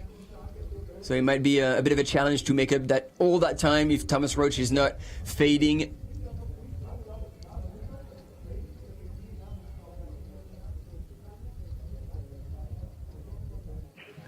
There we go, Thérèse Leboeuf coming into the aid station, or leaving the aid station. She is leaving the aid station, and see, she is taking her poles, different choice compared to Judith earlier. She has chosen to keep them. She knows there is another serious climb. And there she is now coming out. So she's chosen not to have a backpack, but instead put everything in the belt. And there we go, Judith, like I was saying, now she doesn't have the poles, it's hand on knees and power hiking on that. I think this is one of the last very steep sections that we saw Stian earlier.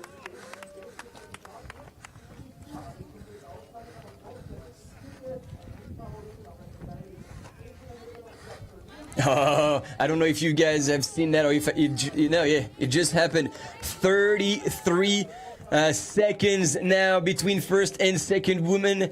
Clementine Geoffray is creeping up on Judith Wieder at the moment, and making the best out of that uphill to close that gap onto first place, onto Judith, who's been leading so far and from end to end. But the race isn't over until the line is crossed.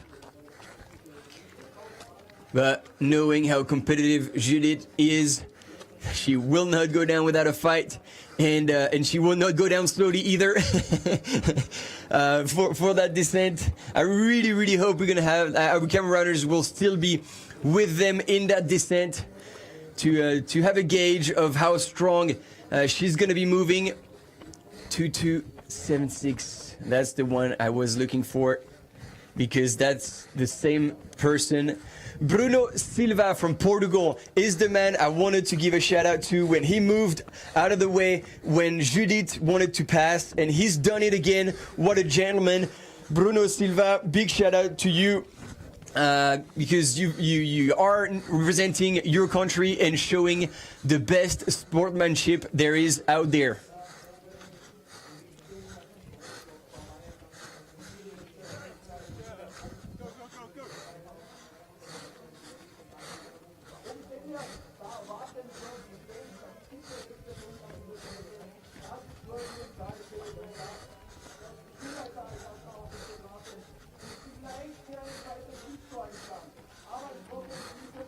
I'm dying to get an update on the men's as well, and potentially if a camera runner can point out the camera backwards to see, because if there was still 33 seconds, then it means that if he points it back, we should be seeing Clementine Geoffray in the distance and get a full appreciation for the battle that is currently unfolding between the first and second women in that trail world championship short distance.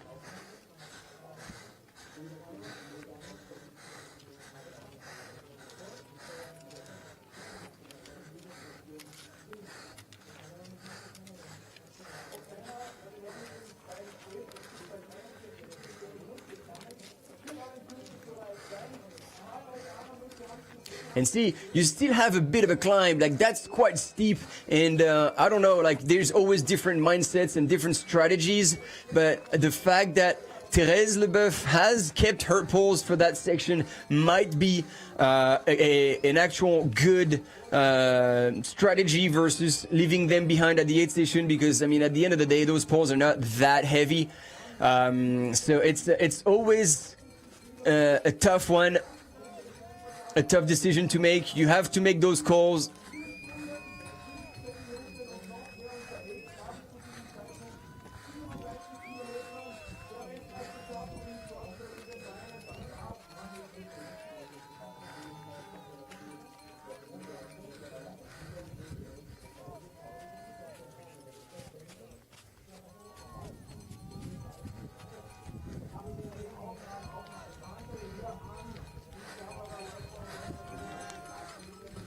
Oh la la la la la la. Can you feel the tension? I know I can. There we go. I could feel it all the way down to my bones. This is insane what's happening right now. Clementine Geoffray is now like probably less than 15 seconds back from Judith Vider. The fight is on. France is coming back, but we know damn well that Judith Vider is hell of a downhill runner. So will that be enough for Clementine to try and pass her now, or like I said, try to stay with her on the downhill and potentially make a push in the final sprint when they get into Stubai? It's not nerve-wracking, and now we're losing the images.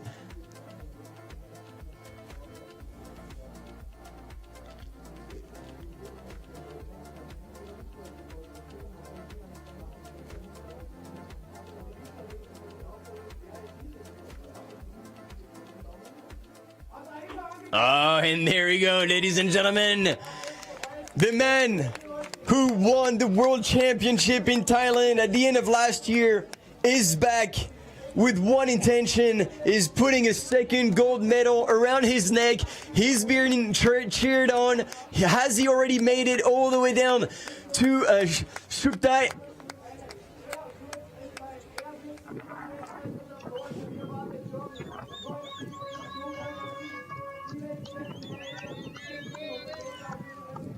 Yes, he has. You can see the valley floor of the Stubai Valley. the finish line, you know, they are fist in the air, waving at the crowds. You can see that the man is worked, but he has worked for something, because he most likely pulled away and put even more time on Thomas Roach to secure that that first place, that gold. Aritz Egea here in the distance on the side of the trail to congratulate Borja Fernandez. We got Danny as well, Danny Osens, who was, I think, sixth, I believe, or somewhere in the top 10. Beautiful performance for Danny Osens in the vertical yesterday, and the whole Spanish team is out on the course to cheer all the runners. And there we go, this is it. He is now finally slowing down a little bit. Soaking it in, Stian Angermund, for a second world title. What a legend. And to have the privilege of having opened such a gap that he's able to just do this almost victory lap and enjoy and let it sink in. Get the flag out, there we go. Once again, gold for Norway in those World Championship. Oh my God, I have goosebumps. He's such a deserving man too. Ladies and gentlemen, your 2023 Trail World Championship Short Distance Champion, Stian Angermund.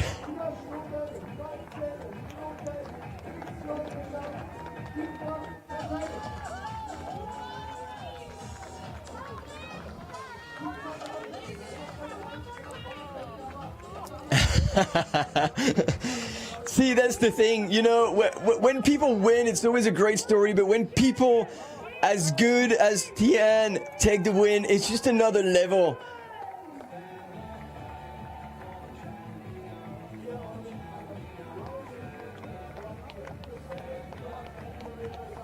Stand up for the champions. I had not heard that song in a long time. I think since Trans Rockies, I believe. Love that song. Brings back a lot of good memories. And Thomas Roach, looking back, he doesn't seem to be too comfortable, or at least too confident. And well, you can be sure about that, but you don't want to lose silver when you're so close to the finish line. So now he's letting it roll into the finish line. In the last 500 meters, Thomas Roach is going to come and take silver, taking Great Britain on the podium. I believe before the race, more people, probably myself included, were putting John Albon ahead of Thomas. But Thomas today has shown incredible strength. Like we said, a biology teacher at university is about to take silver at this Trail World Championship Short Distance in a very, very deserving manner.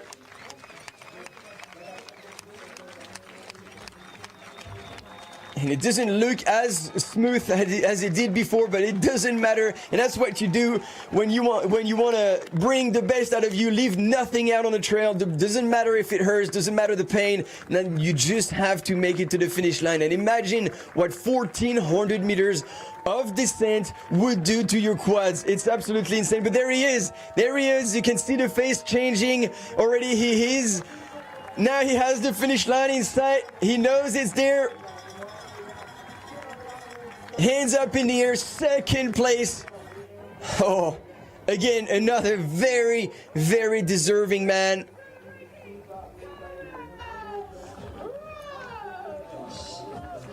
And the two absolute gentlemen congratulate each other.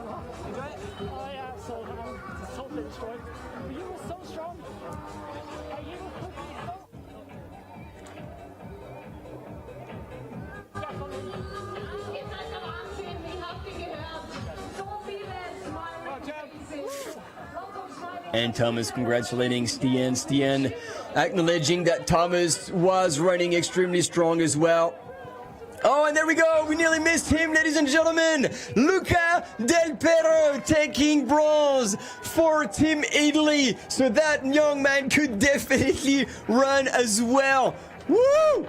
What a performance. What a comeback. What a good, excellent even race management. Oh, I was going to say he will be stuck, but I think you can see it on his face. As much as he's hurting, the smile is there. A medal at the World Championship for Italy.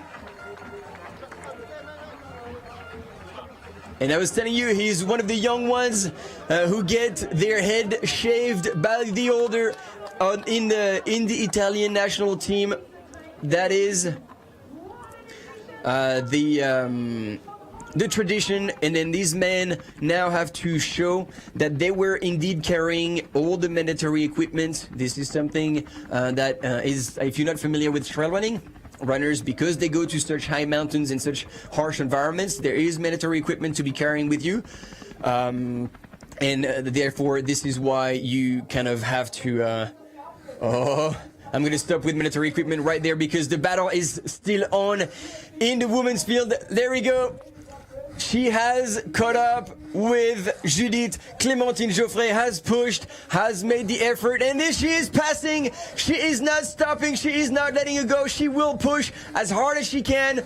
Now the question is how far these two ladies will go together. Is there a gap that's going to open between the two female runners or not? We are getting to, is it the highest point in the race and then it's going to switch? That would be an interesting way also to pass. Nope. Still climbing. Because as I was saying, as the transition will operate, you know, Judith knows deep down that she's one of the fastest descenders, so perhaps all she needs to do is keep Clementine at sight to be able to make the difference in the descent. And I don't know if Clementine knows Judith as well as we do, but what an exciting last part of the race also in the females field.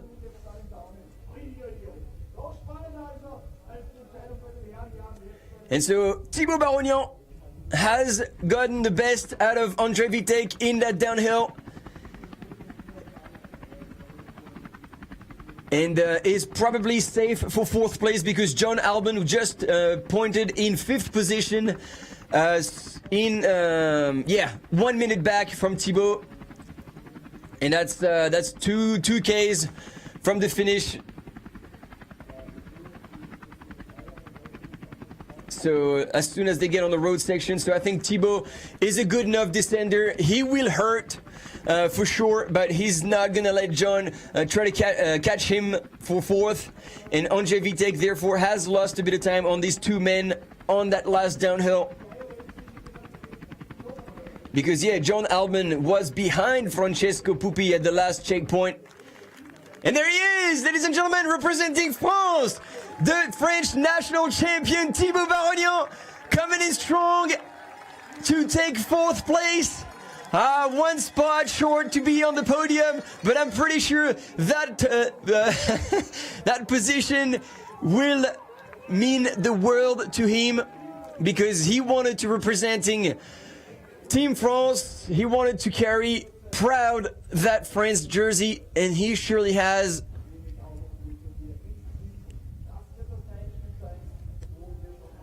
Man, there's so much going on both in the men's and the women's race, and we have yet to see the whole downhill of that women's race. That could see some changes still. And Francesco Pupi, another minute 40 behind John. So he also has managed to pass André Vitek on that descent. So next to cross the finish line will be John Albon in the men's category to take 5th after winning in 2019 and taking 3rd in 2022 at the end of last year in Thailand. Oh, and André Vitek is only 32 seconds away from Francesco, but Francesco, since he was behind André at the beginning of the descent, I can assume that Francesco was running a little faster than André, and so potentially could be safe, but we never know. John Albon, we haven't had the images, but has crossed the finish line with 7 minutes and 57 back from Stian.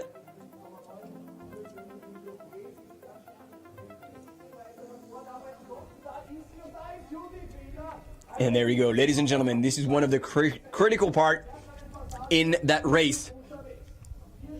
And I hope that there's not going to be too much trouble passing the men's between Clementine and Judith. The fight is now absolutely on. They have 1,400 meters of descent to go through. And so far, Clementine is still in the lead. They're gonna have to be very mindful of fueling. Oh, there we go, there we go. Nice pass, nice path. I think she should just be shouting at those gentlemen and be like, on your left, on your right, doesn't matter where they pass, but they need to pass. They need to make a move, because now it's the gold medal that they're going after. There we go. Very gently, but almost apologetic, shoving him to the side. But that's what needs to happen, and those gentlemen won't hold them accountable for it. They know they're fighting for something that, you know, it potentially happens one in a runner's lifetime, fighting for gold at a world championship. And Clementine Geoffray is looking, I gotta admit, extremely strong, and she is pushing even more. She's gotta pass those guys. Beautiful move here from, I think it's a Swedish runner, and telling her to go through. And this is not something I was ready to watch, but Clementine Geoffray is actually pulling away from Judith Wider in that descent. Perhaps Judith has pushed a little bit too much earlier, or maybe the fact that she didn't have the pull, she had to push a little harder on that climb. But what I was not expecting is Clementine Geoffray pull away from Judith Wider so early. But again, this is only 5 seconds between the two women. Nothing is done just yet. Like I said, it's such a long descent. Maybe Judith Wider is like kind of holding back for a little, gathering herself, potentially eating or drinking, making, like, paying attention, looking after herself before going pedal to the metal. And wow, Clementine Geoffray she is flying through those men. And even though it's still really early to say that, but I feel like she is smelling the barn. She knows that now she has made the move. She needs to keep the pressure on to pull away as far as possible from Judith. You want to have that little margin. You want to create that little gap. And you want to do it as early and fast as possible. But Judith is not giving up. Judith is also passing left, right, and center to keep Clementine at bay.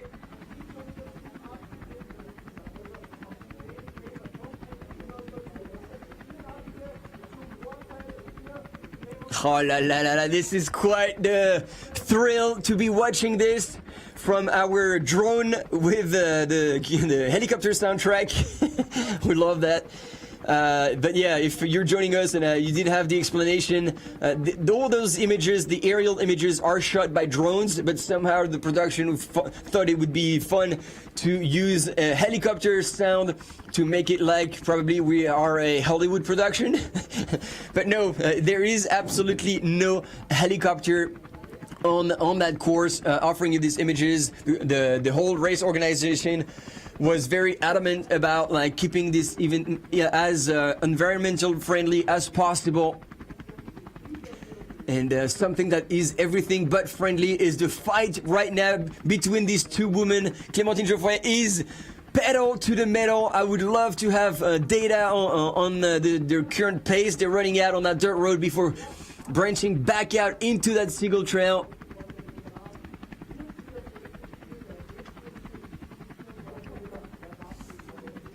All right, place your bets, ladies and gentlemen. Who is going to take the win in that women's field for this world championship in the trail short distance?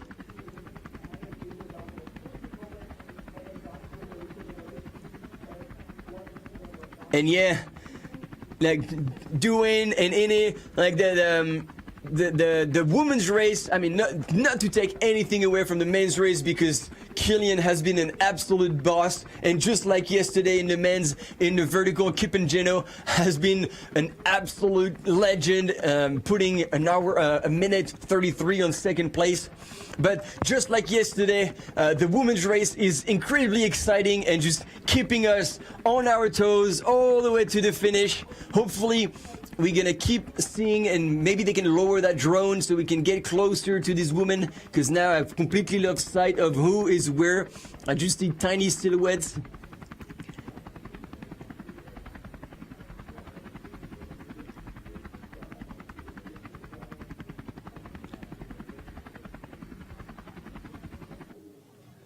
There you go, Benedikt Hoffmann from Germany crossing the finish line. I'm not too sure. I'm gonna have to look at the rankings here. Is he still top 10?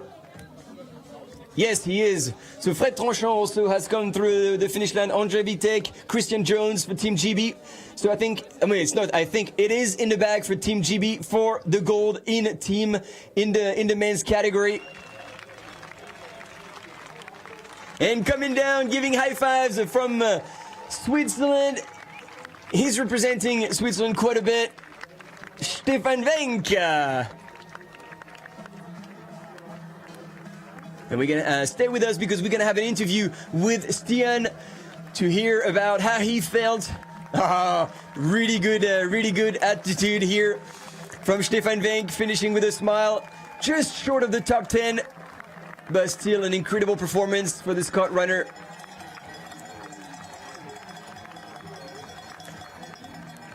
Finishing with the crowds. And a pretty solid tune as well.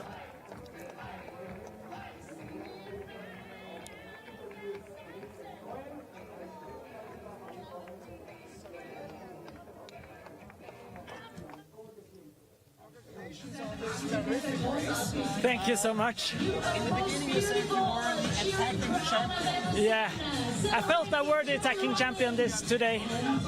We started super fast, but I felt I was in control. But I saw the first hour we ran 12 kilometers with close to 700 meters up and down, so I was pretty fast.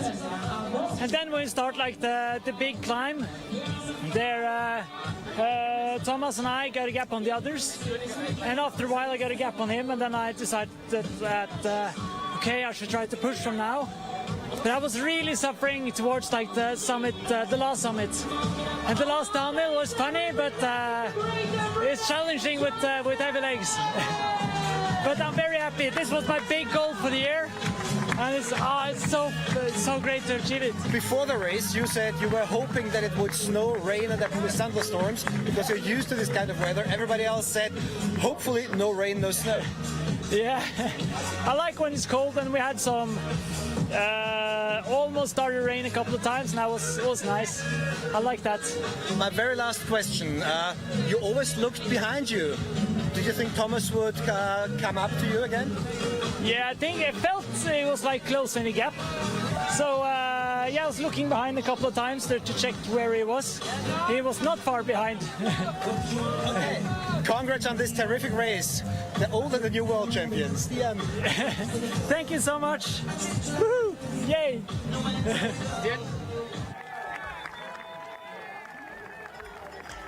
What a true champion. Again, very humble. And it's good to hear that he was suffering because he really made it look easy.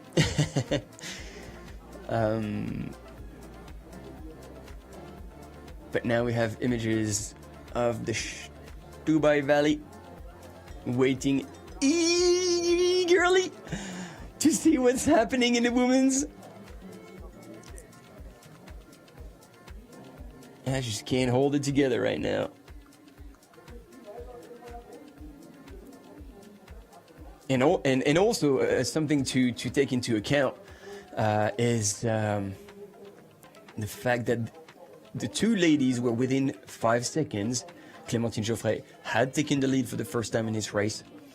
But Thérèse Leboeuf, who was coming back, who was very, very strong, and she had paused for the last section, she still hasn't gone through the last checkpoint. So she is now almost 8 minutes back from the front ladies. And knowing that the front ladies will be fighting teeth and nail for that gold, I think there will be very little chances for them to be challenged. So it's going to be gold and silver for these two women, but we just don't know in which order. And now on to the men's.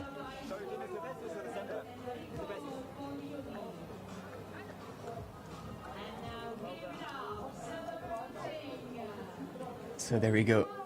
Luca Del Pero in third place. Thomas Roach in second. And 2023 trail short distance world champion, thanking the crowds and backing up his win at World Champs last year, Stian Angermund, giving a big hug to the celebration. And that's the stuff. Thank you. Somebody in the comments gave us the intel at the very beginning of the race. They're giving them those trees, and these trees will later be replanted somewhere in this valley as part of a program to make sure that this valley stays green as it is and as it was today.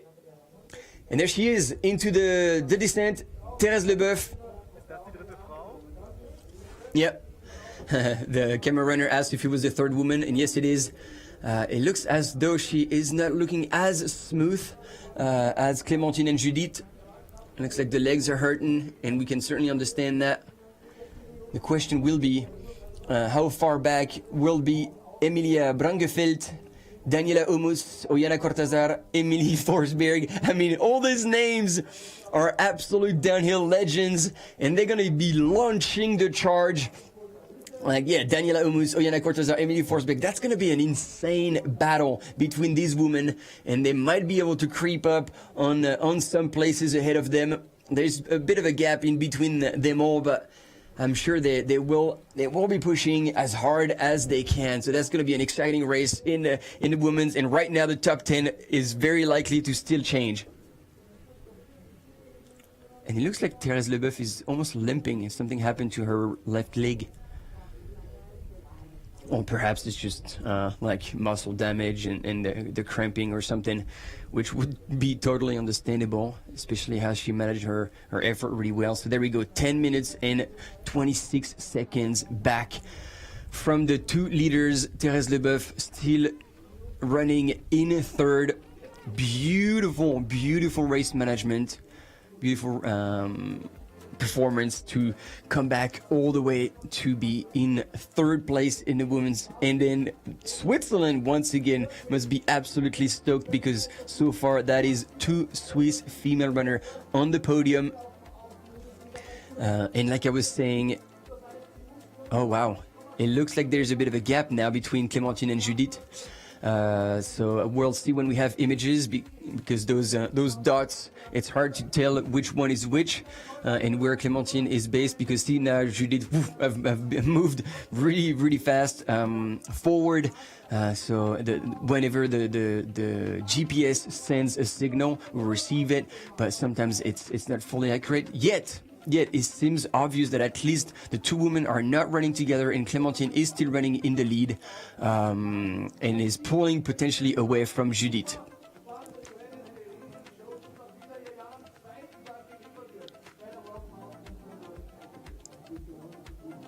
Insane. Insane.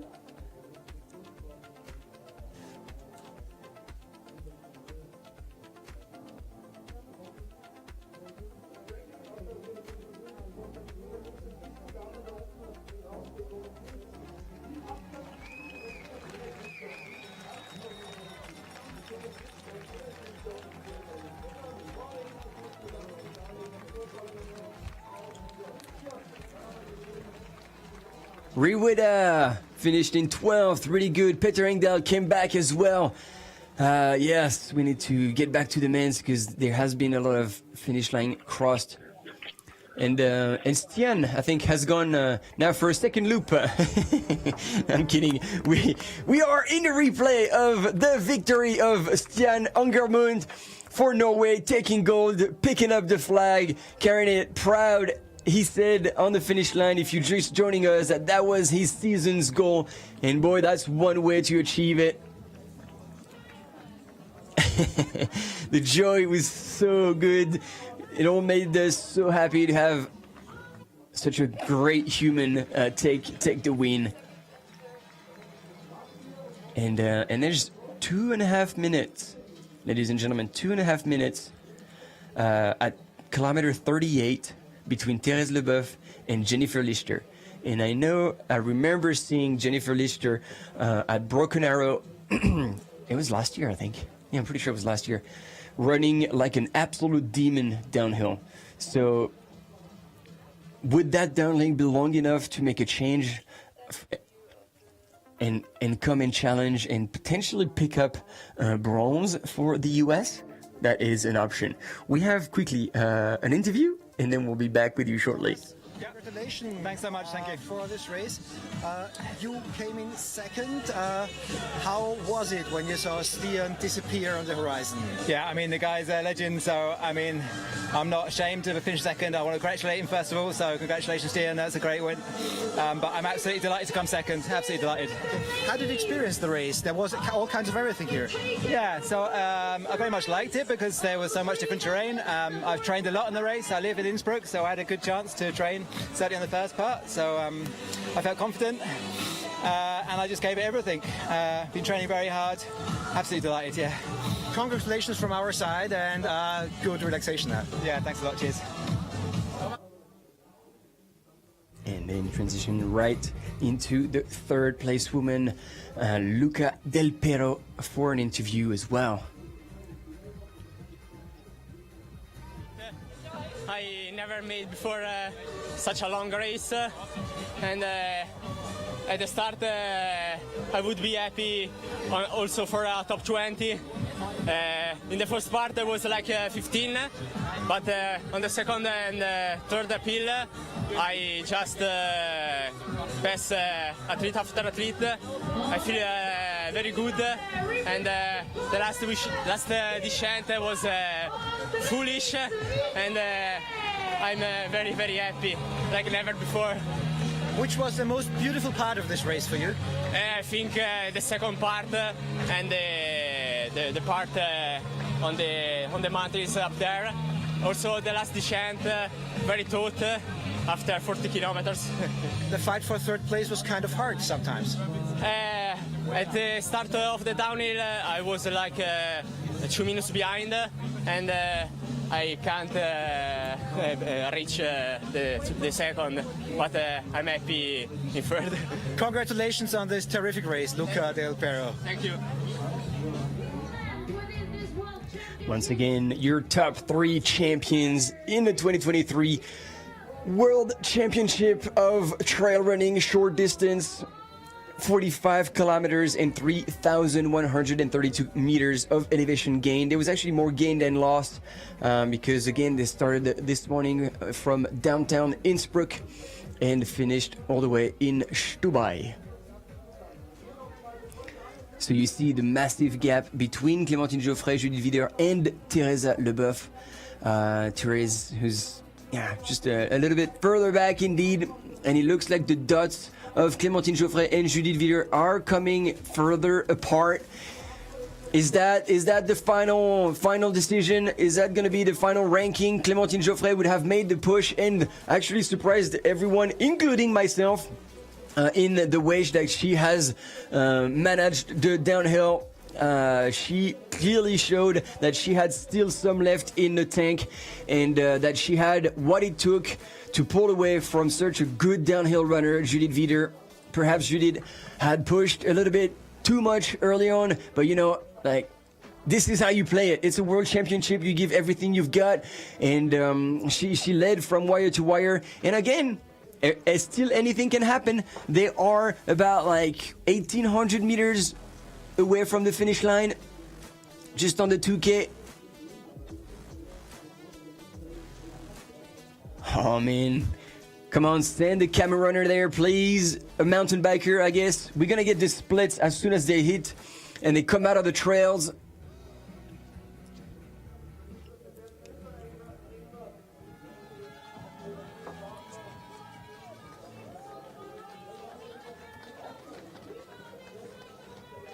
And Dominique Matt representing Austria.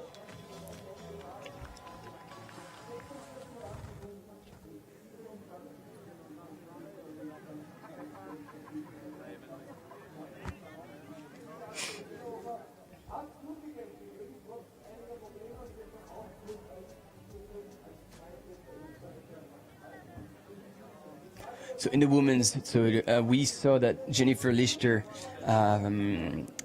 had clocked in 4th place, some 2.5 minutes behind Therese Leboeuf. We haven't had images of her since. And it's Emilia Brangefelt from Sweden, who's another just over 3 minutes back from Jennifer Lichter. And then Daniela Omus, another 2 minutes 20 back from Emilia Brangefelt. So there's quite a bit of a gap in between these women. But that downhill, again, we've seen that could make a lot of changes. Looks like the sun's coming out to welcome our first female in the 2023 Trail World Championship Short Distance Champion. Who is that going to be? I think anytime now these women will hit the end of the trail and get onto the road. We have a checkpoint there. So any moment now we should see who is coming through that gate first. And according to the GPS trackers, at least, it looked like Clementine Geoffray from France was still holding on to the lead, and actually significantly, if those GPS trackers are right, she did pull away and opened a gap on Judith Wider. And it looks like it's going to be a 3rd world title in the women's category for the French national team, after Blandine Lirondelle taking gold in 2019 as well as 2022. It is now Clementine Geoffray in the short trail, who looks like is going to take gold after a beautifully managed race, coming back strong and making her last effort in that last bit of a climb, and then not giving away anything. As soon as they hit the downhill, you were with us, you've seen her push the pace, kind of make her way through the men, sometimes with a bit of an elbow out. But you know, whatever it takes when you're on a mission like this. And most likely, I think there's going to be that little switch back in the forest and then down, and then when they're going to hit the road, that's probably going to be where we'll have the split, the very final split. It's about 1 kilometer to the finish line now, some 4 minutes or so.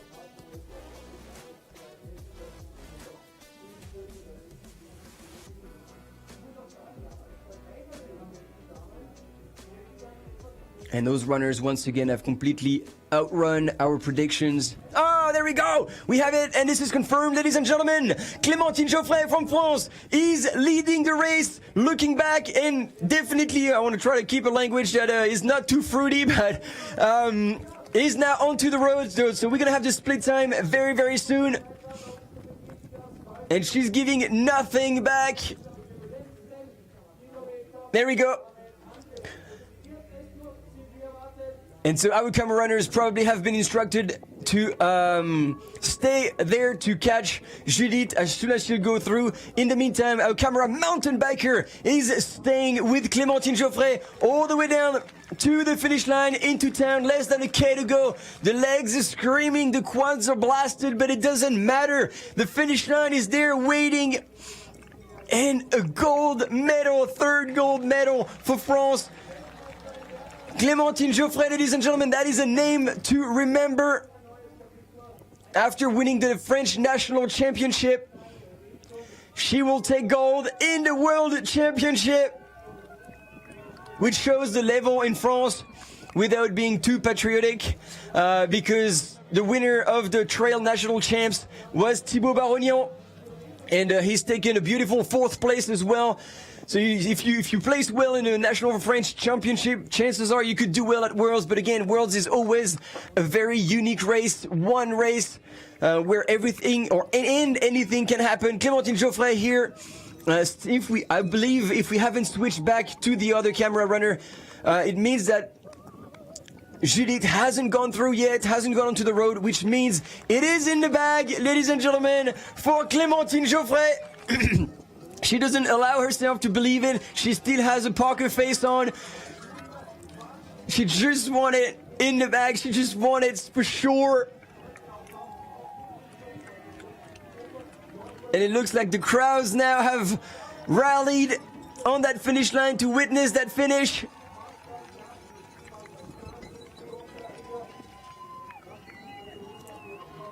And this is it. This is it. You can see all the teams together. We have the finish line. What is going through Clementine's mind right now? There we go. There we got the smile. The finish line. She knows it's finally hers. She can relax. She can start to soak it in. Final look at the watch. I don't know. Maybe she got a message from the family. But she takes it home. Ooh. It was, there's a mix of tiredness, disbelief, joy. It is amazing what just happened, but boy, did she work hard for it.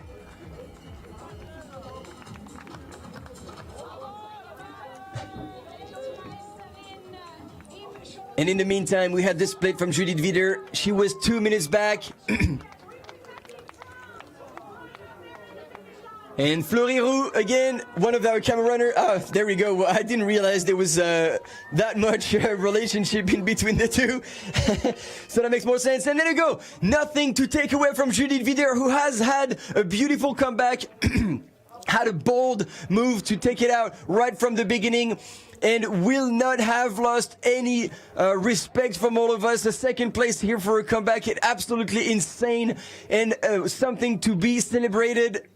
For sure, she is giving nothing back. She wants to also secure that place herself.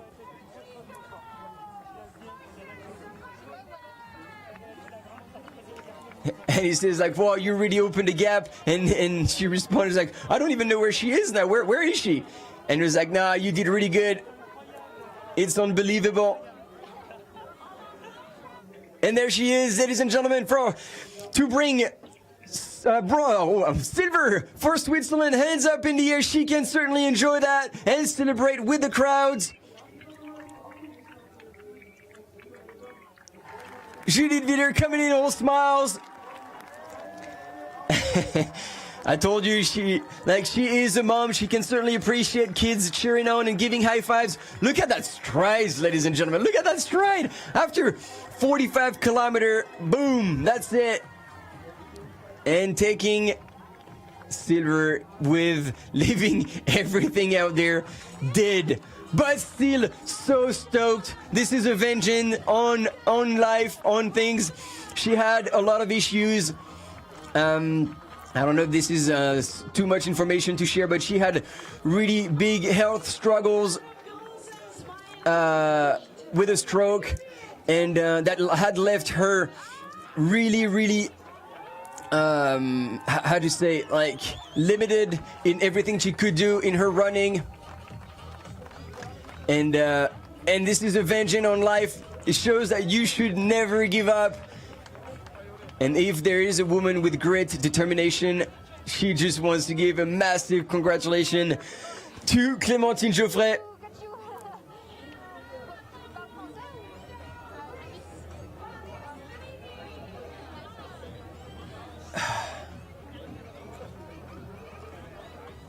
Well, hats off to both of you ladies for showing us hell of a good time, hell of a trail running time. And once again, as you can see, now we have a bit more time to film that, to show all the military equipment that is being checked, and she can still not believe it. And there we go, Thérèse Leboeuf still in third position. We have a camera runner with her. I don't know how far she is, and that might also still keep us on our toes. Sorry, I'm really losing it at the minute. I don't have much left in the tank either myself.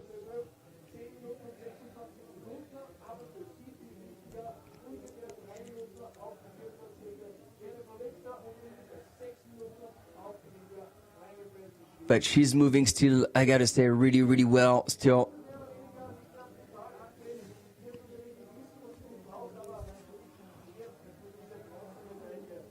On that descent, that would be challenging, no doubt about it.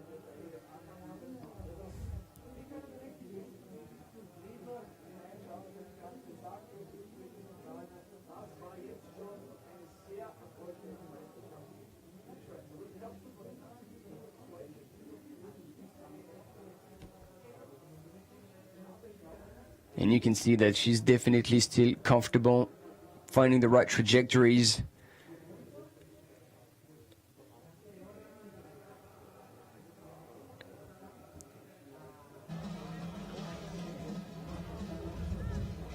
And you can certainly appreciate those last probably 800 meters, 700 meters that are on the pavement after having run downhill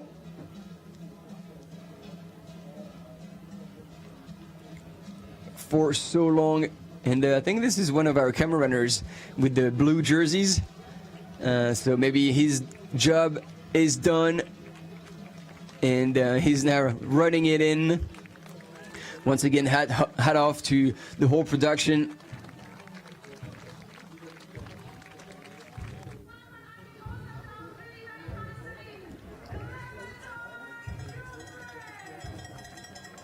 And look at this, Clementine Geoffray already.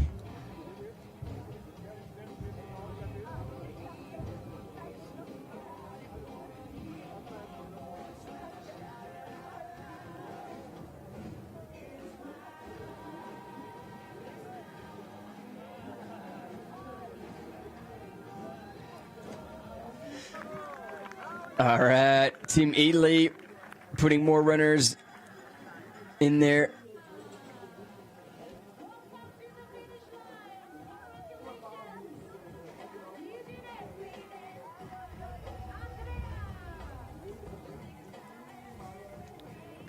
And yeah, I mean, I see the comments about the ribbon.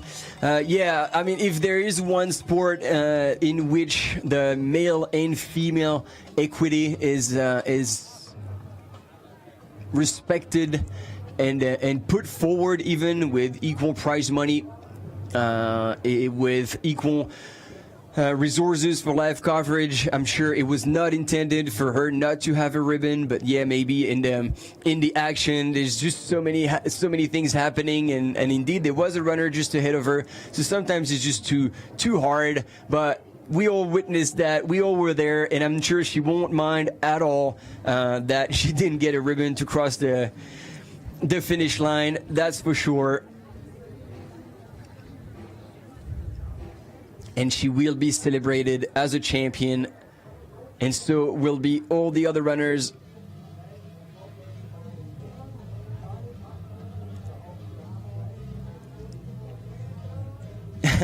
And thanks, Sébastien, commentator MVP. I appreciate that. We're trying to do our best here. I will be back tomorrow, and hopefully I'll be able to recover, because today was, or it still is, like, we're 5 hours in, and for a 45-kilometer race, tomorrow is going to be a whole different ball game for the Trail Long Championship. It's going to be a start, like a much earlier start. Local time is going to be 6:30. And it's going to be 85 kilometers with 5,554 meters of gain. So we're probably in for somewhere around 10 hours maybe for the men's, 9.5, and some 10.5, 11 for the women. So that is going to be a marathon. And big shout out, Albert Jorquera. I appreciate you being on the English channel and not the Spanish channel. Albert, who have had the privilege to do live commentary with, amazing commentator as well. And he still does quite a lot in Spanish as well. So thanks for being here, Albert. I missed you. It would have been good to have you with me. So yeah, good times. And again, hats off to the organization, all the volunteers. I don't think we say it enough for all those people who are getting involved, because there's an army of people everywhere in Stubai, in Innsbruck, to making this race possible, because at the end of the day, it is a world championship, but there is 1,200 runners who will compete in these 4 different races over men and women. So in that perspective, it's insane, all the people that are behind this event, and obviously all the live coverage crew that are out there, the camera runners, camera mountain bikers, the fake helico, and also my colleagues doing the live commentary in Italian, in German, in Spanish, in French. There we go. Race incredible, incroyable. On peut parler anglais aussi? Yes, we can. So, what were your expectations in this race, and how do you experience the run? It was incredible. I started quite fast because at the first ravitaillement, we told me I was 2 seconds. So, but I was nice, so I go on, and in the ascent, then Laura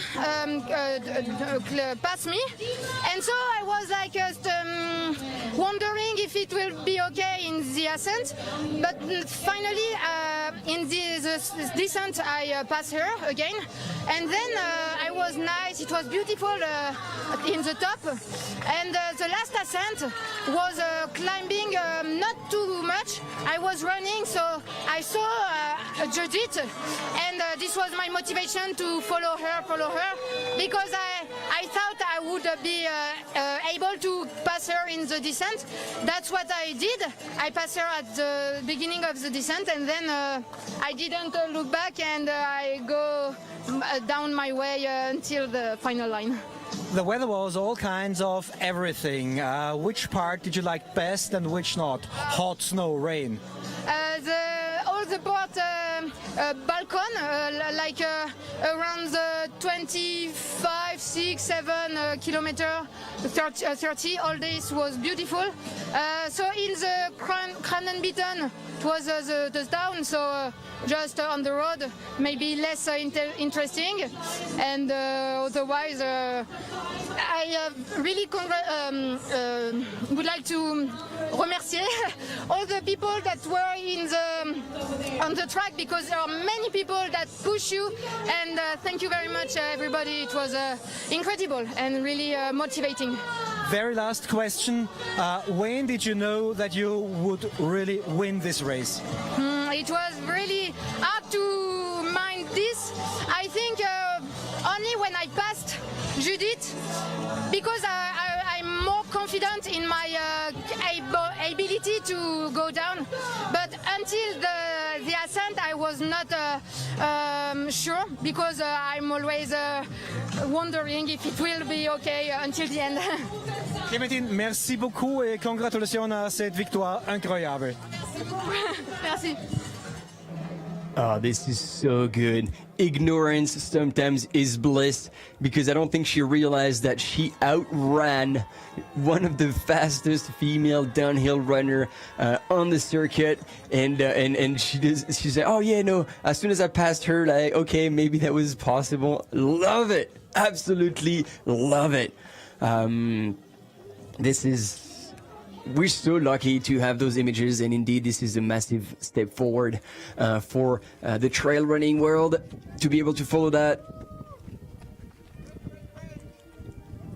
And once again, not to take anything away from Thérèse Leboeuf,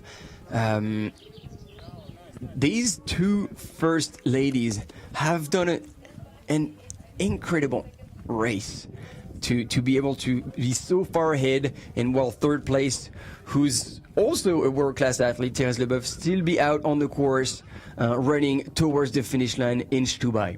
I think we'll have an interview with Judith now, see what she's got to say about her race. Judith Wyatt, a Swiss runner, congratulations on this 2nd place. How was the race for you? First impressions? It was really nice. Actually, the course was perfect, and it was really tough in the end. I'm actually really satisfied with my race. I mean, it was I was quite alone all the way, but she was just faster in the downhill, and yeah, I have to accept that, and I'm just so happy. you were in the lead for quite some time. Did you think you would maybe make it as a solo to the finish line?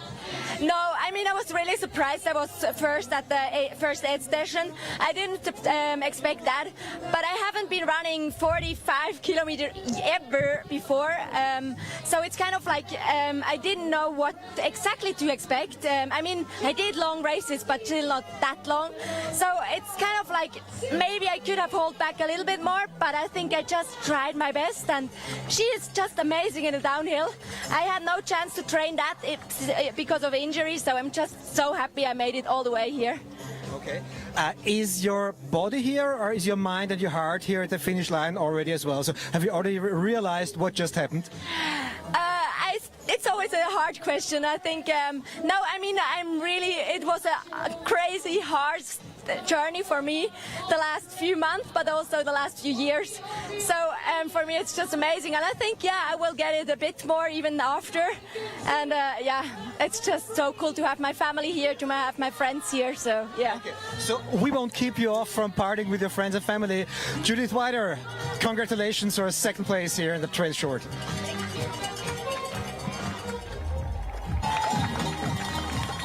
Another beautiful human mother, wife.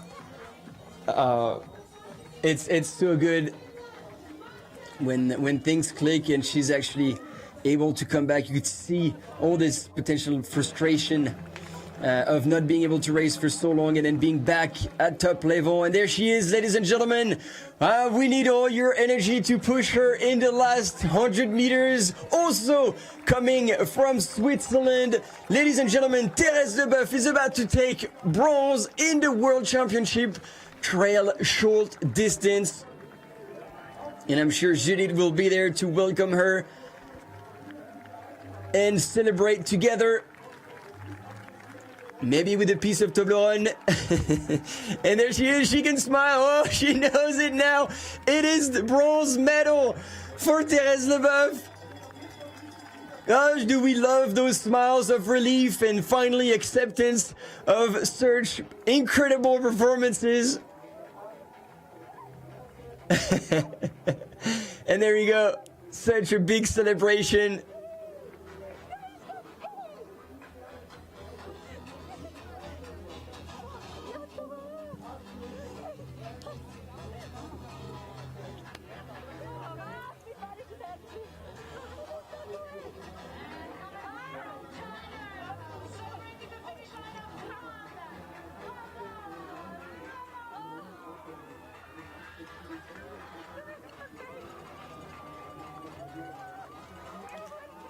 Oh, yeah, speechless. Search of descent.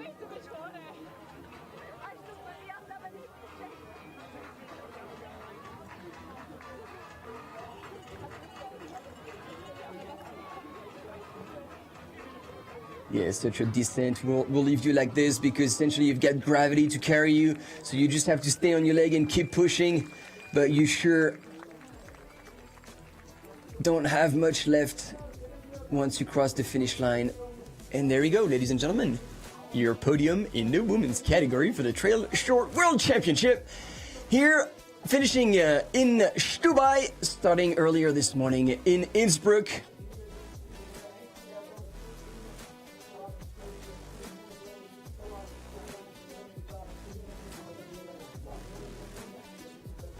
Oh, we got tears too, because we know that and we don't say it enough. This is so good because, you know, behind every champion, male or female,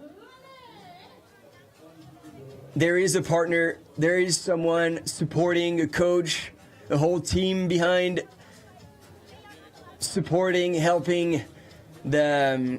Oh, and she made it! Here's Jenny from the US. Coming into the finish line, she wasn't that far.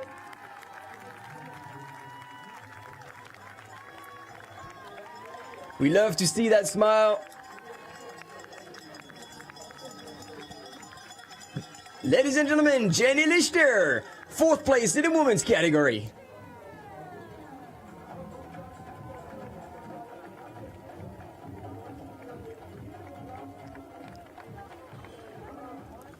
She wasn't too sure where to stop. But good move, and incredible performance as well.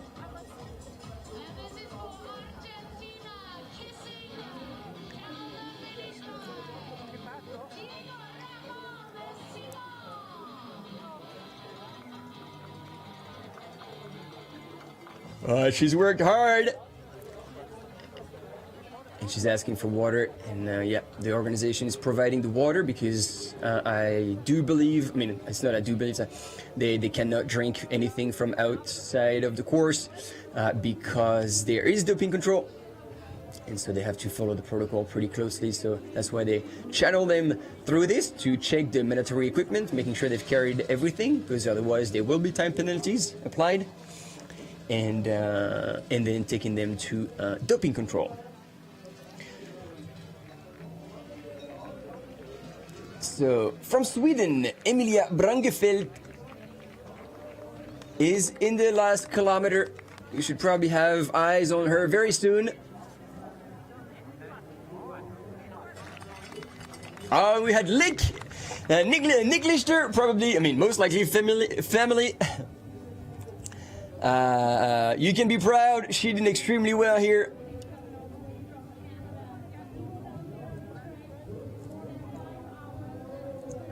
Yeah, it's good to have family afar who is able to follow the races.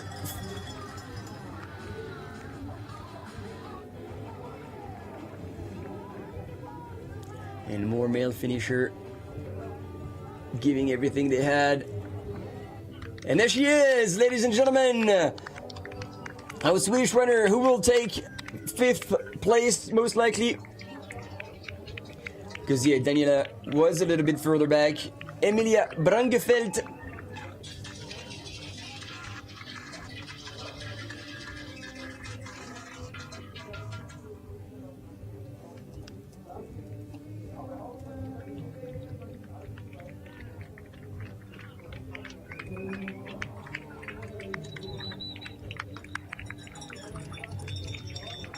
In the last 200 meters,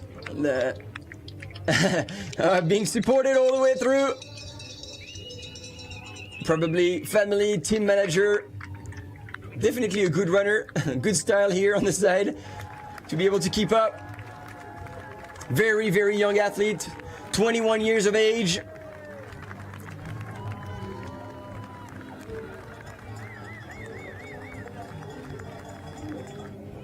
And she had already scored really high, taking 2nd place in the 50K at Transvulcania earlier this year, and 1st place at the Sandnes 23K. Oof, she's frowning, but she can be proud.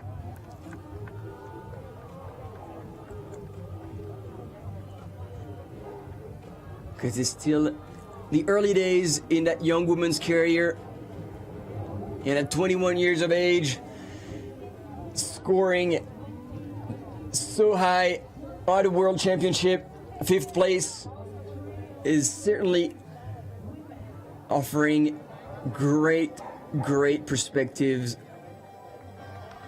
3rd place finisher interview. Let's hear it from Thérèse Leboeuf.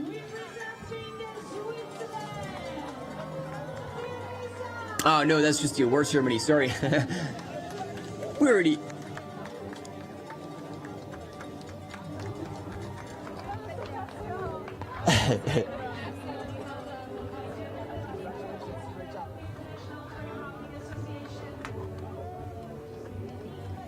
So here you go.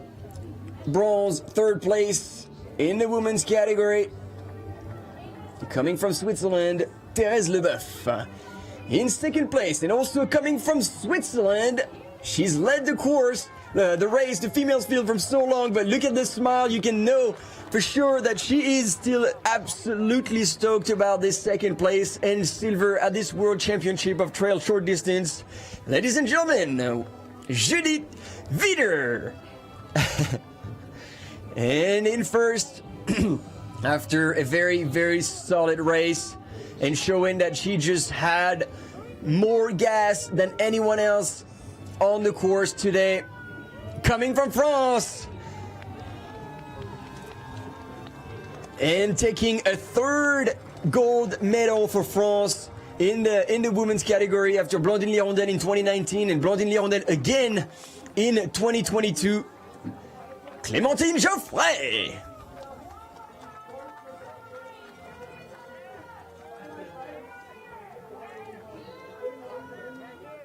So you've got 2 Gruyère and 1 Camembert, if we're talking cheese.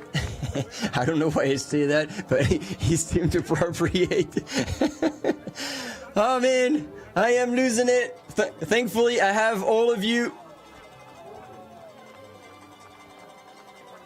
to keep me in check, correcting me when I was saying the things wrong, and obviously just for being there, making my job relevant. Otherwise, well, it wouldn't be much purpose.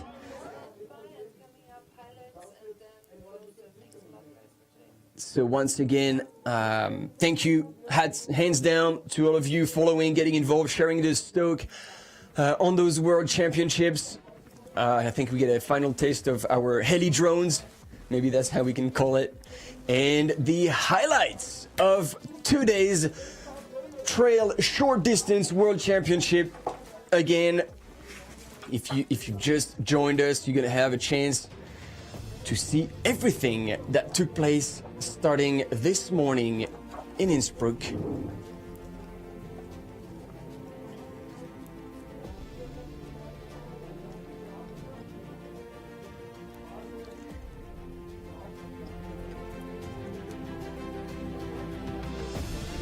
Fast start for the men's leader, as well as Judith Wider taken out outright, and from her finish line interview, not too sure what was happening. She wasn't planning on being in the lead, but there she was, and so she kept the effort. Man of the day, probably Stian Unger-Munvink. Pretty incredible win, and by a long shot as well. Followed by Thomas Roach in second place, and in the women's category, Clementine Geoffray, after fighting back, took the win, besting Judith Wider only by a few minutes. And in third place was also from Switzerland, Theresa Leboeuf. This is the recap that we have, the highlights of today's images. Thanks again once and for all for today, for being there. I really appreciate you, appreciate everyone. This is a short commercial break, and we are out. We give you rendezvous, if you can still hear me, tomorrow for the long trail at 6:30 a.m. We'll be there, I'll be there. Thank you so much again, and bye-bye.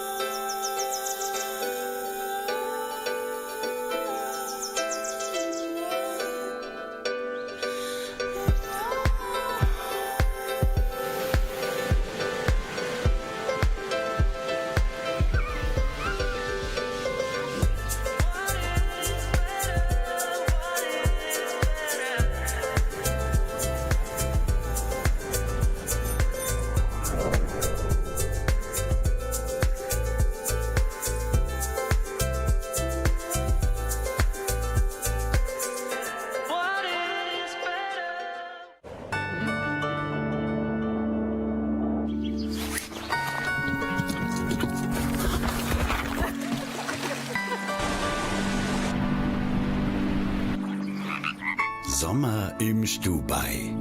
Bewegt dich. Stubai. Stay focused at the World Mountain and Trail Running Championship, powered by Volkswagen R.